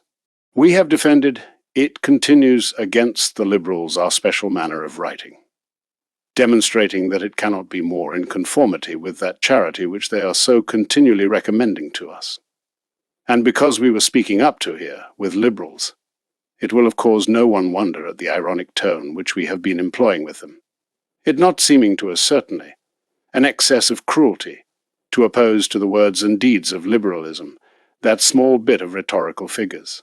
But now that we touch upon this matter today, it will perhaps not be useless that, changing style of course, and repeating now what we have already written on another occasion to like purpose, we bring this article to a close with some words addressed, seriously, and with all respect to those who, being in no way liberals, but rather firm adversaries of such doctrine, may none the less believe that it is never lawful, in writing against whoever one wishes, to depart from certain forms of respect and charity, to which perhaps they have judged our writings did not conform sufficiently, to which censure, wishing to answer we, already for the respect we owe to such persons, already for the interest we have in our own defense, do not believe we can do it more fully than by summarizing here, with brevity, the apologia which he makes of himself most extensively the Prima Machi of the Esso of Preachers, in the introduction to Book 3 of his most learned work, on the free right of the Church to acquire and possess temporal goods. Some, he says, even though they confess to being convinced by our reasons, declare nevertheless amicably that they would have wished, in the answers we give to our adversaries, greater moderation. We have not combated for ourselves, but for the cause of our Lord and of the Church, and although we have been attacked with manifest lies and atrocious impostures, we have never wished to go out in defense of our person. If we have employed, then, some expression which may seem to someone harsh or biting, we will not be done the injustice of thinking that this proceeds from ill will on our part or rancor, which we may bear toward the writers whom we combat, since we have received no injuries from them, nor do we even treat or know them. The zeal which we all ought to have for the cause of God is that which has put us in the case of crying out and raising our voice like a trumpet. But what of the decorum of the honest man, and the laws of charity, and the maxims and examples of the saints, and the precepts of the apostles, and the Spirit of Jesus Christ, little by little? It is true that men gone astray and in error ought to be treated with charity, But that ought to be, when there is well-founded hope of leading them by such a procedure to the truth. If there is no such hope, and above all, if it is proven by experience, that by our keeping silent and not revealing to the public the temperament and humour of him who spreads errors, this redounds to the most grave damage of peoples. It is cruelty not to raise one's voice very freely against such a propagandist, and to fail to cast in his face the invectives which he has well deserved. The Church Fathers certainly had very clear knowledge of the laws of Christian charity. For this reason, the angelic doctor St. Thomas Aquinas, at the beginning of his celebrated opuscule against the impugners of religion, presents William and his followers, who certainly were not yet condemned by the Church as enemies of God, ministers of the devil, members of Antichrist, enemies of the salvation of mankind, defamers, sowers of blasphemies, reprobate, perverse, ignorant, equal to Pharaoh, worse than Jovinianus and Vigilantius. Have we perhaps gone to such lengths? Contemporary with St. Thomas was St. Bonaventure, who judged it his duty to rebuke Gerald with the greatest severity, calling him perverse, calumniator, mad, impious, who added folly to folly, swindler, poisoner, ignorant, deceiver, wicked, senseless, lost. Have we ever called our adversaries thus? Most justly continues, P. Mamachi is St. Bernard called the honeyed one. We will not stop here to copy all that he wrote most harshly against Abelard. We will content ourselves with citing what he writes against Arnold of Brescia. For having this one raised the banner against the clergy, and having wished to deprive them of their goods, he was one of the precursors of the politicians of our times. He treats him, then, the holy doctor, as disordered, wandering, impostor, vessel of ignominy, scorpion vomited forth from Brescia, viewed with horror in Rome, and with abomination in Germany, scorned by the supreme pontiff, made famous by the devil, workman of iniquity, devourer of the people, mouth full of cursing, sower of discord, fabricator of schisms, fierce wolf. Saint Gregory, the great rebuking John, Bishop of Constantinople, charges him with his profane and nefarious pride, his pride of Lucifer, his foolish words, his vanity, his limited talent. The saints Fulgentius, Prosper, Jerome, Pope Siricius, John Chrysostom, Ambrose, Gregory Nazianzus, Basil, Hilary, Athanasius, Alexander Bishop of Alexandria, the holy martyrs Cornelius and Cyprian, Athenagoras, Irenaeus, Polycarp, Ignatius the martyr Clement, all the fathers in sum, who in the best times of the Church distinguished themselves by their heroic charity, spoke in no other manner. I will omit describing the caustic remarks applied by some of these to the sophists of their time, though less delirious than those of ours, and agitated by less ardent political passions. I will cite only some passages from St. Augustine, who observed that heretics are as insolent as they are impatient under reproof, that many, unable to bear correction, apostrophize those who reprove them as troublemakers and disputants, adding that some who have gone astray ought to be treated with a certain charitable harshness.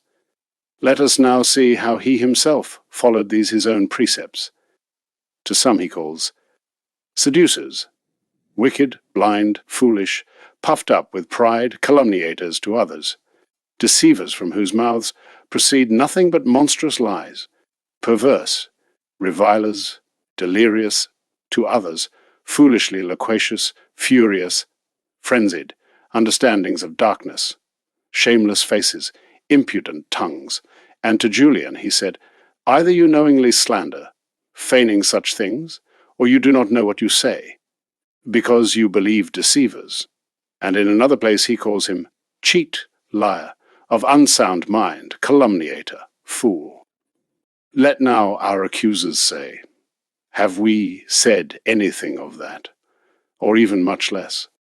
But enough now of that extract. in which we have not put a word of our own, though some we have omitted from said P. Mamachi, among others the citations of the places of the Church Fathers by desire of brevity. For like reason, we have not extracted the part of the defense, in which said Father draws from the Gospel like examples of charitable harshness. From such examples, then, our amiable censurers can very well deduce that, in whatever ground on which they may base their criticism, whether in a moral principle or in rules of social and literary propriety, if we do not wish to say that their opinion is completely refuted by the example of so many saints, who were at the same time excellent literates, it remains at least very discredited and of very uncertain value.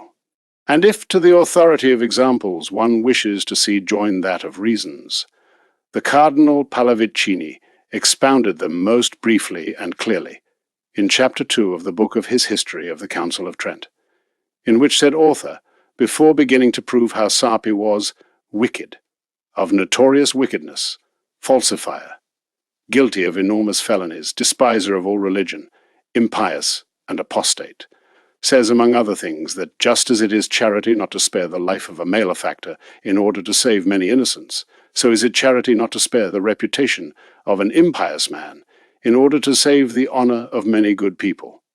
Every law permits that, to defend a client from a false witness, there be adduced in court, and proven that which may infame him, and that on another occasion to say it would be punished with the gravest penalty. For this reason, I, defending in this tribunal of the world, not a particular client, but the whole Catholic Church, would be a base traitor if I did not oppose to the false witness those notes and blemishes which weaken and annul his testimony. If, then, all would believe base a lawyer who, being able to demonstrate that his accuser is a slanderer, did not do so for reasons of charity, why should it not be understood in like manner that at the very least one cannot be accused of having violated charity by doing the same with the persecutors of all manner of innocence? This would be to ignore the instruction given by St. Francis of Sales in his Philothea. At the end of chapter XX of part 2 of this he says, "Make exception for the declared enemies of God and of his Church, who ought to be defamed as much as possible, of course, without failing in truth, it being a great work of charity to cry, 'A wolf!' when it is among the flock or in any place where it is cited. Thus far la civiltà cattolica vol. I say." 5, page 27, whose article has the force of its elevated and most respectable origin, the force of the irrefutable reasons which it adduces, the force, finally, of the glorious testimonies which it invokes. It seems to us that much less would suffice to convince one who is not liberal or miserably tainted by liberalism, whether there can be in the church ministers of God attacked by the horrible contagion of liberalism. Liberalism is greatly favored by the fact, unfortunately all too common and frequent, that there are found some ecclesiastics contaminated by this error. In these cases, the singular theology of certain people at once converts into an argument of great weight the opinion or the acts of this or that ecclesiastical person. And of this we Spanish Catholics have had most deplorable experiences in all times. It behooves us, then, saving all respects, to touch upon this point now, and to ask with sincerity and good faith, can there also be ministers of the Church corrupted by liberalism? Yes, dear reader. Yes, there can also, unfortunately, be liberal ministers of the Church, and there are of this sect fierce ones, and there are gentle ones, and there are some only tainted by it, exactly as happens among the laity. The minister of God is not exempt from paying the miserable tribute to human frailty, and consequently he has paid it also repeatedly to error against the faith. And what is particular about this? When there has scarcely been any heresy in the Church of God that has not been elevated or propagated by some cleric. More than that, it is historically certain that there have not been any heresies which have caused trouble, nor prospered in any century, which have not begun by having clerics at their devotion. The apostate cleric is the first instrument which the devil seeks for this his work of rebellion. He needs to present it, in some manner, authorized to the eyes of the incautious, and for that nothing serves him as much as the endorsement of some minister of the church. And as, unfortunately, there never lack in it, clerics corrupted in their customs, the most common pathway of heresy, or blinded by pride, also a very usual cause of all error. Hence it is that the devil has never lacked apostles and ecclesiastical supporters, whatever the form with which it has presented itself in Christian society. Judas, who began in the very apostolate to murmur and to sow suspicions against the Saviour, and ended by selling him to his enemies, is the first type of the apostate priest and sower of tares among his brethren. And Judas, note, was one of the 12 first priests ordained by the Redeemer himself. The sect of the Nicolaitae took its origin from the deacon Nicholas, one of the 7 first deacons ordained by the apostles for the service of the church, and companion of St. Stephen, the protomartyr. Paul of Samosata, a great heresiarch of the 3rd century, was bishop of Antioch. Of the Novatians, who so disturbed the universal church with their schism, the author and father was the presbyter of Rome, Novatian. Meletius, bishop of the Thebaid, was the author and chief of the schism of the Meletians. Among the Spanish Priscillanists, who caused so much scandal in our fatherland in the 4th century, figure the names of Instantius and Salvian, 2 bishops, whom Hyginus unmasked and combated. They were condemned in a council assembled in Zaragoza. The principal heresiarch which the Church has perhaps ever had was Arius, author of Arianism, which came to drag after itself as many kingdoms as Lutheranism today. Arius was a priest of Alexandria, angered at not having attained the episcopal dignity, and Arian clergy there was in this sect, to the point that a great part of the world had no other bishops nor priests for a long time. Nestorius, another of the most famous heretics of the early centuries, was a monk, priest, bishop of Constantinople and great preacher. From him proceeded Nestorianism.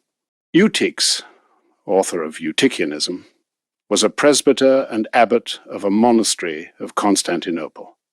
Vigilantius, the heretic tavern-keeper so wittily satirized by St. Jerome, had been ordained priest in Barcelona. Pelagius, author of Pelagianism, which was the object of almost all the polemics of St. Augustine, was a monk, instructed in his errors concerning grace by Theodore, bishop of Mopsuestia.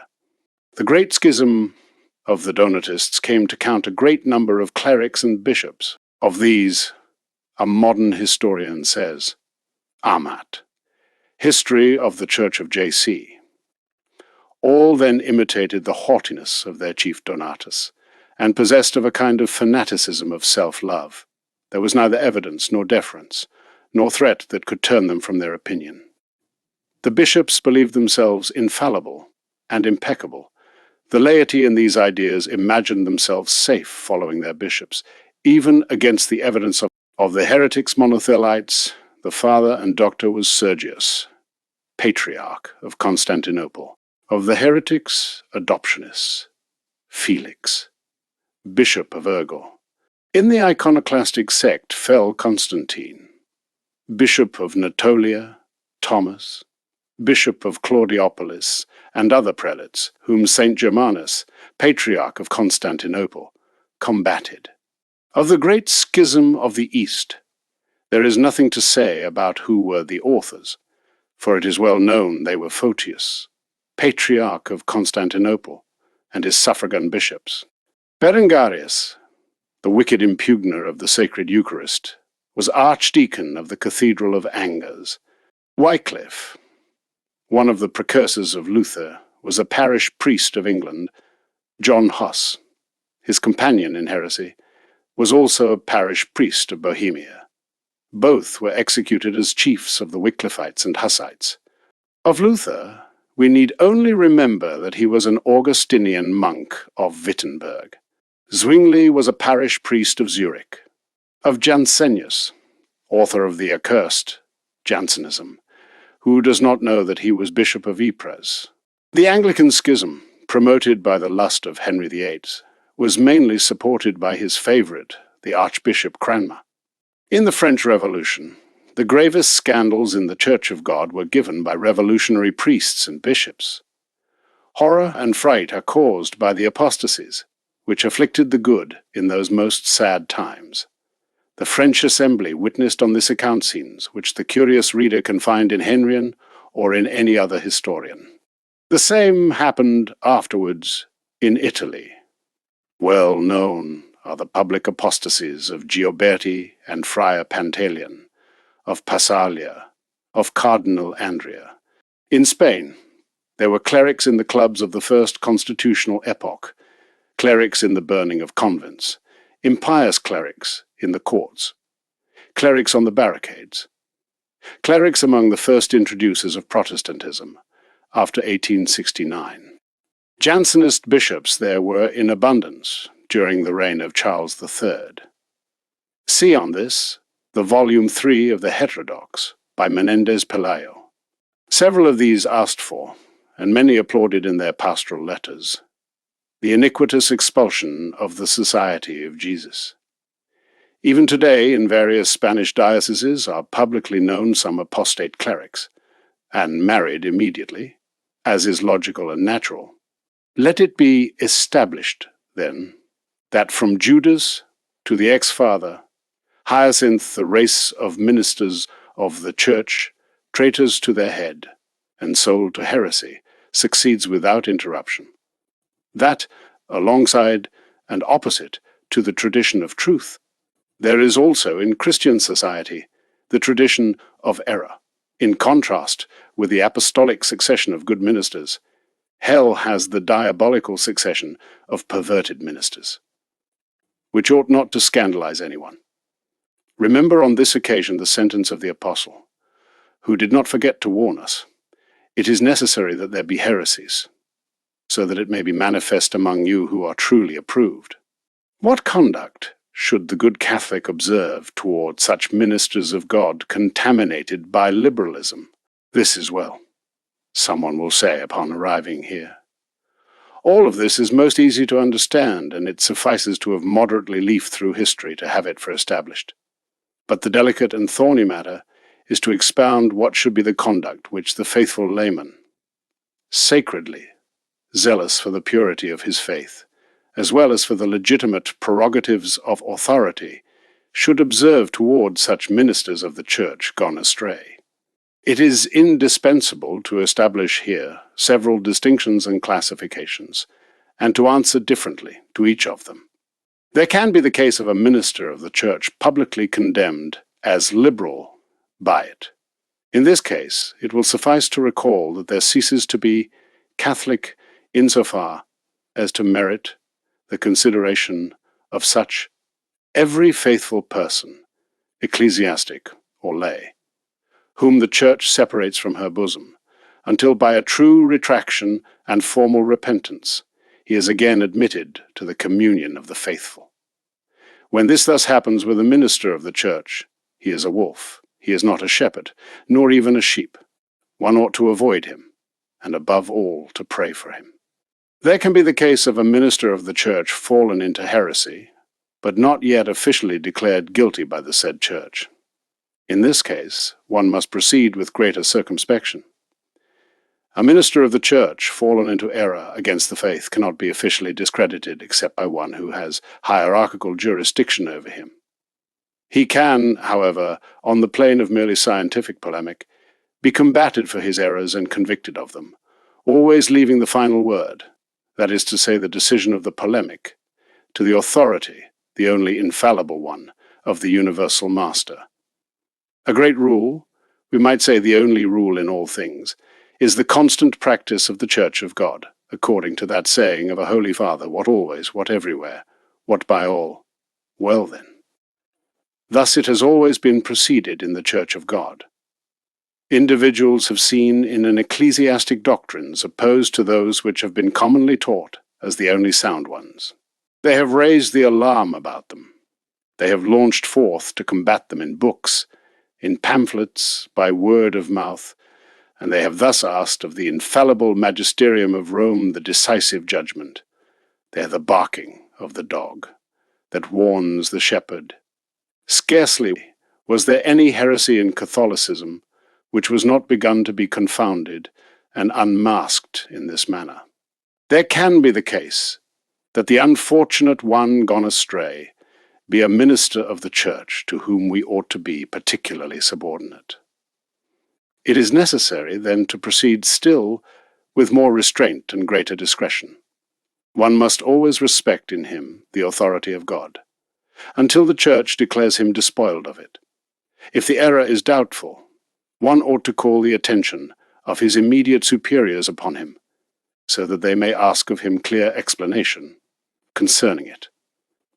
If the error is evident, it is not on account of this lawful to constitute oneself in immediate rebellion, but one must content oneself with passive resistance to that authority, in what appears evidently in contradiction with the doctrines recognized as sound in the Church. One must guard him, however, with all exterior respect, obey him in what does not appear his teaching is damaged or damaging, resist him peacefully and respectfully in what he departs from the common Catholic sentiment. There can be the case, and it is the most general, that the going astray of a minister of the Church does not concern concrete points of Catholic doctrine, but certain appreciations of facts or persons connected more or less with it. In this case, Christian prudence advises one to regard such a tainted priest with suspicion, to prefer to his counsels those of one who has no such taint, recalling on this occasion the maxim of the Saviour, "A little leaven leavens the whole lump." Consequently, a prudent distrust is here the rule of greatest security, and in this, as in all things, ask light of God, counsel of worthy and upright persons, proceeding always with great wariness regarding one who does not play very fairly, or does not speak very clearly concerning the errors of the present day. And behold, this is all we can say on this point, bristling with infinite difficulties, and which is impossible to resolve in general thesis. Let us not forget an observation which sheds torrents of light. Man is known more by his personal attachments than by his words and by his books. A priest, friend of liberals, a beggar of their favours and praises, and ordinarily favoured by them, brings with him, as a rule, a very suspicious recommendation of doctrinal orthodoxy. Let our friends pause on this phenomenon, and they will see how sure a norm and how apt a criterion it gives them. 30th. What should be thought of the relations which the Pope maintains with liberal governments and persons? Well then, one jumps up.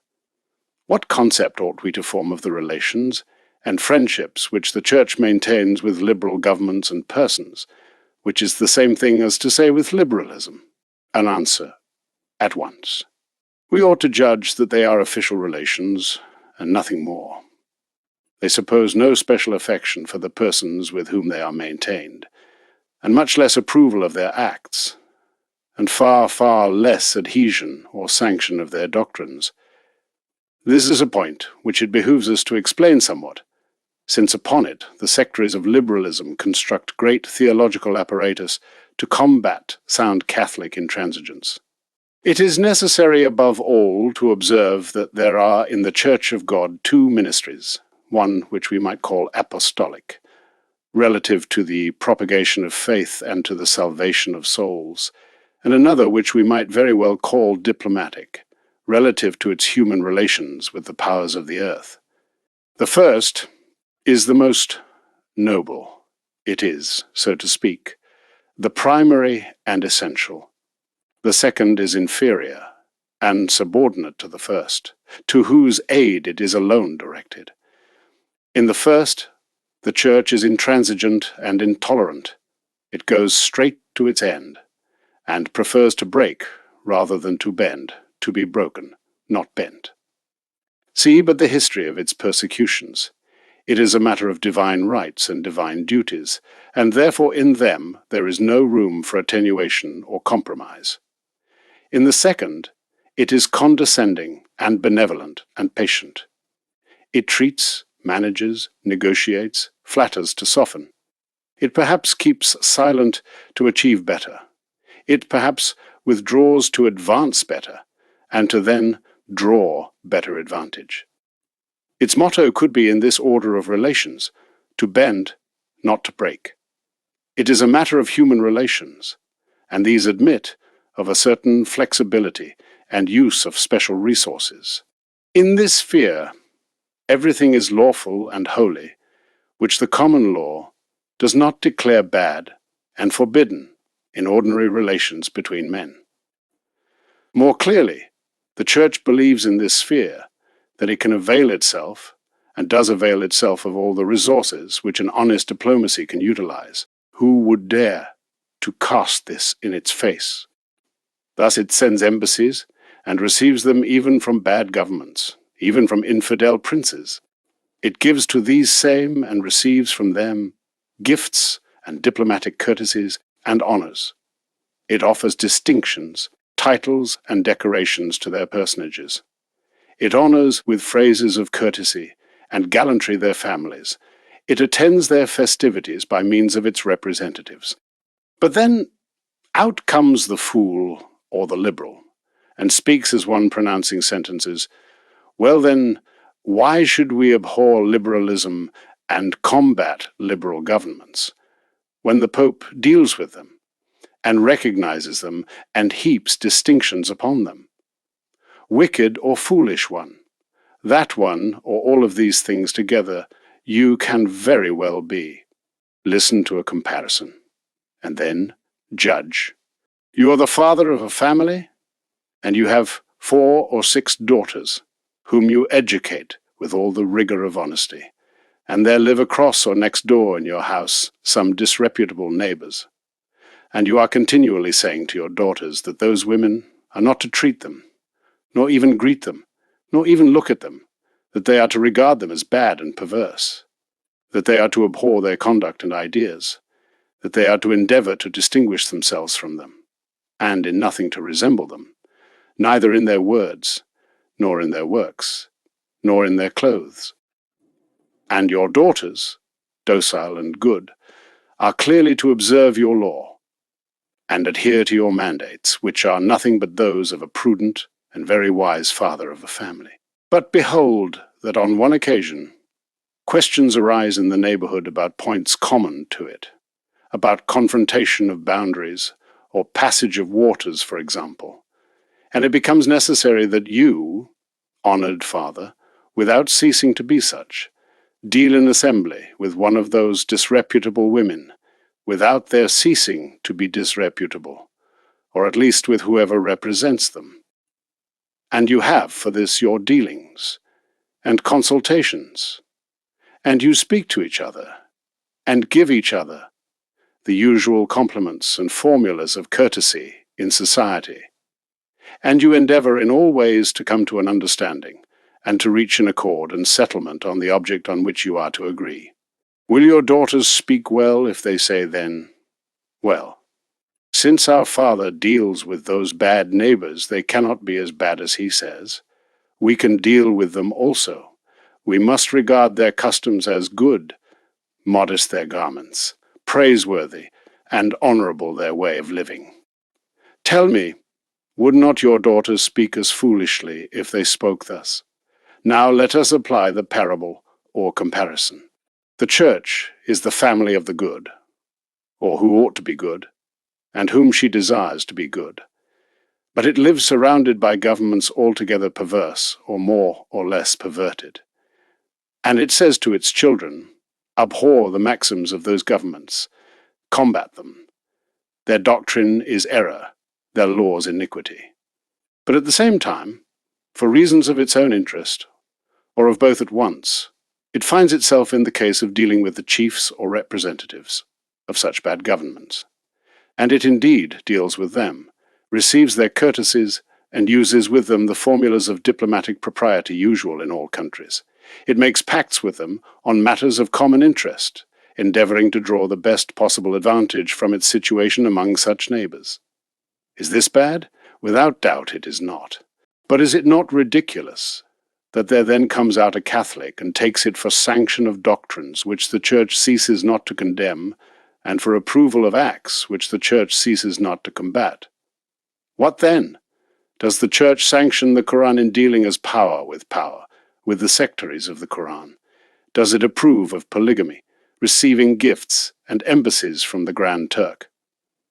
Well then, in the same way, it does not approve of liberalism when it decorates its kings or ministers, when it sends them its blessings, which are simple formulas of Christian courtesy which the Pope grants even to Protestants.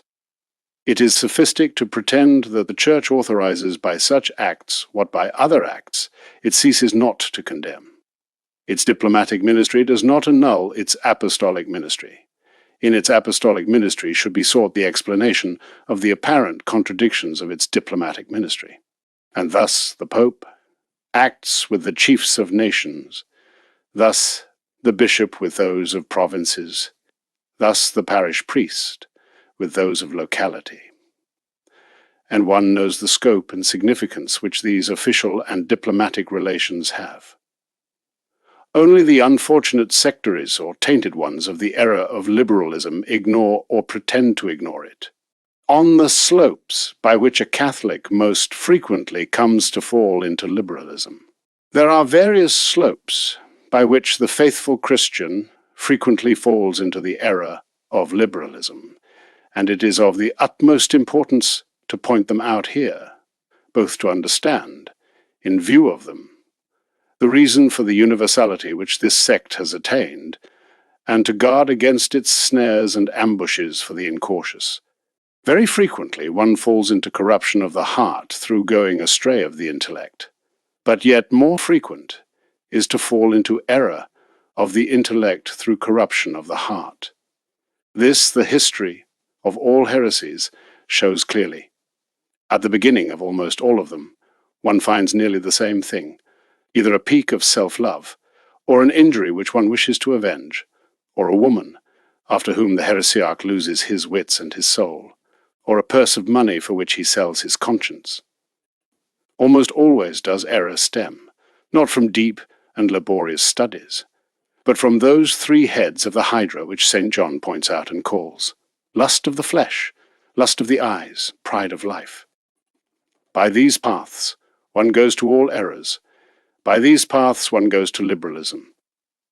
Let us see these slopes in their most usual forms. A man becomes liberal by the natural desire for independence and a broad life. Liberalism must of necessity be sympathetic to the depraved nature of man, just as much as Catholicism must be so by its very essence repulsive to it. Liberalism is emancipation. Catholicism is restraint. Fallen man loves, then, by a certain very natural tendency of his, a system which legitimizes and canonizes the pride of his reason and the unbridled indulgence of his appetites. Whence, as it has been said by Tertullian, that the soul in its noble aspirations is naturally Christian, so equally can it be said that man, by the vice of his origin, is born naturally liberal. It is therefore logical that he declares himself such in every way, so soon as he begins to understand that by this means all his whims and excesses are guaranteed to him, by the desire to advance. Liberalism is today the dominant idea. It reigns everywhere, and singularly in the official sphere. It is therefore a sure recommendation for making a career. The young man comes out of his domestic home, and upon casting a glance at the different paths by which one goes to fortune, to renown or to glory, he sees that in all of them it is a necessary condition to be of his century, to be liberal. Not to be so is to create for oneself the greatest of all difficulties. Heroism, then, is necessary to resist the tempter, who, like Christ in the desert, says to him while showing him a flattering future, "All these things will I give thee, if thou wilt fall down and worship me. I will give you all if you will render me adoration." And heroes are few. It is therefore natural that the majority of youth begins its career by affiliating itself with liberalism. That provides for publicity in the newspapers. That provides recommendation from powerful patrons. That provides fame as enlightened and omniscient. The poor ultramontane needs 100 times greater merit to make himself known and to create a name for himself. And in youth one is ordinarily not very scrupulous. Besides, liberalism is essentially favorable to public life, which youth so much desires. It has, in perspective, deputations, commissions, editorial positions, etc., which constitute the organism of its official machine. It is therefore a marvel of God and of His grace that one finds a young man who detests such an insidious corrupter by covetousness. The disamortization has been and continues to be the principal source of proselytes for liberalism. This iniquitous dispossession was decreed both to deprive the Church of these resources of human influence, as well as to acquire with them fervent adepts to the liberal cause. Thus have its very leaders themselves confessed, when they have been accused of having given almost for nothing to the friends the rich possessions of the Church. And woe to him who once ate of this fruit of another's orchard, a field, an estate, some things which belong to the convent or to the parish, and are now in the possession of such and such a family. Chain this family for ever to the cart of liberalism. In the majority of cases, there is no probable hope that not even the descendants of such families will cease to be liberals. The revolutionary demon has known how to place between them and truth that impassable barrier. We have seen powerful cases of mountain farmers, pure and fervent Catholics until 35, since then decided and obstinate liberals. Will you know the explanation? Behold those irrigated lands or grain-bearing lands or forests which belong to the monastery. With them that farmer has rounded out his holdings. With them he has sold his soul and family to the revolution. The conversion of such unjust possessors is morally impossible. In the hardness of their soul, entrenched behind their sacrilegious acquisitions, all the arguments of friends are shattered, all the invectives of missionaries, all the remorse of conscience. The disamortization has made, and is making liberalism. This is the truth. Such are the ordinary causes of liberal perversion, and all others can be reduced to them. Whoever has mediocre experience of the world and of the human heart will scarcely be able to point out others. Permanent, corminant causes of liberalism in contemporary society. There are, in addition to those slopes by which one goes to liberalism, what we might call permanent causes of it in contemporary society, and in these we must seek the reasons why its eradication becomes so difficult. The permanent causes of liberalism are in the first place the same ones which we have before pointed out as slopes and slippery places which lead to it. Philosophy says, by that which things are born. By the same also they are preserved and increased. Things are commonly preserved and increased by the same causes by which they were born. But besides them, we can here still point out some which offers special character. The corruption of customs. Freemasonry has decreed it, and to the letter its infernal program is fulfilled. Spectacles, books, pictures, customs public and private, all are sought to be saturated with obscenity and lasciviousness. The result is infallible. From a generation filthy, of necessity there will come forth a revolutionary generation. Thus one notes the eagerness which liberalism has to give free rein to every excess of immorality. It knows well what it serves for it. It is its natural apostle and propagandist, journalism. The influence which so many periodicals continually exercise, which liberalism scatters each day everywhere, is incalculable. They make it, strange to say, that whether he wishes or not, today's citizen must live within a liberal atmosphere. Commerce, the arts, literature, science, politics, news national and foreign, all is given almost by liberal channels, all consequently takes, of necessity, a liberal colour or taint. and one finds oneself, without noticing it, thinking and speaking and acting in liberal fashion. Such is the malefic influence of this poisoned atmosphere which one breathes. The poor people swallows it more easily than anyone, by its natural good faith. He swallows it in verse, in prose, in engraving, in seriousness, in jest, in the plaza, in the workshop, in the countryside, in all places.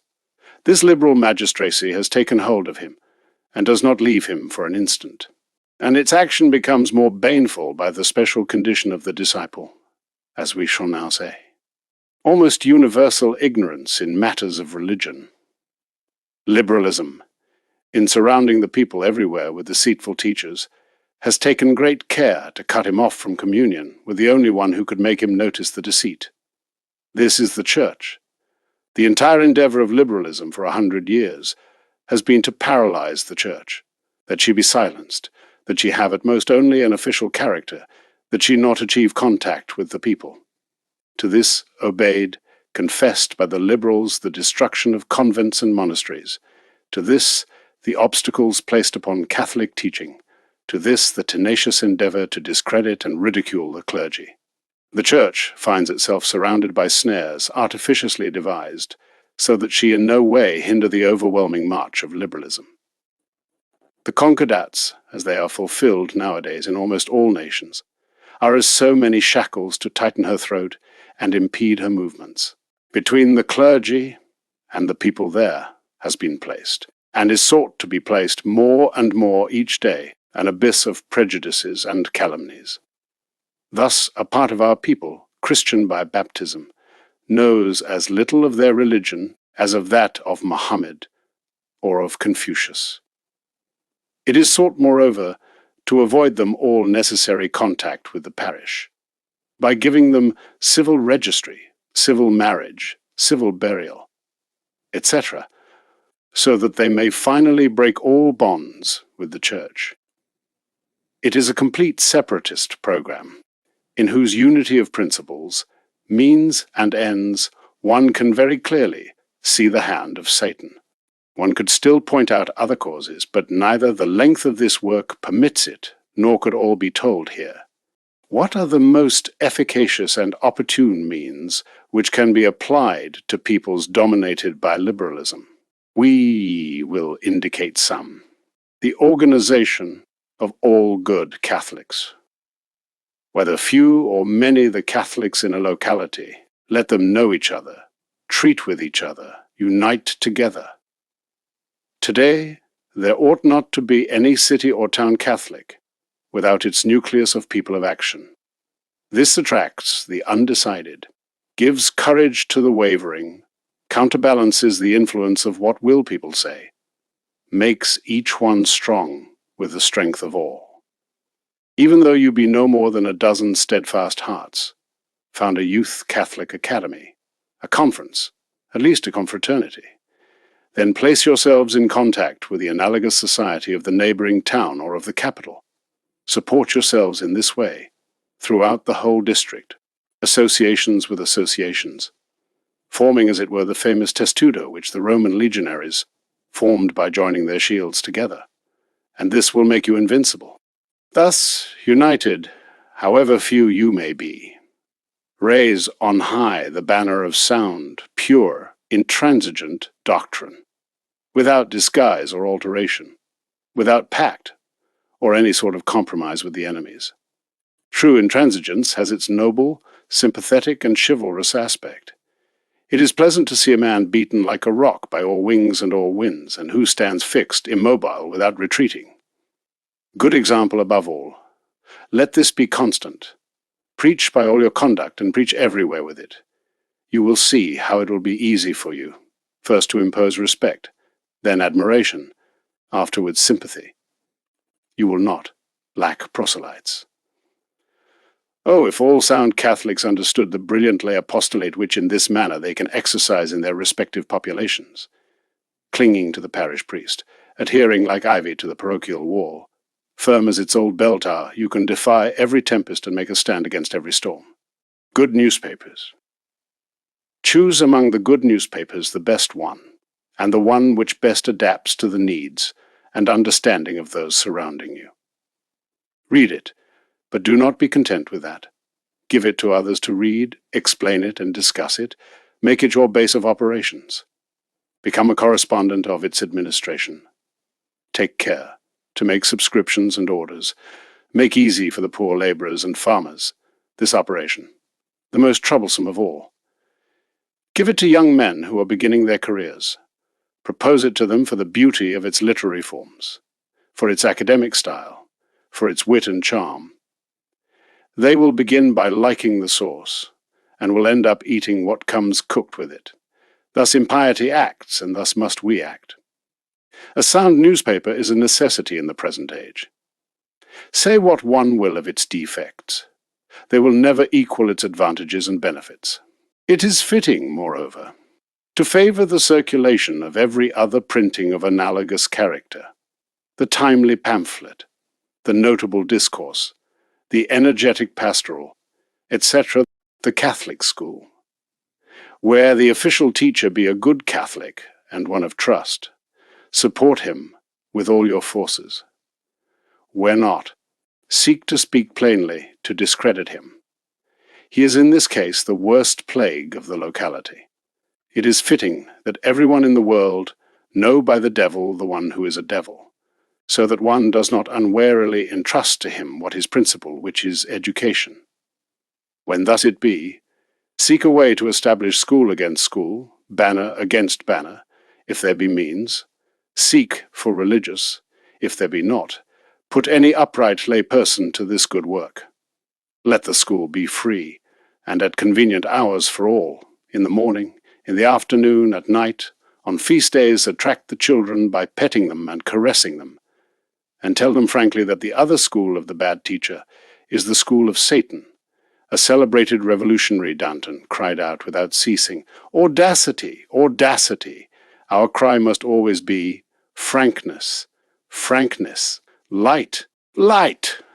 Nothing like this to drive away the little birds of hell, which can only seduce in favor of darkness.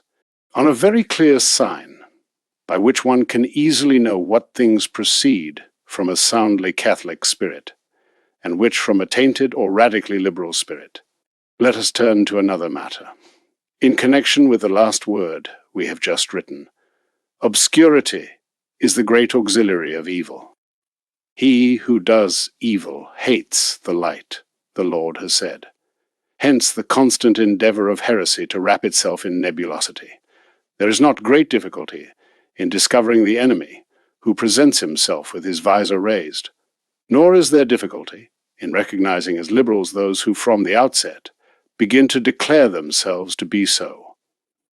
But this frankness does not ordinarily suit the sect. Thus, one must divine the enemy behind the disguise, and this is many times skilled and cautious in great measure. Add to this, moreover, that very often the eye which is to recognize it is not very keen. It becomes necessary then to have an easy, plain, popular criterion, to distinguish at every moment what is a Catholic work from what is an infernal snare of liberalism. It frequently happens that a project is announced, the cry of an enterprise is raised, an institution is founded, and the faithful Catholic cannot immediately distinguish to what tendency that movement obeys, and whether, consequently, it is fitting to associate oneself with it, or rather to oppose it with all one's forces.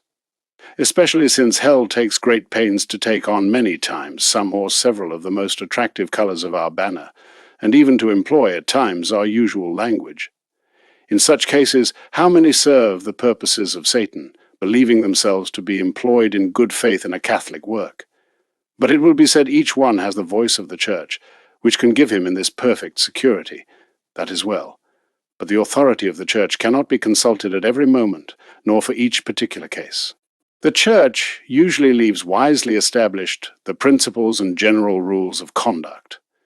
The application to the 1,001 concrete cases of each day she leaves to the prudential judgment of each faithful.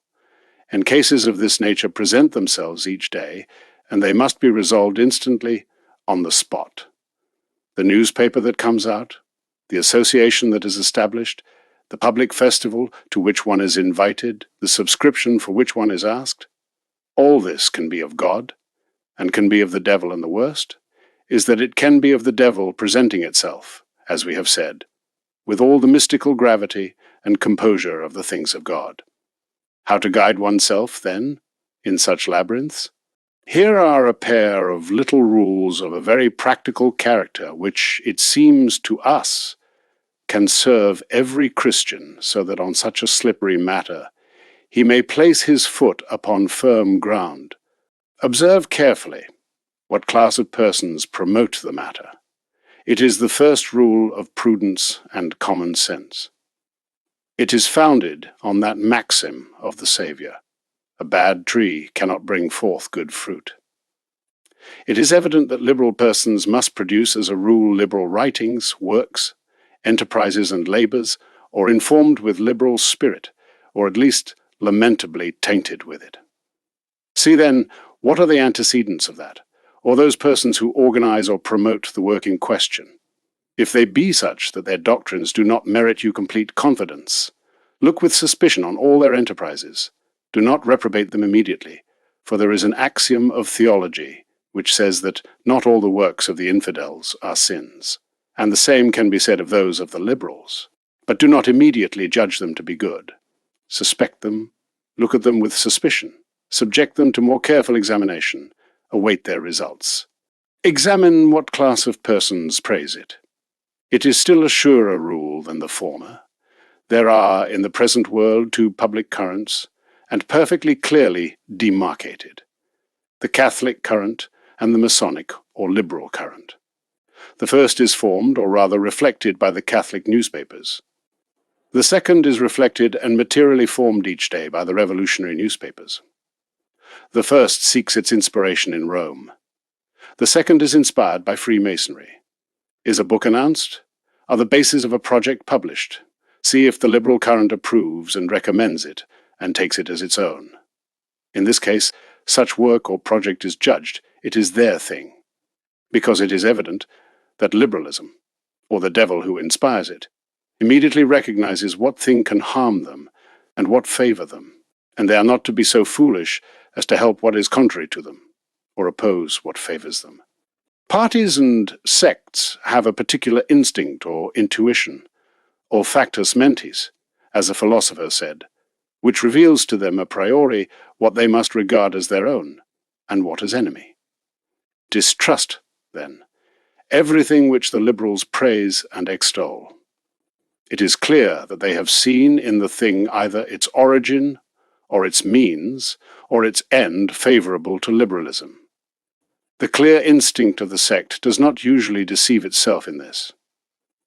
It is easier for a Catholic newspaper to be mistaken, praising, and recommending as good a thing which in itself perhaps is not much so, than for a liberal newspaper to praise as its own a work of the various ones about which discussion is raised. We trust, in truth, more in the scent of our enemies than in that of our own brothers. The good man, certain scruples of charity and the natural habit of thinking well sometimes blind him to the point that he sees at least good intentions where, unfortunately, there are none. Not so the wicked. These fire away straightway, blank at what does not accord with their way of thinking, and they touch ceaselessly the drum of all appeals in favor of what on one side or another helps their malefic propaganda. Distrust, then, all that your enemies praise as good. We have gathered from a newspaper the following verses, which, if literarily they could be better, cannot on the other hand be more true. They say, speaking of liberalism, does it say yes? Then it's a lie. Does it say no? Then it's the truth. What he calls iniquity you regard as virtue. He who he pursues with ire hold you as an honest man. But avoid with care whoever he may praise. If you do this, as much as may be, you have already studied him. It seems to us that with these two rules of common sense, which we might better call rules of good Christian sense, there is enough, if not to give decisive judgment on every question, at least not to stumble easily on the rough places of this so accident-filled terrain on which we Catholics of today walk and struggle. Let the Catholic of our age not forget, especially that the earth upon which he treads is mined on all sides by secret sects, which are those that give voice and tone to anti-Catholic polemic, and to which unconsciously very many times even those most detest their infernal work. The struggle of today is principally subterranean and against an invisible enemy, who rarely presents himself with his true insignia. One must then smell him out rather than see him. One must divine him by instinct rather than point him out with one's finger. Good sense of smell, then, and practical sense are more necessary than subtle cavilling and laborious theories. The telescope which we recommend to our friends has never deceived us. Which are the good newspapers and which the bad ones, and what should be judged about the good that a bad newspaper may have, and vice versa, about the bad into which a good newspaper may fall? Given that the current, good or bad, which applauds or condemns a thing, must serve the simple Catholic as a common and familiar criterion of truth, to live at least suspicious and forewarned, and given that newspapers usually are the medium in which this current is most and best manifested, and to which consequently one must often have recourse, one may ask here, what should be for a Catholic of today the newspapers which should inspire him with true confidence? Or rather, which should inspire him with very little, and which with none? First, it is clear, it is self-evident, that no confidence should be inspired in US concerning liberalism by newspapers which honor or dishonor themselves by calling themselves liberal and acting as such. How are we to trust them, if they are precisely the enemies against whom we must always guard ourselves, and whom we must be constantly harassing? This part of the consultation remains, then, beyond all discussion. What is called liberal today is certainly so, and being so, it is our formal enemy and that of the Church of God. Do not take into account, therefore, its recommendation or applause, except to regard as suspicious all that in religion it recommends and applauds. There is a class, however, of newspapers, not so blatant and pronounced, which likes to live in the ambiguity of undefined colors and indecisive tints. It calls itself at all hours Catholic, and at times abhors and detests liberalism, at least in word. It is commonly known as Catholic liberal. Of those one should trust even less, and not allow oneself to be surprised by its sanctimoniousness and pietisms. It is certain that in any difficult case the liberal tendency will predominate in it over the Catholic, although between both it proposes to live fraternally. Thus it has always been seen, and thus it should logically happen. The liberal current is easier to follow, and in proselytes it is more numerous, and it is more sympathetic to self-love. The Catholic is more austere in appearance, has fewer followers and friends, demands always sailing against the naturally corrupted impulse of ideas and passions. In an ambiguous and wavering heart, as are such ones, it is therefore regular that this one should succumb, and that one prevail. One must not trust, therefore, in difficult cases to the Catholic liberal press. More still, it has the disadvantage that its judgment does not serve us as much as that of the other to formulate contradictory proof, for the simple reason that its judgment is not absolute and radical in anything, and is ordinarily accommodating. The good press is the holy good press, that is to say, which defends what is good in its good principles, and in its good applications, the most opposed to what is recognizably bad, directly opposed, as St. Ignatius says in that golden book of his spiritual exercises. The press which is on the opposite side of the frontiers of error, which looks always directly at the enemy, not the one which at times bivouacs with him, or opposes only certain of his particular movements. The press which is enemy to what is bad in all things, since what is bad in all things, even in that good which by chance it may sometimes bring with it. And we are going to make an observation to explain this last phrase of ours, which many will think bold. Bad newspapers sometimes have something good. What should be thought of this good which bad newspapers sometimes have? It should be thought that it does not cause them to cease being bad if their intrinsic nature or doctrine is bad. Rather, this good can be, and usually is, a satanic snare, so that the bad which they contain essentially may be recommended, or at least concealed. A being which is bad is not deprived of its natural badness by certain qualities which are accidentally good. A thief or murderer is not good, however much he may recite an Ave Maria some day or give a beggar an alms. Bad they are in spite of these good works, because the essential whole of their acts is bad. Their ordinary tendency is bad, and if they use the good they do to further authorize their badness, that very thing which in itself would ordinarily be good becomes bad by its end. On the other hand, it happens that good newspapers sometimes incur such an error of doctrine, or some going astray of passion, and indeed do something which cannot be approved of them. Should they on account of this be called bad? Should they be reprobated as such? No, by an analogous though inverse reason. What is bad in them is accidental, what is good is the substantial and ordinary. A sin, or some sins, do not make a man wicked, especially if he protests that he does not wish them, with repentance or amendment. Bad is only he who knowingly and habitually is so, and protests that he wishes to be so. Angels are not Catholic journalists, far from it, but fragile and miserable and sinful men.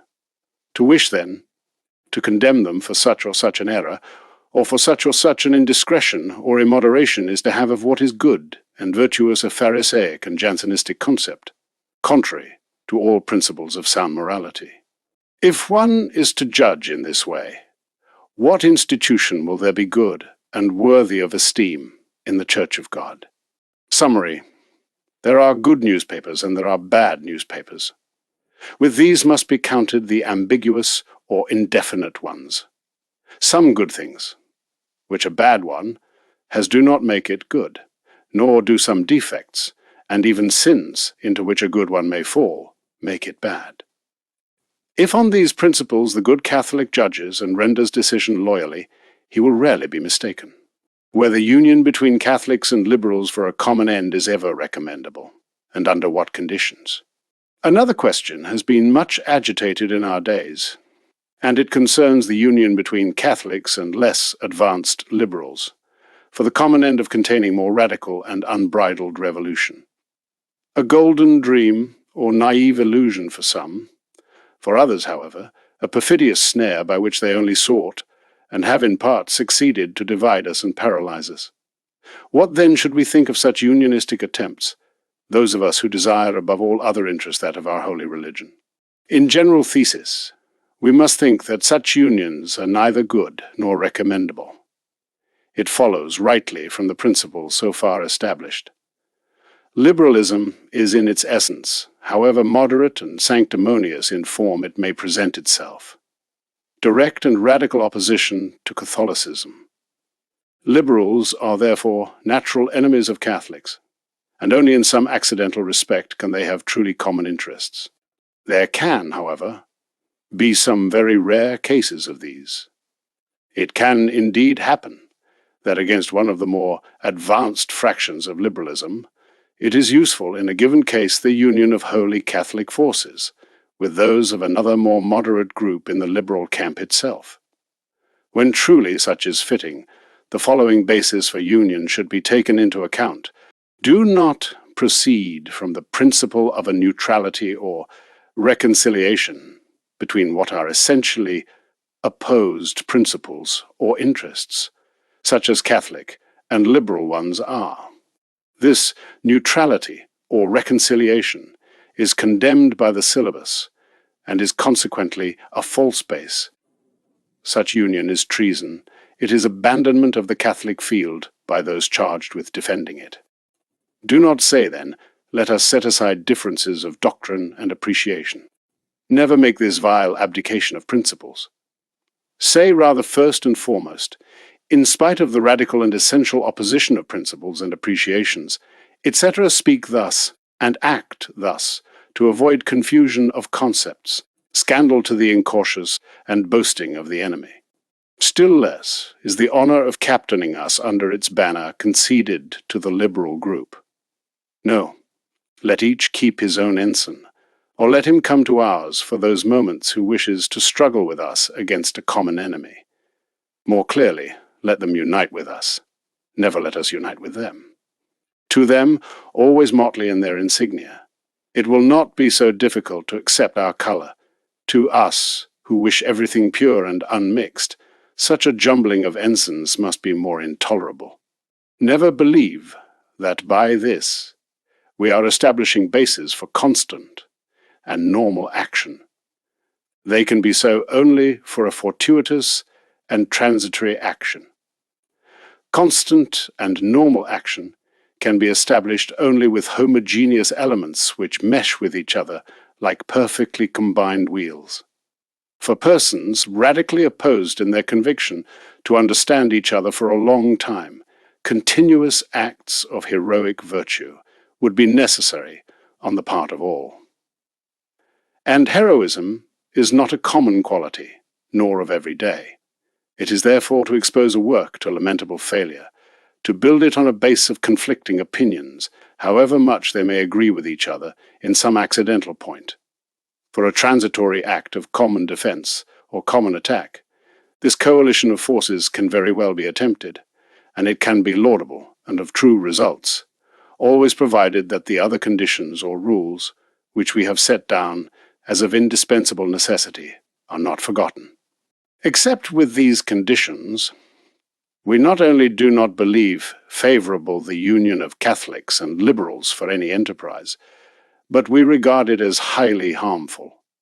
Instead of multiplying forces, as happens when the sum is of homogeneous quantities, it will paralyze and annul the vigor of those very ones which isolated might have been able to do something in defense of truth.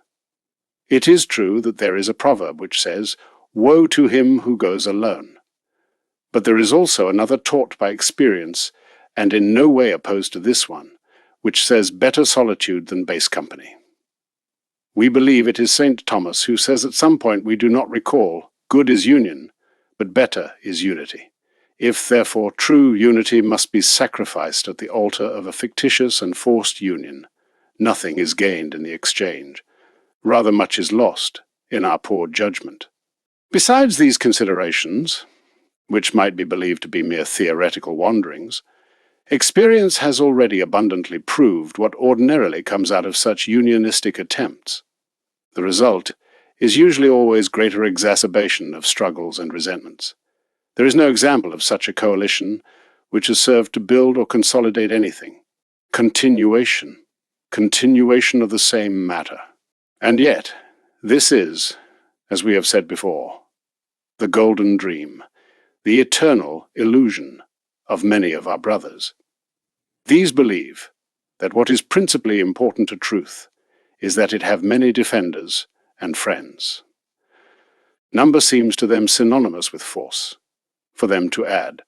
Even heterogeneous quantities always multiplies action, just as subtracting always diminishes it.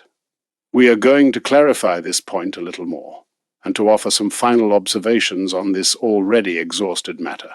The true force and power of all things, both in the physical and in the moral sphere, lies more in the intensity of them than in their extension.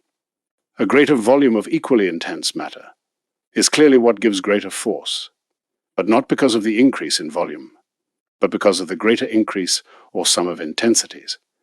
It is therefore a rule of good mechanics to seek increase in the extension and number of forces, but on condition that with this true increase in intensities results. To be content with the increase without pausing, to examine the value of what is increased, is not only to accumulate fictitious forces, but to expose oneself, as we have indicated, to having even the true forces, if any there be, paralyzed in their action by them. This is what happens in our case, and which it will cost us very little to demonstrate. Truth has its own force, which it communicates to its friends and defenders. These are not those who give it to her. It is she who lends it to them, but on condition that she be truly the one defended. Where the defender, under the guise of better defending truth, begins by mutilating it and shrinking it, or attenuating it to his liking, it is no longer such truth which he defends, but an invention of his, a human creature of more or less good appearance, but which has nothing to do with that other daughter of heaven. This happens today to many of our brothers, victims some unconscious of the accursed taint of liberalism. They believe in a certain good faith that they are defending and propagating Catholicism, but by force of adapting it to the narrowness of their views and the littleness of their spirit, to make it, they say, more acceptable to the enemy whom they wish to convince, they do not notice that they no longer defend Catholicism, but a certain particular thing of theirs, which they call so in good faith, as they might call it by another name. Poor deluded ones who, at the beginning of combat, and to better win over the enemy, have begun by dampening the powder and by removing the edge and point from the sword, without noticing that a sword without point and without edge is not a sword, but old iron, and that powder with water will not fire the projectile.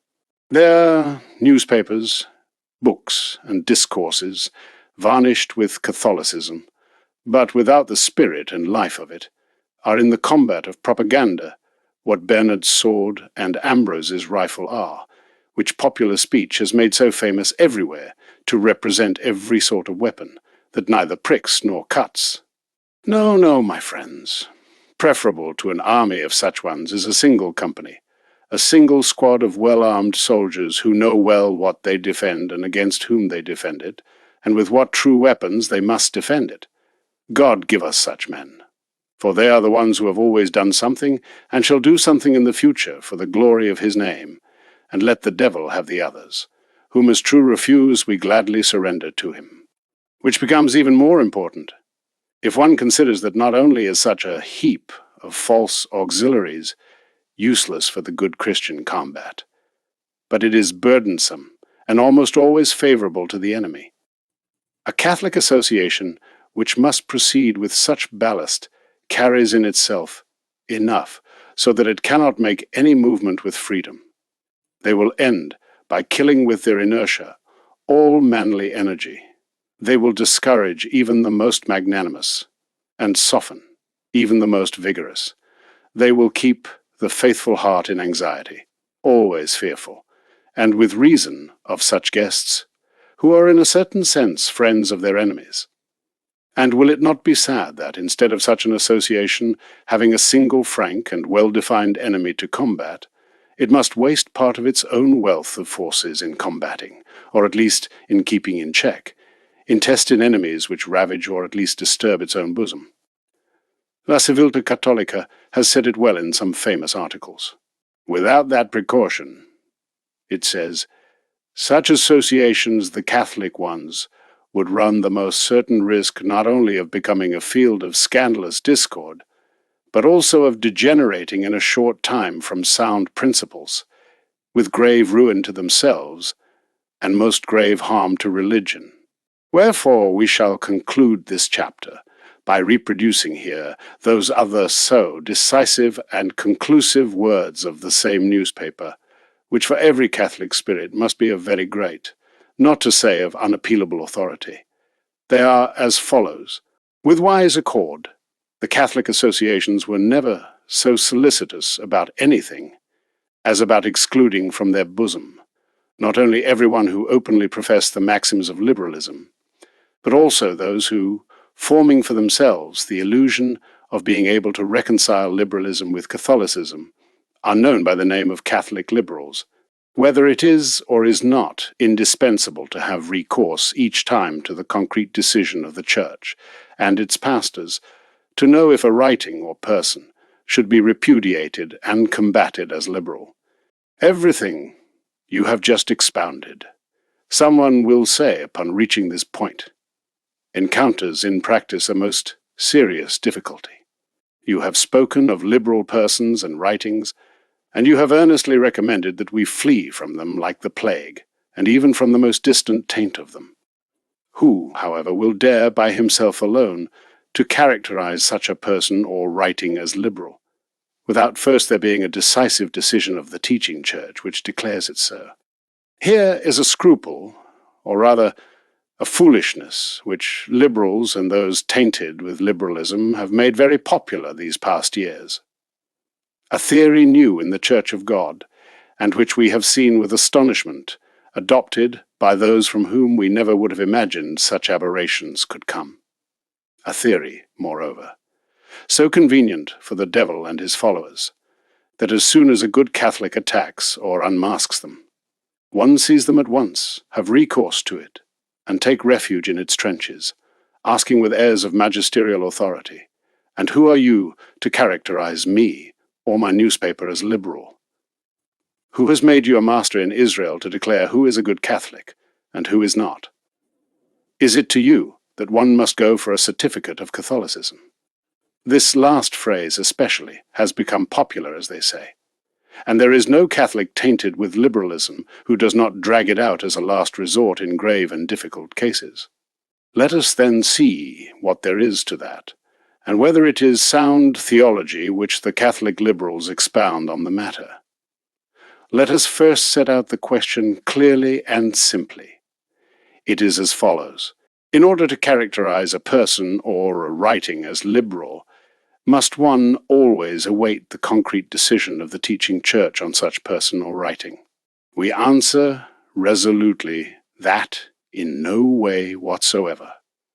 If this liberal paradox were true, it would undoubtedly be the most effective means to make all the condemnations of the church remain without practical effect, both with regard to writings and to persons. The church is the only one that possesses the supreme doctrinal magisterium, both of right and of fact, juris et facti, its supreme authority, personified in the Pope, being the only one that can definitively and without appeal qualify doctrines in the abstract, and declare that such doctrines are contained or taught in concrete by the book of such and such a person.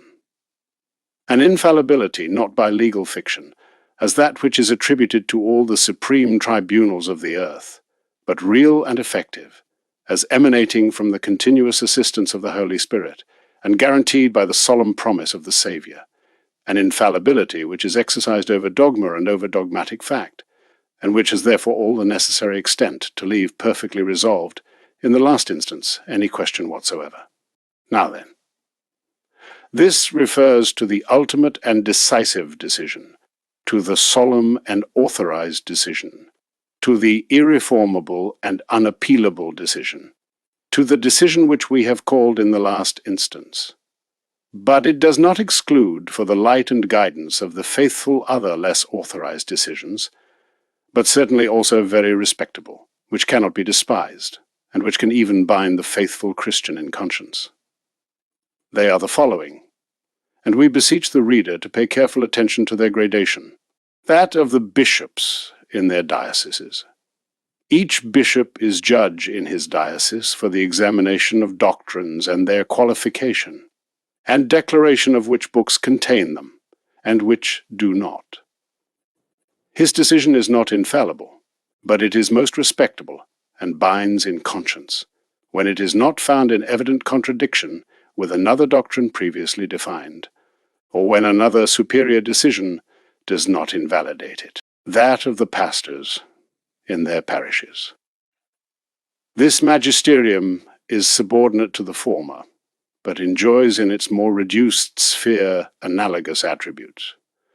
The pastor is a shepherd, and can and must, in that capacity, discern healthful pastures from poisonous ones. His declaration is not infallible, but should be held as worthy of respect, according to the conditions stated in the preceding paragraph. That of directors of conscience, supported by their lights and knowledge, confessors can and must say to those under their direction what seems to them concerning such doctrine, or book about which they are questioned, appreciate, according to the rules of morality and philosophy, whether the reading or company can be dangerous or harmful to their penitent, and they can even with true authority enjoin them to abstain from them. The confessor thus also has a certain decision on doctrines and persons, that of simple theologians consulted by the lay faithful. Philosophy says experts in their art are to be believed. One must believe each person in what pertains to his profession or calling.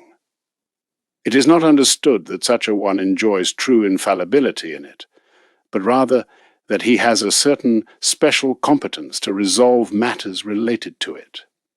Now then, the ordained theologian is given by the Church a certain official right to explain to the faithful sacred science and its applications.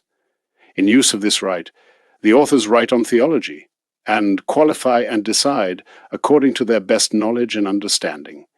It is therefore certain that they enjoy a certain scientific authority to decide in matters of doctrine, and to declare what books contain it, and what persons profess it. Thus, simple theologians censor and qualify, by mandate of the prelate, the books given to the press, and guarantee with their signature their orthodoxy. They are not infallible, but they serve the faithful as a first norm in the domestic and usual matters of each day, and the latter must abide by their judgment until a superior one annuls it. That of simple human reason, duly enlightened. Yes, sir. Even that is a theological source, as it is said in theology. That is to say, even that is a scientific criterion in matters of religion. Faith dominates reason. The latter must be subordinate to it in all things. But it is false that reason can do nothing by itself. It is false that the inferior light kindled by God in the human understanding illuminates nothing, although it does not illuminate as much as the superior light. It is permitted, therefore, and even commanded to the faithful to reason about what he believes, and draw consequences from it, and make applications, and deduce parallels and analogies.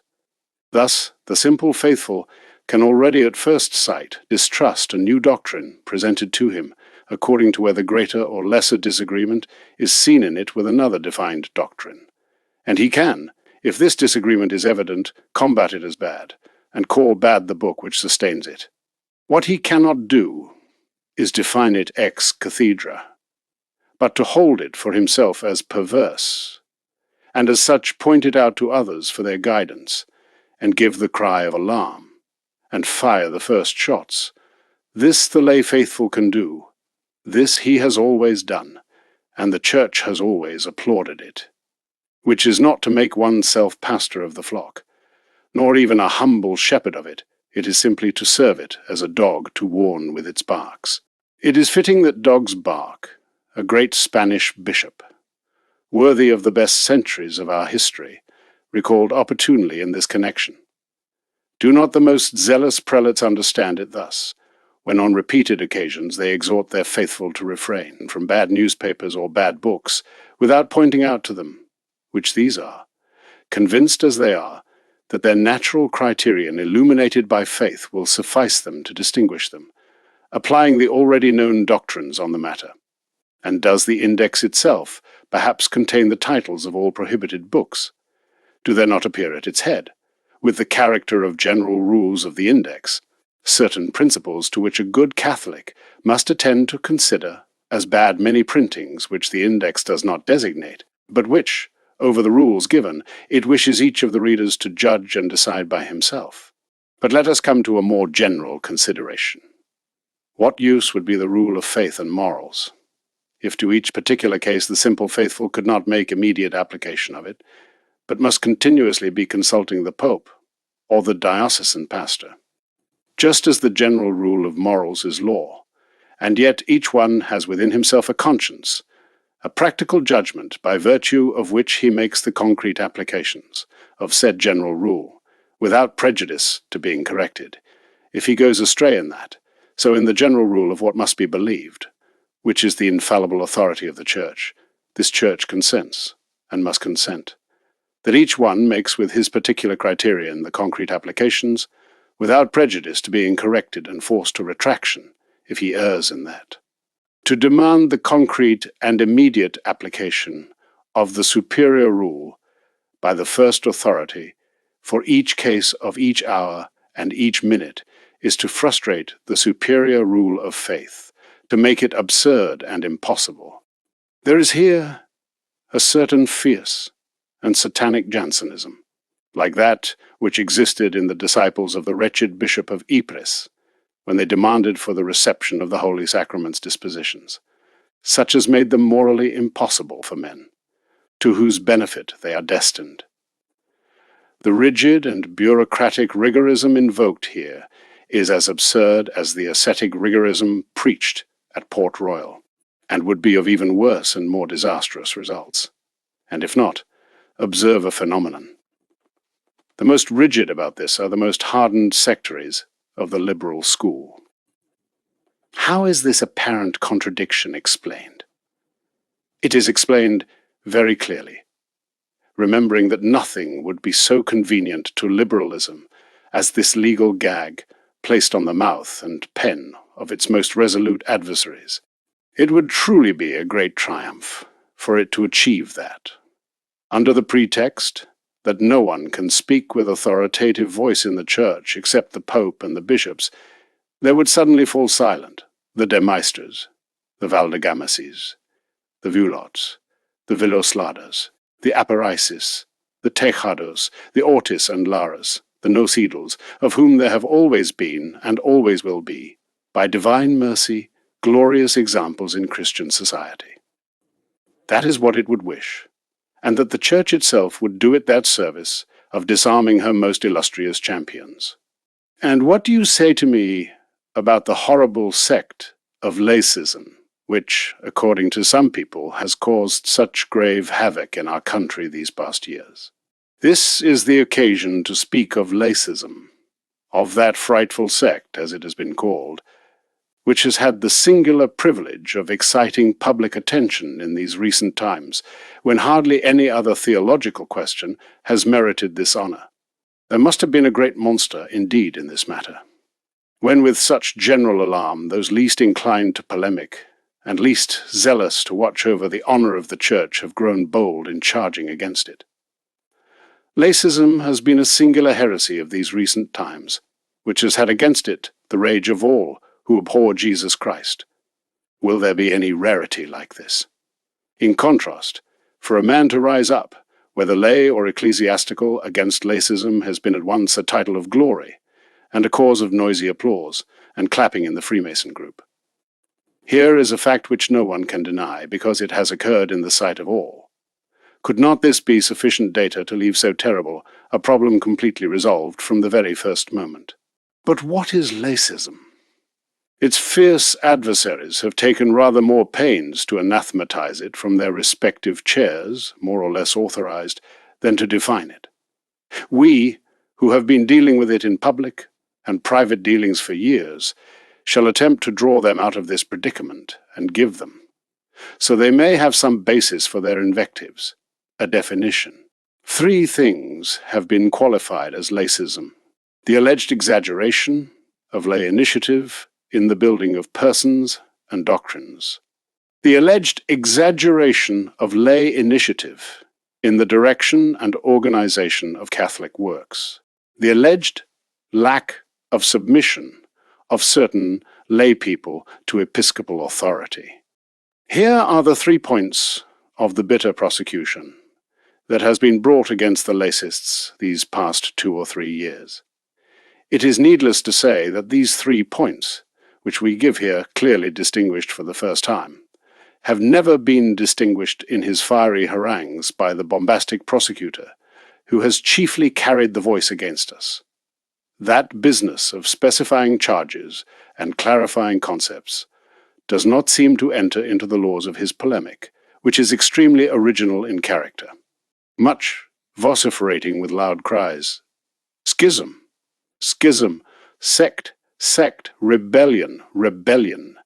and much emphasizing the rights and prerogatives of episcopal authority, much proving with authorities and canons truths which no one denies about this authority, but nothing of approaching, even from afar, the true point of debate, nothing of proving most grave accusations, forgetting that an accusation which is not proved ceases to be an accusation and becomes shameless calumny. Oh, what a wealth of erudition! What profundity of theology! What subtlety of canon law! What emphasis of scholastic rhetoric has been wasted in proving that the firmest defenders of the Catholic cause were its worst enemies, that those apostrophized continuously as clericalists were precisely the authors and abettors of lacism, that those who have always been the most devoted and docile to the crook of their pastors were tending to emancipate themselves from the holy episcopal magisterium.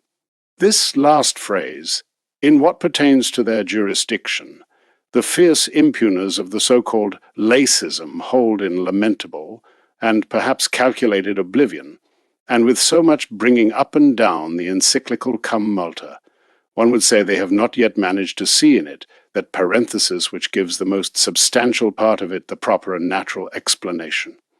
Indeed, all the accusations of rebellion directed against certain associations and newspapers would be very much in place, always that it were proved, as it certainly has never been proved, nor will be proved, that such associations and newspapers, in resisting with manly firmness forming part of the ill-fated Catholic Liberal Union, which they were canonically sought to be forced into, resisted their natural religious chief in something that was of his jurisdiction. The colossal talent of the discoverers and impugners of lacism might well occupy itself with that, which would be a task worthy of their industry, and which they would certainly be slow to see completed. But what to do? The anti-lacists have not turned their hand to that, nor should there be marked out for them in their little manual of logic that vice called mutatio elenchi, which constantly makes them sing out of choir, to use another expression. If less graphic, less clean and sweet, that energetic Catalan has among its words.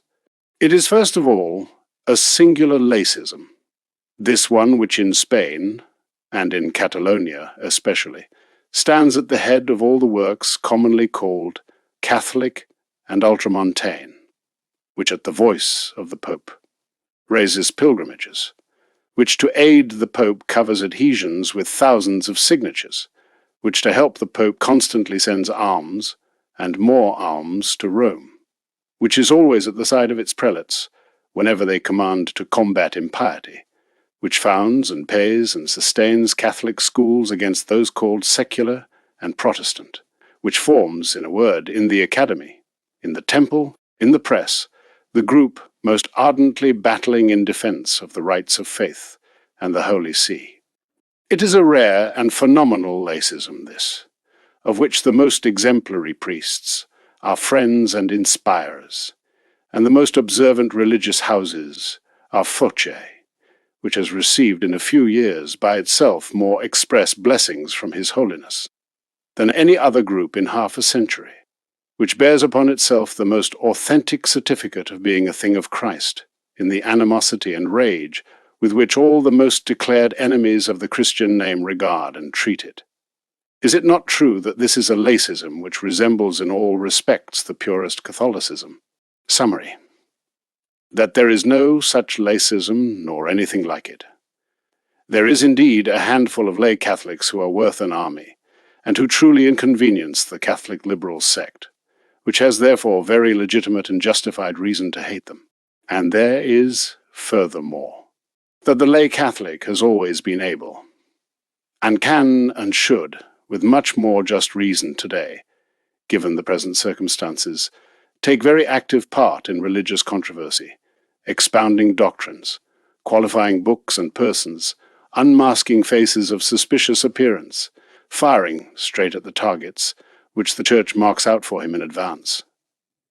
Among which the preferred target ought to be in our days the contemporary era of liberalism, and its offspring and accomplice and concealer, Catholic liberalism, against which the Pope has said 100 times that it was very commendable that all good Catholics, even lay ones, should wage constant war.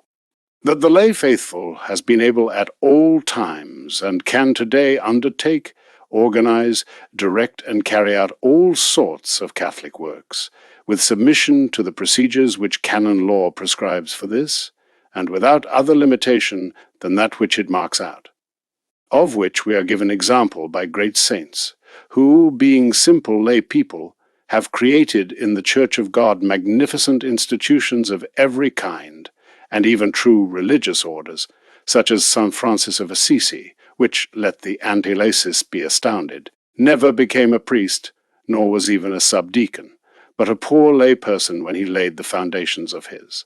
With much greater reason, therefore, can one found a newspaper, an academy, a circle, or a propagandist casino, without more than adhering to the general rules, which for this establish, not the criterion of a man, whoever he may be, but the wise legislation of canon law, whose subjects are all, and to whom all must be obedient, from the highest prince of the Church to the most obscure lay person, that when dealing with free questions, there is no rebellion nor disobedience in each newspaper or association or individual wishing to resolve them according to their particular criterion.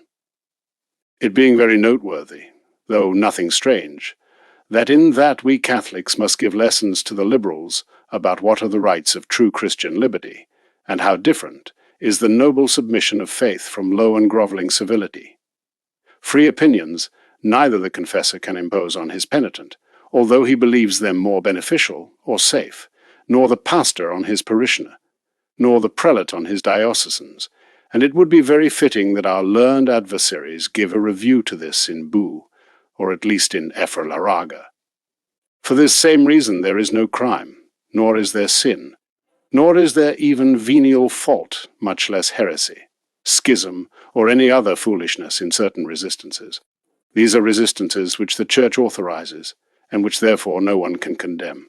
This without prejudging whether such resistances are sometimes not only licit, but also recommendable, and not only recommendable, but obligatory in conscience, as it would be, if in good or bad faith, with right or not right intentions, it were attempted to lead a subject to subscribe formulas or adopt attitudes, or accept connivances openly favorable to error, and desired and contrived and applauded by the enemies of Jesus Christ.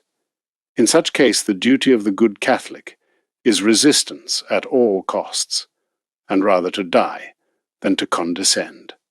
Here is what there is concerning the so much debated question of lacism, which, when looked at in good light and with moderate knowledge of the matter, does not even amount to a question. If the theology which the grave fathers of Catholic liberalism have set down on this were true, the devil would have little left to do to be master of the field, because in reality we would have already handed it all to him with our own hands. To make Catholic lay action impossible in practice, there is no better resource than to demand of it such conditions as result in making it morally impracticable. In a word, we have already said it. This is pure Jansenism, which has fortunately already had its mask torn off. Whether it is more convenient to defend Catholic doctrines in the abstract against liberalism, or to defend them by means of a grouping or party that personifies them. Is it more convenient to defend Catholic doctrines in the abstract against liberalism, or to defend them by forming a party that personifies them? This question has been proposed 1,000 times, although certainly never with the frankness with which we dare to propose it here. From the confusion of ideas that exists about this, even among many who are undoubtedly true Catholics, so many projected and always failed formulas of union have been born, outside, or with abstraction from the political question. Formulas in some, without doubt well-intentioned, although in others they have been a mask for astute and perfidious maneuvers. Let us then ask again, with complete sincerity and plainness, is it more convenient to defend anti-liberal ideas in the abstract, or to defend them in concrete, that is, personified in a party, frankly, and resolutely anti-liberal? A good part of our brothers, those who pretend, although they do not achieve it, to appear neutral in politics, say that yes, it is convenient. We maintain decidedly that it is not. That is, we believe that it is better, and that it is the only practical and viable and effective means to attack liberalism and defend and oppose to it anti-liberal ideas, not in the abstract, but in concrete, that is to say, not only by means of the spoken or written word, but by means of an action party, perfectly anti-liberal.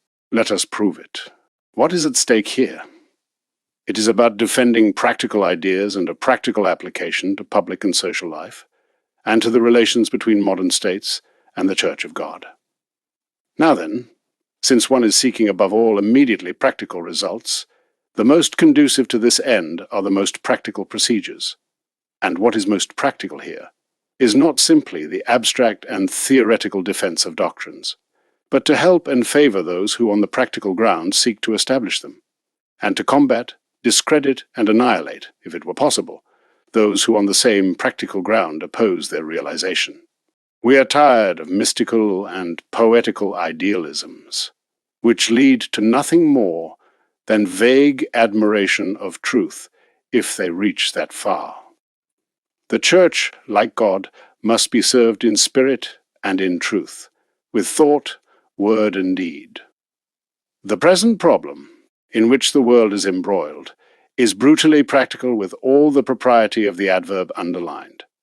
More than with reasons, therefore, it must be resolved with works, for deeds are loves, and not good reasons, as the proverb says. It is not principally liberal chatter which has overturned the world, but the effective and practical work of the sectaries of liberalism. It is with the hand, more than with the tongue, that God and the gospel have been dethroned from their social sovereignty of 18 centuries. With the hand, more than with the tongue, must they be restored to their throne. Ideas, we have already said above, do not sustain themselves in the air, nor do they make their own way, nor by themselves do they produce general conflagration in the world. They are powder which does not ignite, unless someone, applying the fuse, sets it on fire. Purely theoretical and doctrinal heresies have given the Church of God little to do.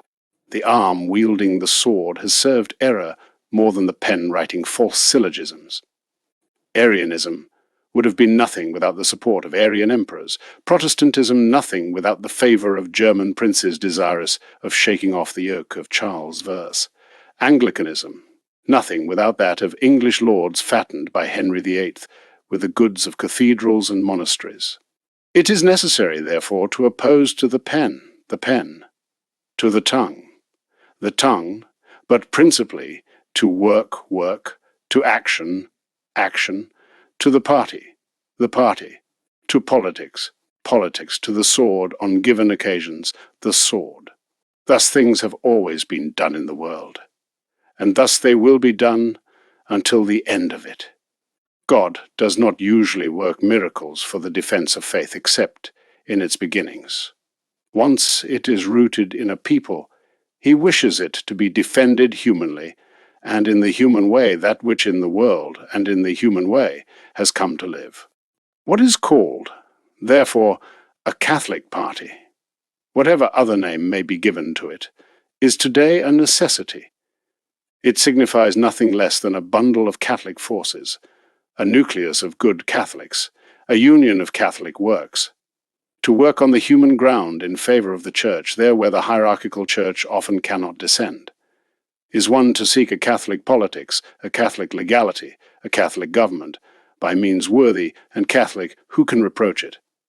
Did not the Church bless in the Middle Ages the sword of the Crusaders, and in the modern period the bayonet of the papal zouaves? Did she not give them her banner? Was it not she who pinned the insignia on their breasts? If St. Bernard was not content to write pathetic homilies about it, but recruited soldiers and sent them to the shores of Palestine, what inconvenience is there in a Catholic party today, launching itself on the crusade permitted by the circumstances, that of newspapers, that of circles, that of votes, that of public manifestation, while awaiting the historical hour in which God may dispose to send in favor of his captive people the sword of a new Constantine or a second Charlemagne? It will be strange if these truths do not seem blasphemies to the liberal sect. For that very reason, they must seem to us the most solid and the most opportune truths of today. Whether it is an exaggeration not to recognize as a perfectly Catholic party anything but a party that is radically anti-liberal, you convince us by what you have just said. Someone from our own side will exclaim, "From our own side, yes, but too apprehensive and fearful of everything that smells of politics and party. But what must this party be to which the good Catholic should affiliate himself to defend, as you say, concretely and practically his faith, against the oppression of liberalism? The spirit of party can delude you here, and make you, even against your will, kindle more the desire to favor, by means of religion, a determined political cause, than the desire to favor by means of politics. Religion. It seems to us, dear reader, that we have set forth here the difficulty in all its force, and just as it is heard, proposed by a multitude of persons. Fortunately, it will cost us very little to dispel it, even though many of our brothers find themselves, as it were, stuck fast and blocked by it. We affirm, therefore, without fear that anyone can logically contradict us, that to combat liberalism, the most proper and logical course is to work in a common bond of views and efforts with the party most radically anti-liberal. Man! That is a truism, but it is true. And whose fault is it if certain people must have the most solid truths of philosophy presented to them in the form of common platitudes? No, it is not spirit of party, but spirit of truth, to affirm that liberalism can be effectively opposed only by a party truly Catholic, and to affirm immediately after that no party is radically Catholic except a party radically anti-liberal. This naturally chafes certain palates, spoiled by mixed sources, but it is incontestable. Catholicism and liberalism are systems of doctrines and procedures essentially opposed, as we believe we have demonstrated in these articles of ours. It becomes necessary, then, to acknowledge, although it may cost and pain us, that one is not integrally Catholic, except insofar as one is integrally anti-liberal. These ideas give to men, and to parties saving in them error of good faith, an equation rigorously mathematical.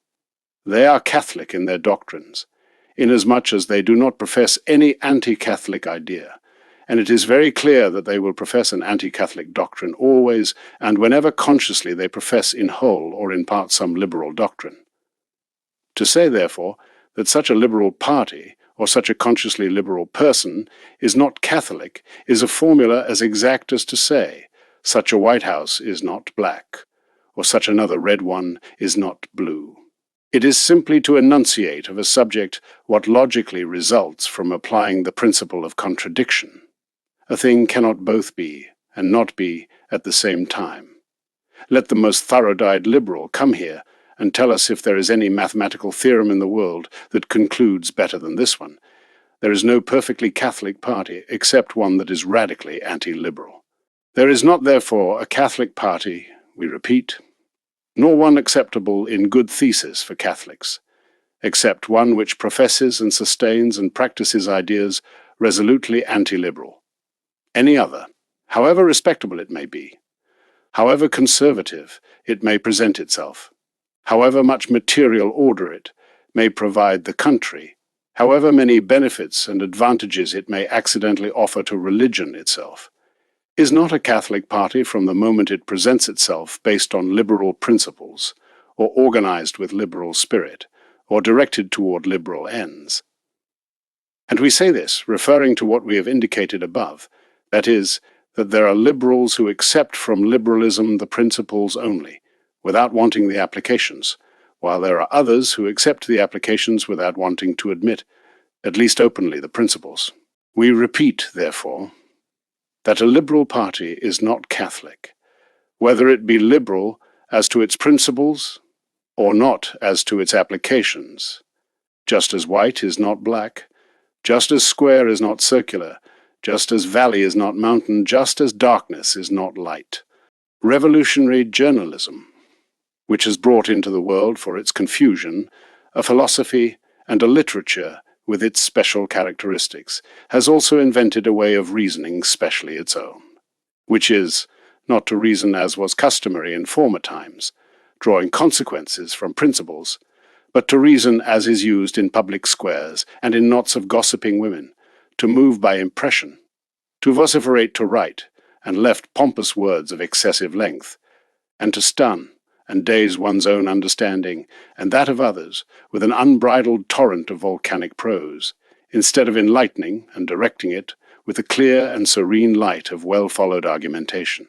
It is certain, for this same reason, that it will be scandalized that we deny the title of Catholics to so many parties represented in public life by men who, candle in hand, come to our processions, and represented in the press by so many organs which sing dirges there around Holy Week for the martyr of Golgotha, pure progressive style, or Christmas carols on Christmas Eve to the child of Bethlehem, and who believe themselves with this alone so representative of a Catholic politics as might be the great Cisneros or our illustrious First Isabella. And yet, be scandalized or not, we shall tell them that they are as Catholic as were these Lutherans or Freemasons. Each thing is what it is, and nothing more. All the good appearances in the world will not make good what in its essential nature is bad. And let the liberal speak in Catholic, and do everything in appearance as a Catholic. Liberal he will be, and not Catholic. At most he will be a shame-faced liberal, who from Catholics keeps copying language, dress, form, and good appearance. An explanation, given in passing, very clear and simple, of a motto much misunderstood, of the Revista Popula. How do you leave, then, someone will say, so poorly understood the motto so dogmatic for many, and which has resounded so much thereabouts? Nothing, not even a thought, for politics. Everything, to the last breath, for religion. This motto, my friends, remains very much in its place and characterizes perfectly, without detriment to the doctrines so far expounded, the publication of Propaganda Popular, which writes it each week at the head of its columns.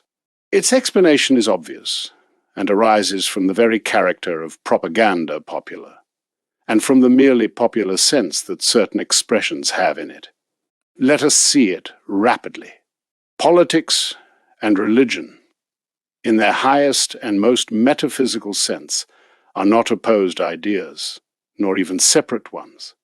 On the contrary, the first is contained in the second, as the part is contained in the whole, or as the branch is contained in the tree, to use a more common comparison.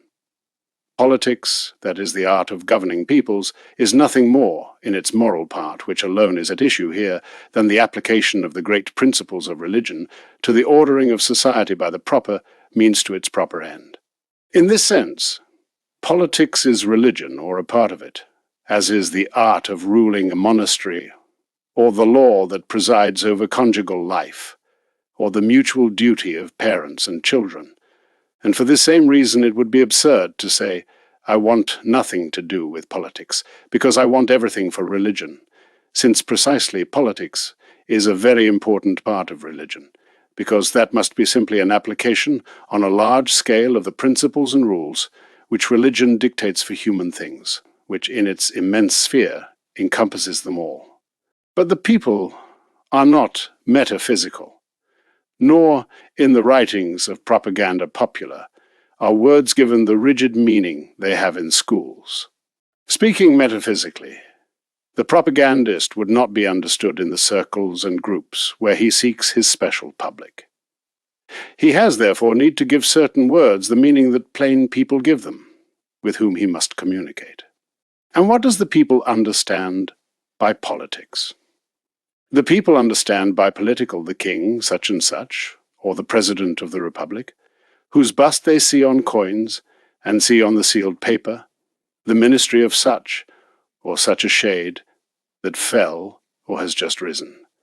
The deputies, who go about wrangling, forming the majority, or the minority, the civil governor and the mayor, who manage the machinery of elections for them, the taxes that have to be paid, the soldiers and employees that have to be maintained, etc., that for the people is politics, and all the politics, and there is no higher and more transcendent sphere for him. To say, therefore, to the people, we are not going to talk to you about politics, is to tell them that through the newspaper offered to them, they will not know whether there is a republic or monarchy, whether this or that prince of common lineage or of royal dynasty bears the sceptre and crown more or less democratized, whether such a one commands him, or collects from him, or pays him in the name of the advanced ministry or the conservative one, whether they have named Perez mayor in place of Fernandez, or have made the neighbor across the way a tobacconist instead of the one on the corner. And with this, the people know that such a newspaper will not talk to them about politics. For him there is no other kind, and only about religion. The publication therefore spoke well, and continues to speak well to our humble judgment, which stamped for the first time, and continues to stamp as its program that motto, nothing, not even a thought, etc., and all those who understood the spirit of the publication from the first moment understood it thus, and we have no need of arguments and quibbles to understand it.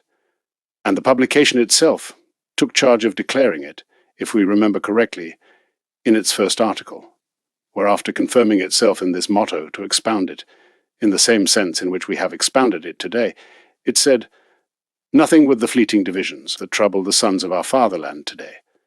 Let king rule or let roke rule. Let the unitary or federal republic be enthroned, if it wishes, insofar as it does not interfere with our Catholic rights or mortify our beliefs. We promise you in good faith, we will not make opposition to it. The immutable note well, the eternal, the superior to the miserable party intrigues. That we defend, and to that we have consecrated all our existence.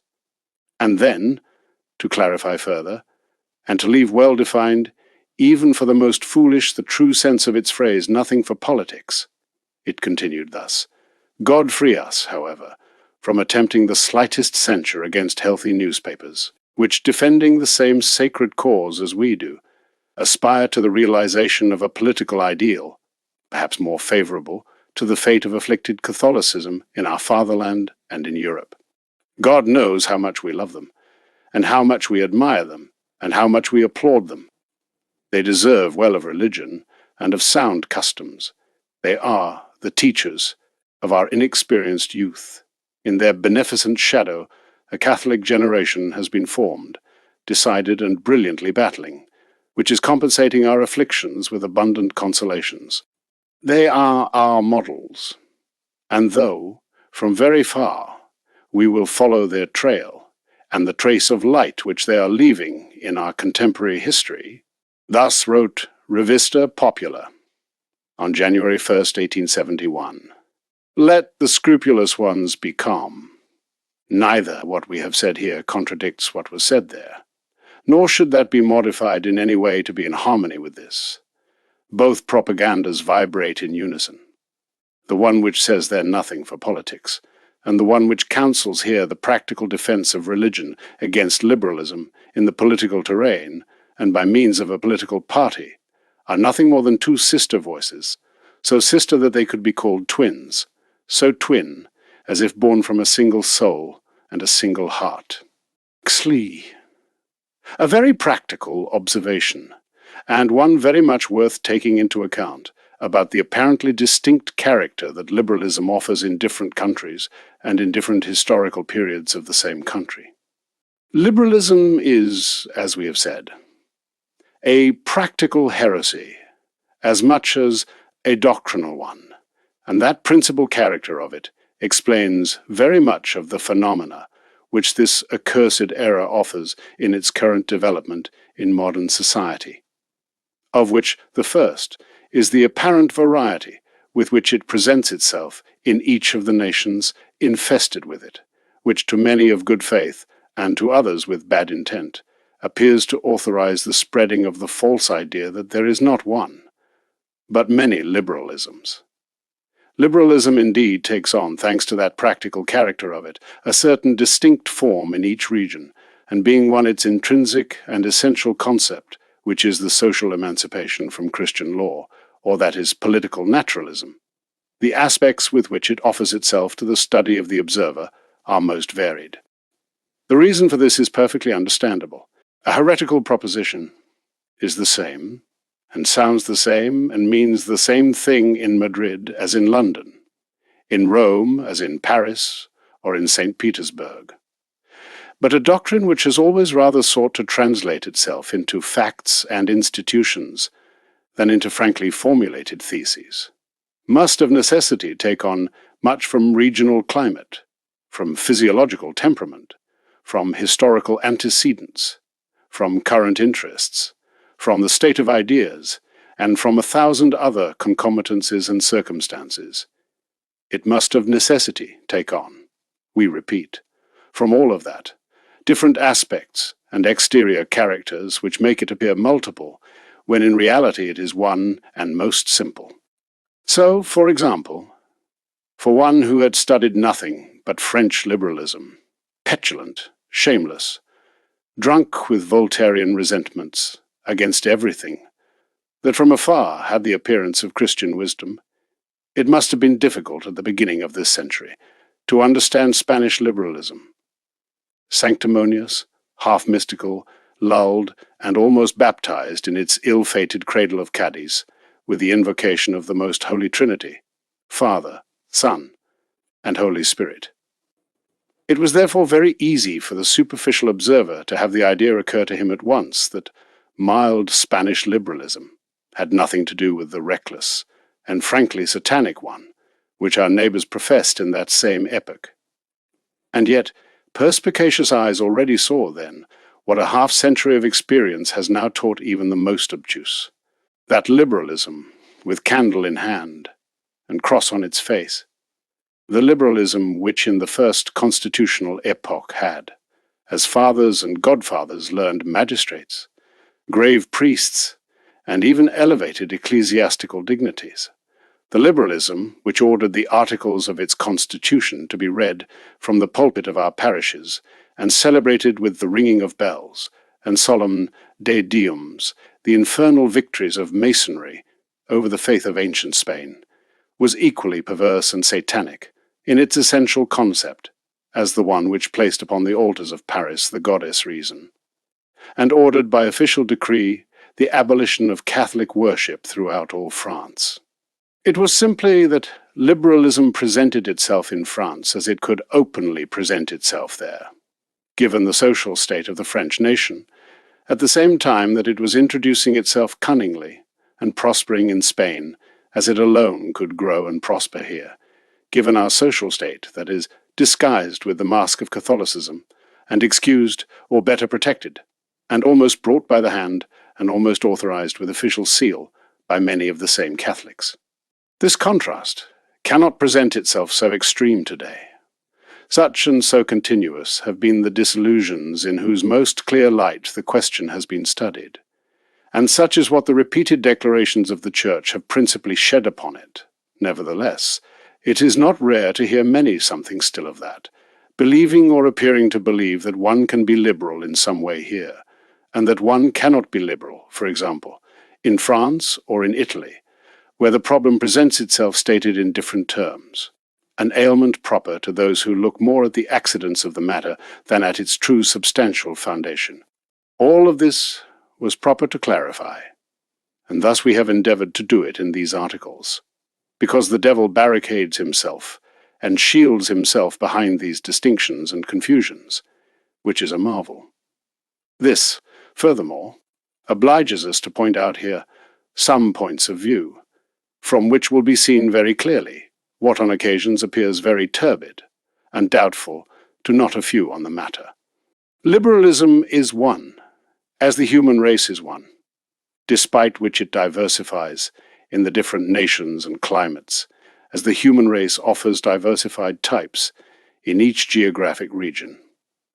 And just as from Adam proceed the black man and the white man and the yellow man, and from one same lineage and root are the fiery Frenchman, and the phlegmatic German, and the positivist Englishman, and the Spanish and Italian dreamers and idealists so are of one same trunk, and of equal wood the liberal, who in some places roars and blasphemes like a demon, and the one who prays in others, and beats his breast like an anchorite, the one who writes in El Amigo del Pueblo the poisonous diatribes of Marat, like the one who with urbane and salon forms secularizes society, or defends and promotes its secularizers like La Época or El Imparcial.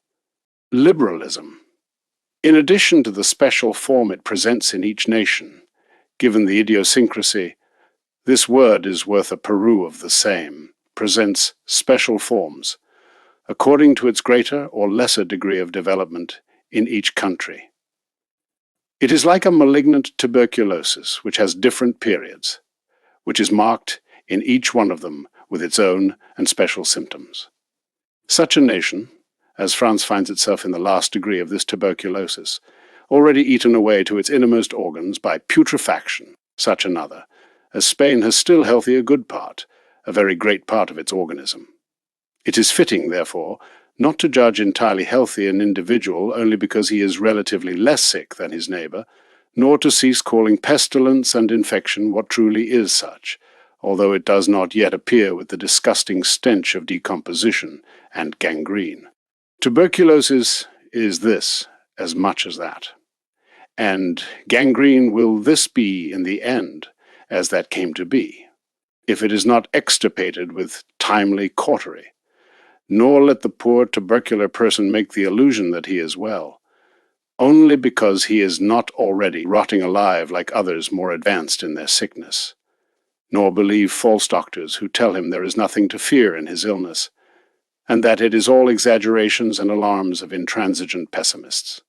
Different degrees of sickness require different treatment and medication. This is evident of itself, and needs not that we occupy ourselves in demonstrating it.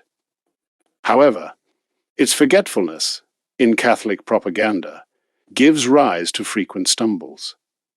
It very often happens that very wise and very discreet rules, pointed out by great Catholic writers in some country against liberalism, are invoked in another as powerful arguments in favor of liberalism itself, and against the conduct which the most authorized propagandists and defenders of the good cause point out in the latter.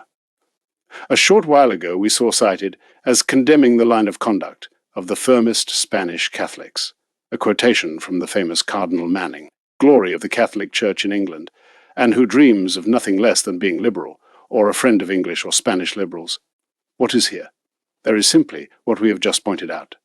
Distinguish times, says a legal aphorism, and you will reconcile laws. Instead of this, let it be said, distinguish places, and apply it to the case. Let us go to an example.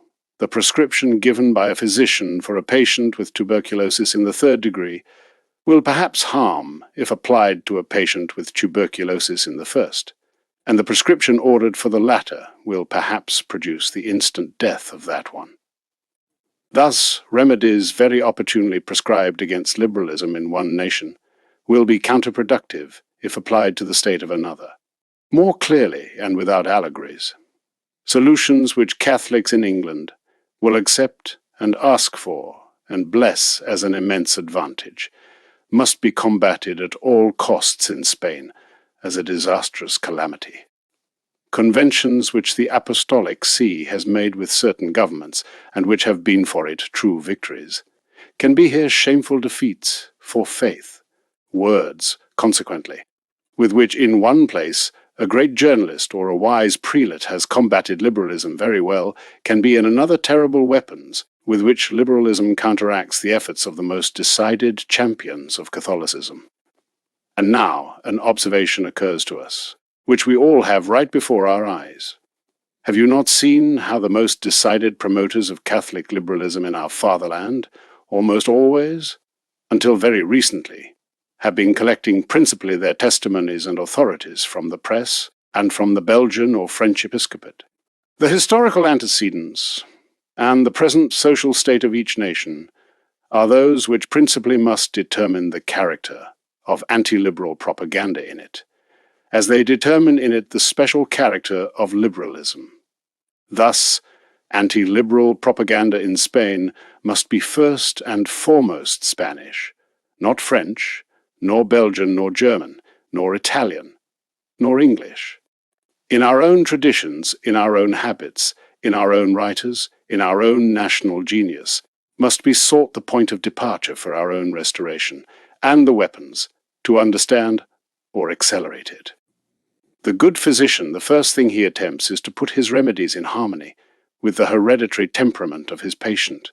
Here, warlike as we have always been, it is very natural that our attitude should always be something warlike. Here, suckled on memories of a popular struggle of 7 centuries in defense of the faith, should never be cast in the face of the Catholic people the enormous sin of having risen in arms sometime to defend their religion vilified.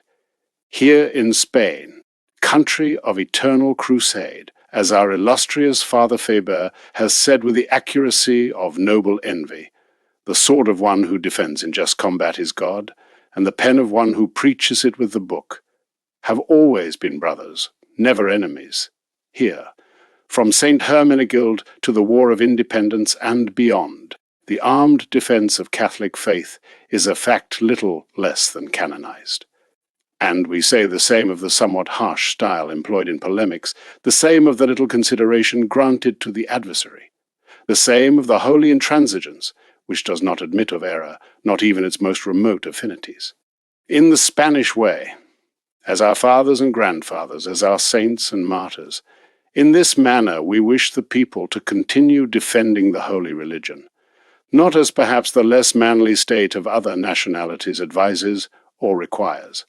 And what is there regarding thesis and hypothesis in the question of liberalism, which has also been so much discussed in our times?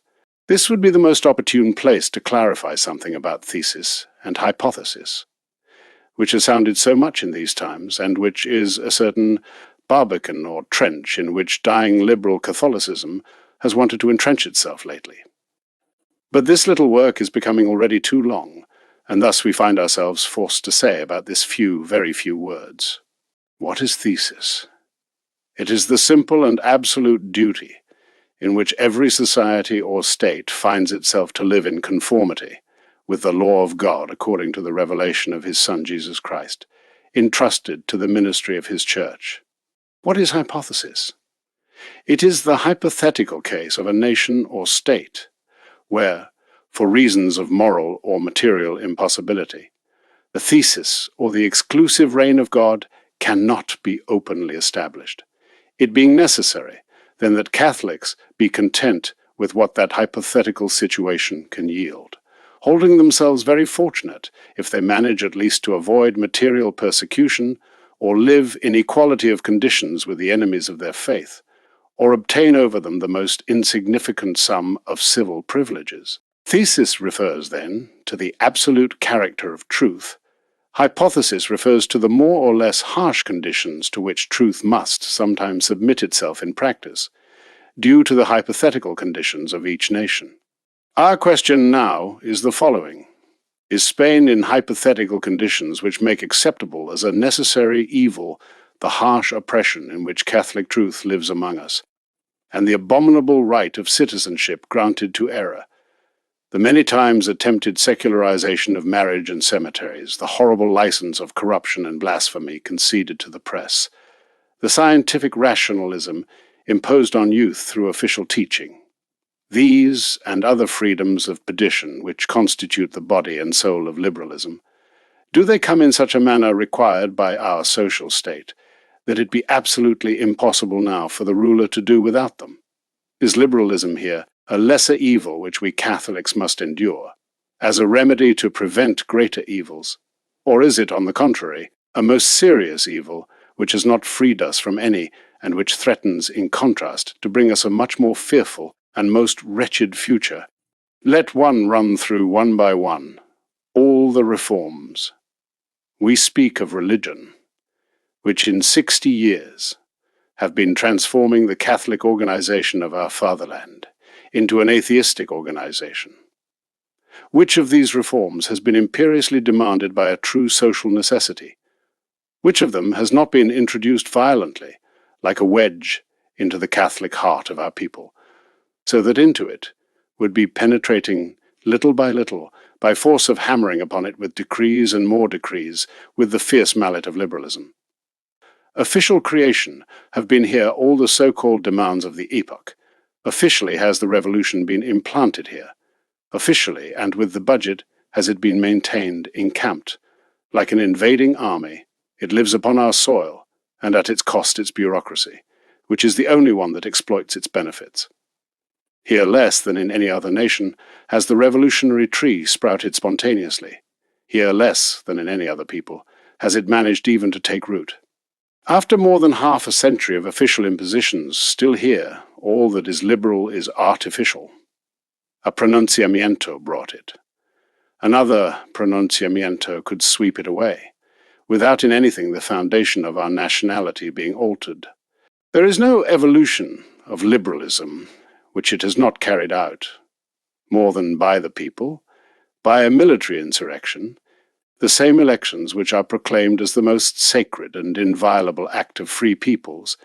It is a secret to no one that the Minister of Interior always gives them to us made in his image and likeness.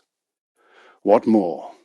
The very liberal criterion par excellence, that of majorities, if its decision were loyally heard, would resolve the question in favor of the Catholic organization of the country and against its liberal or rationalist organization.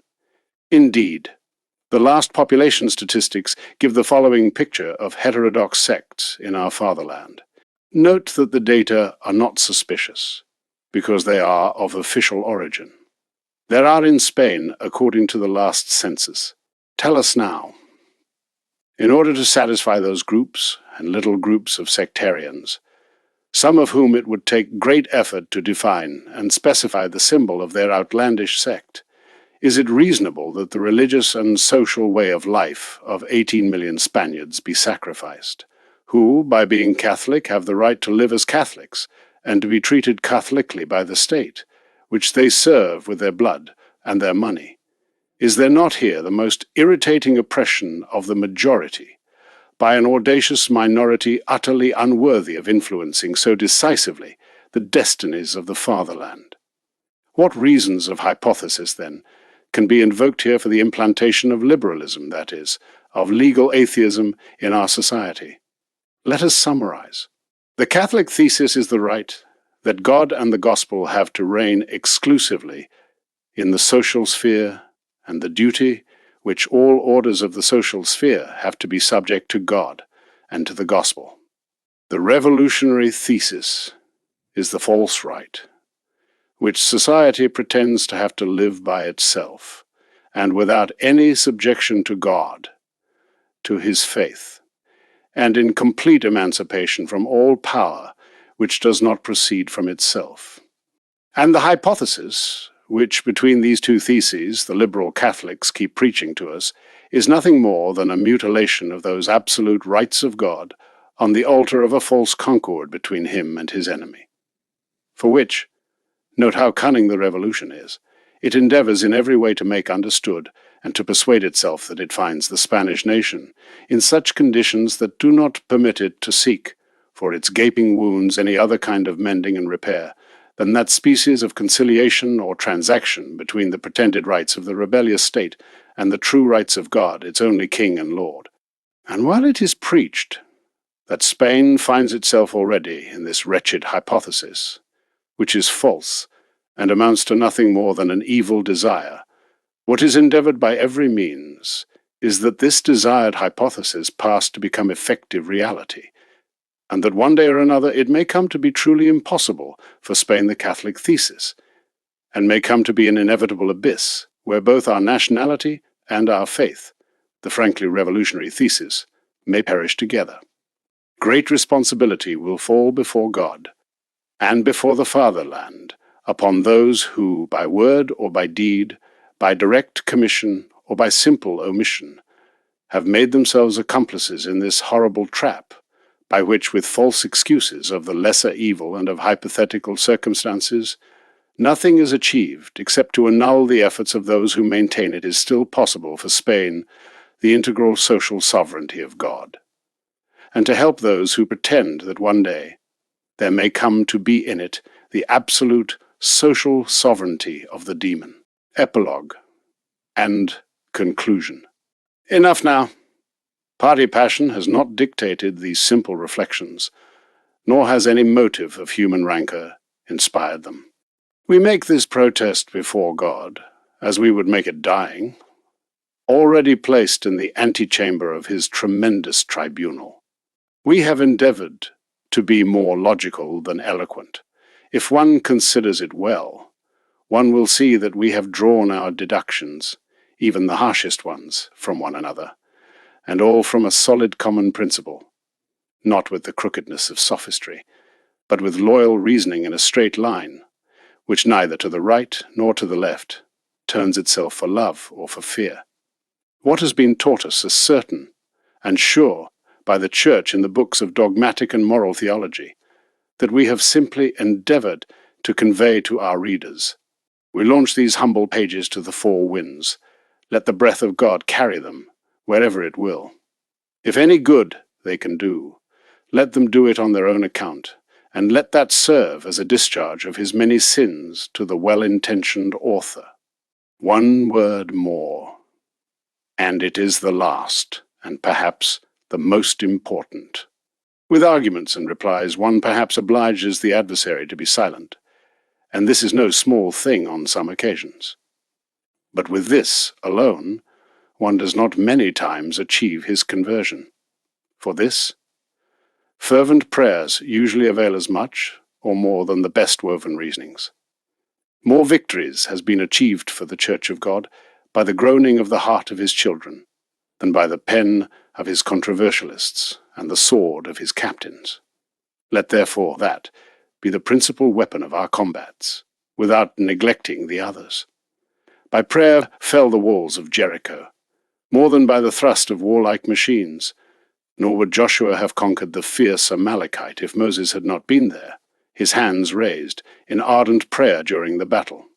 Let all the good, therefore, pray and pray without rest.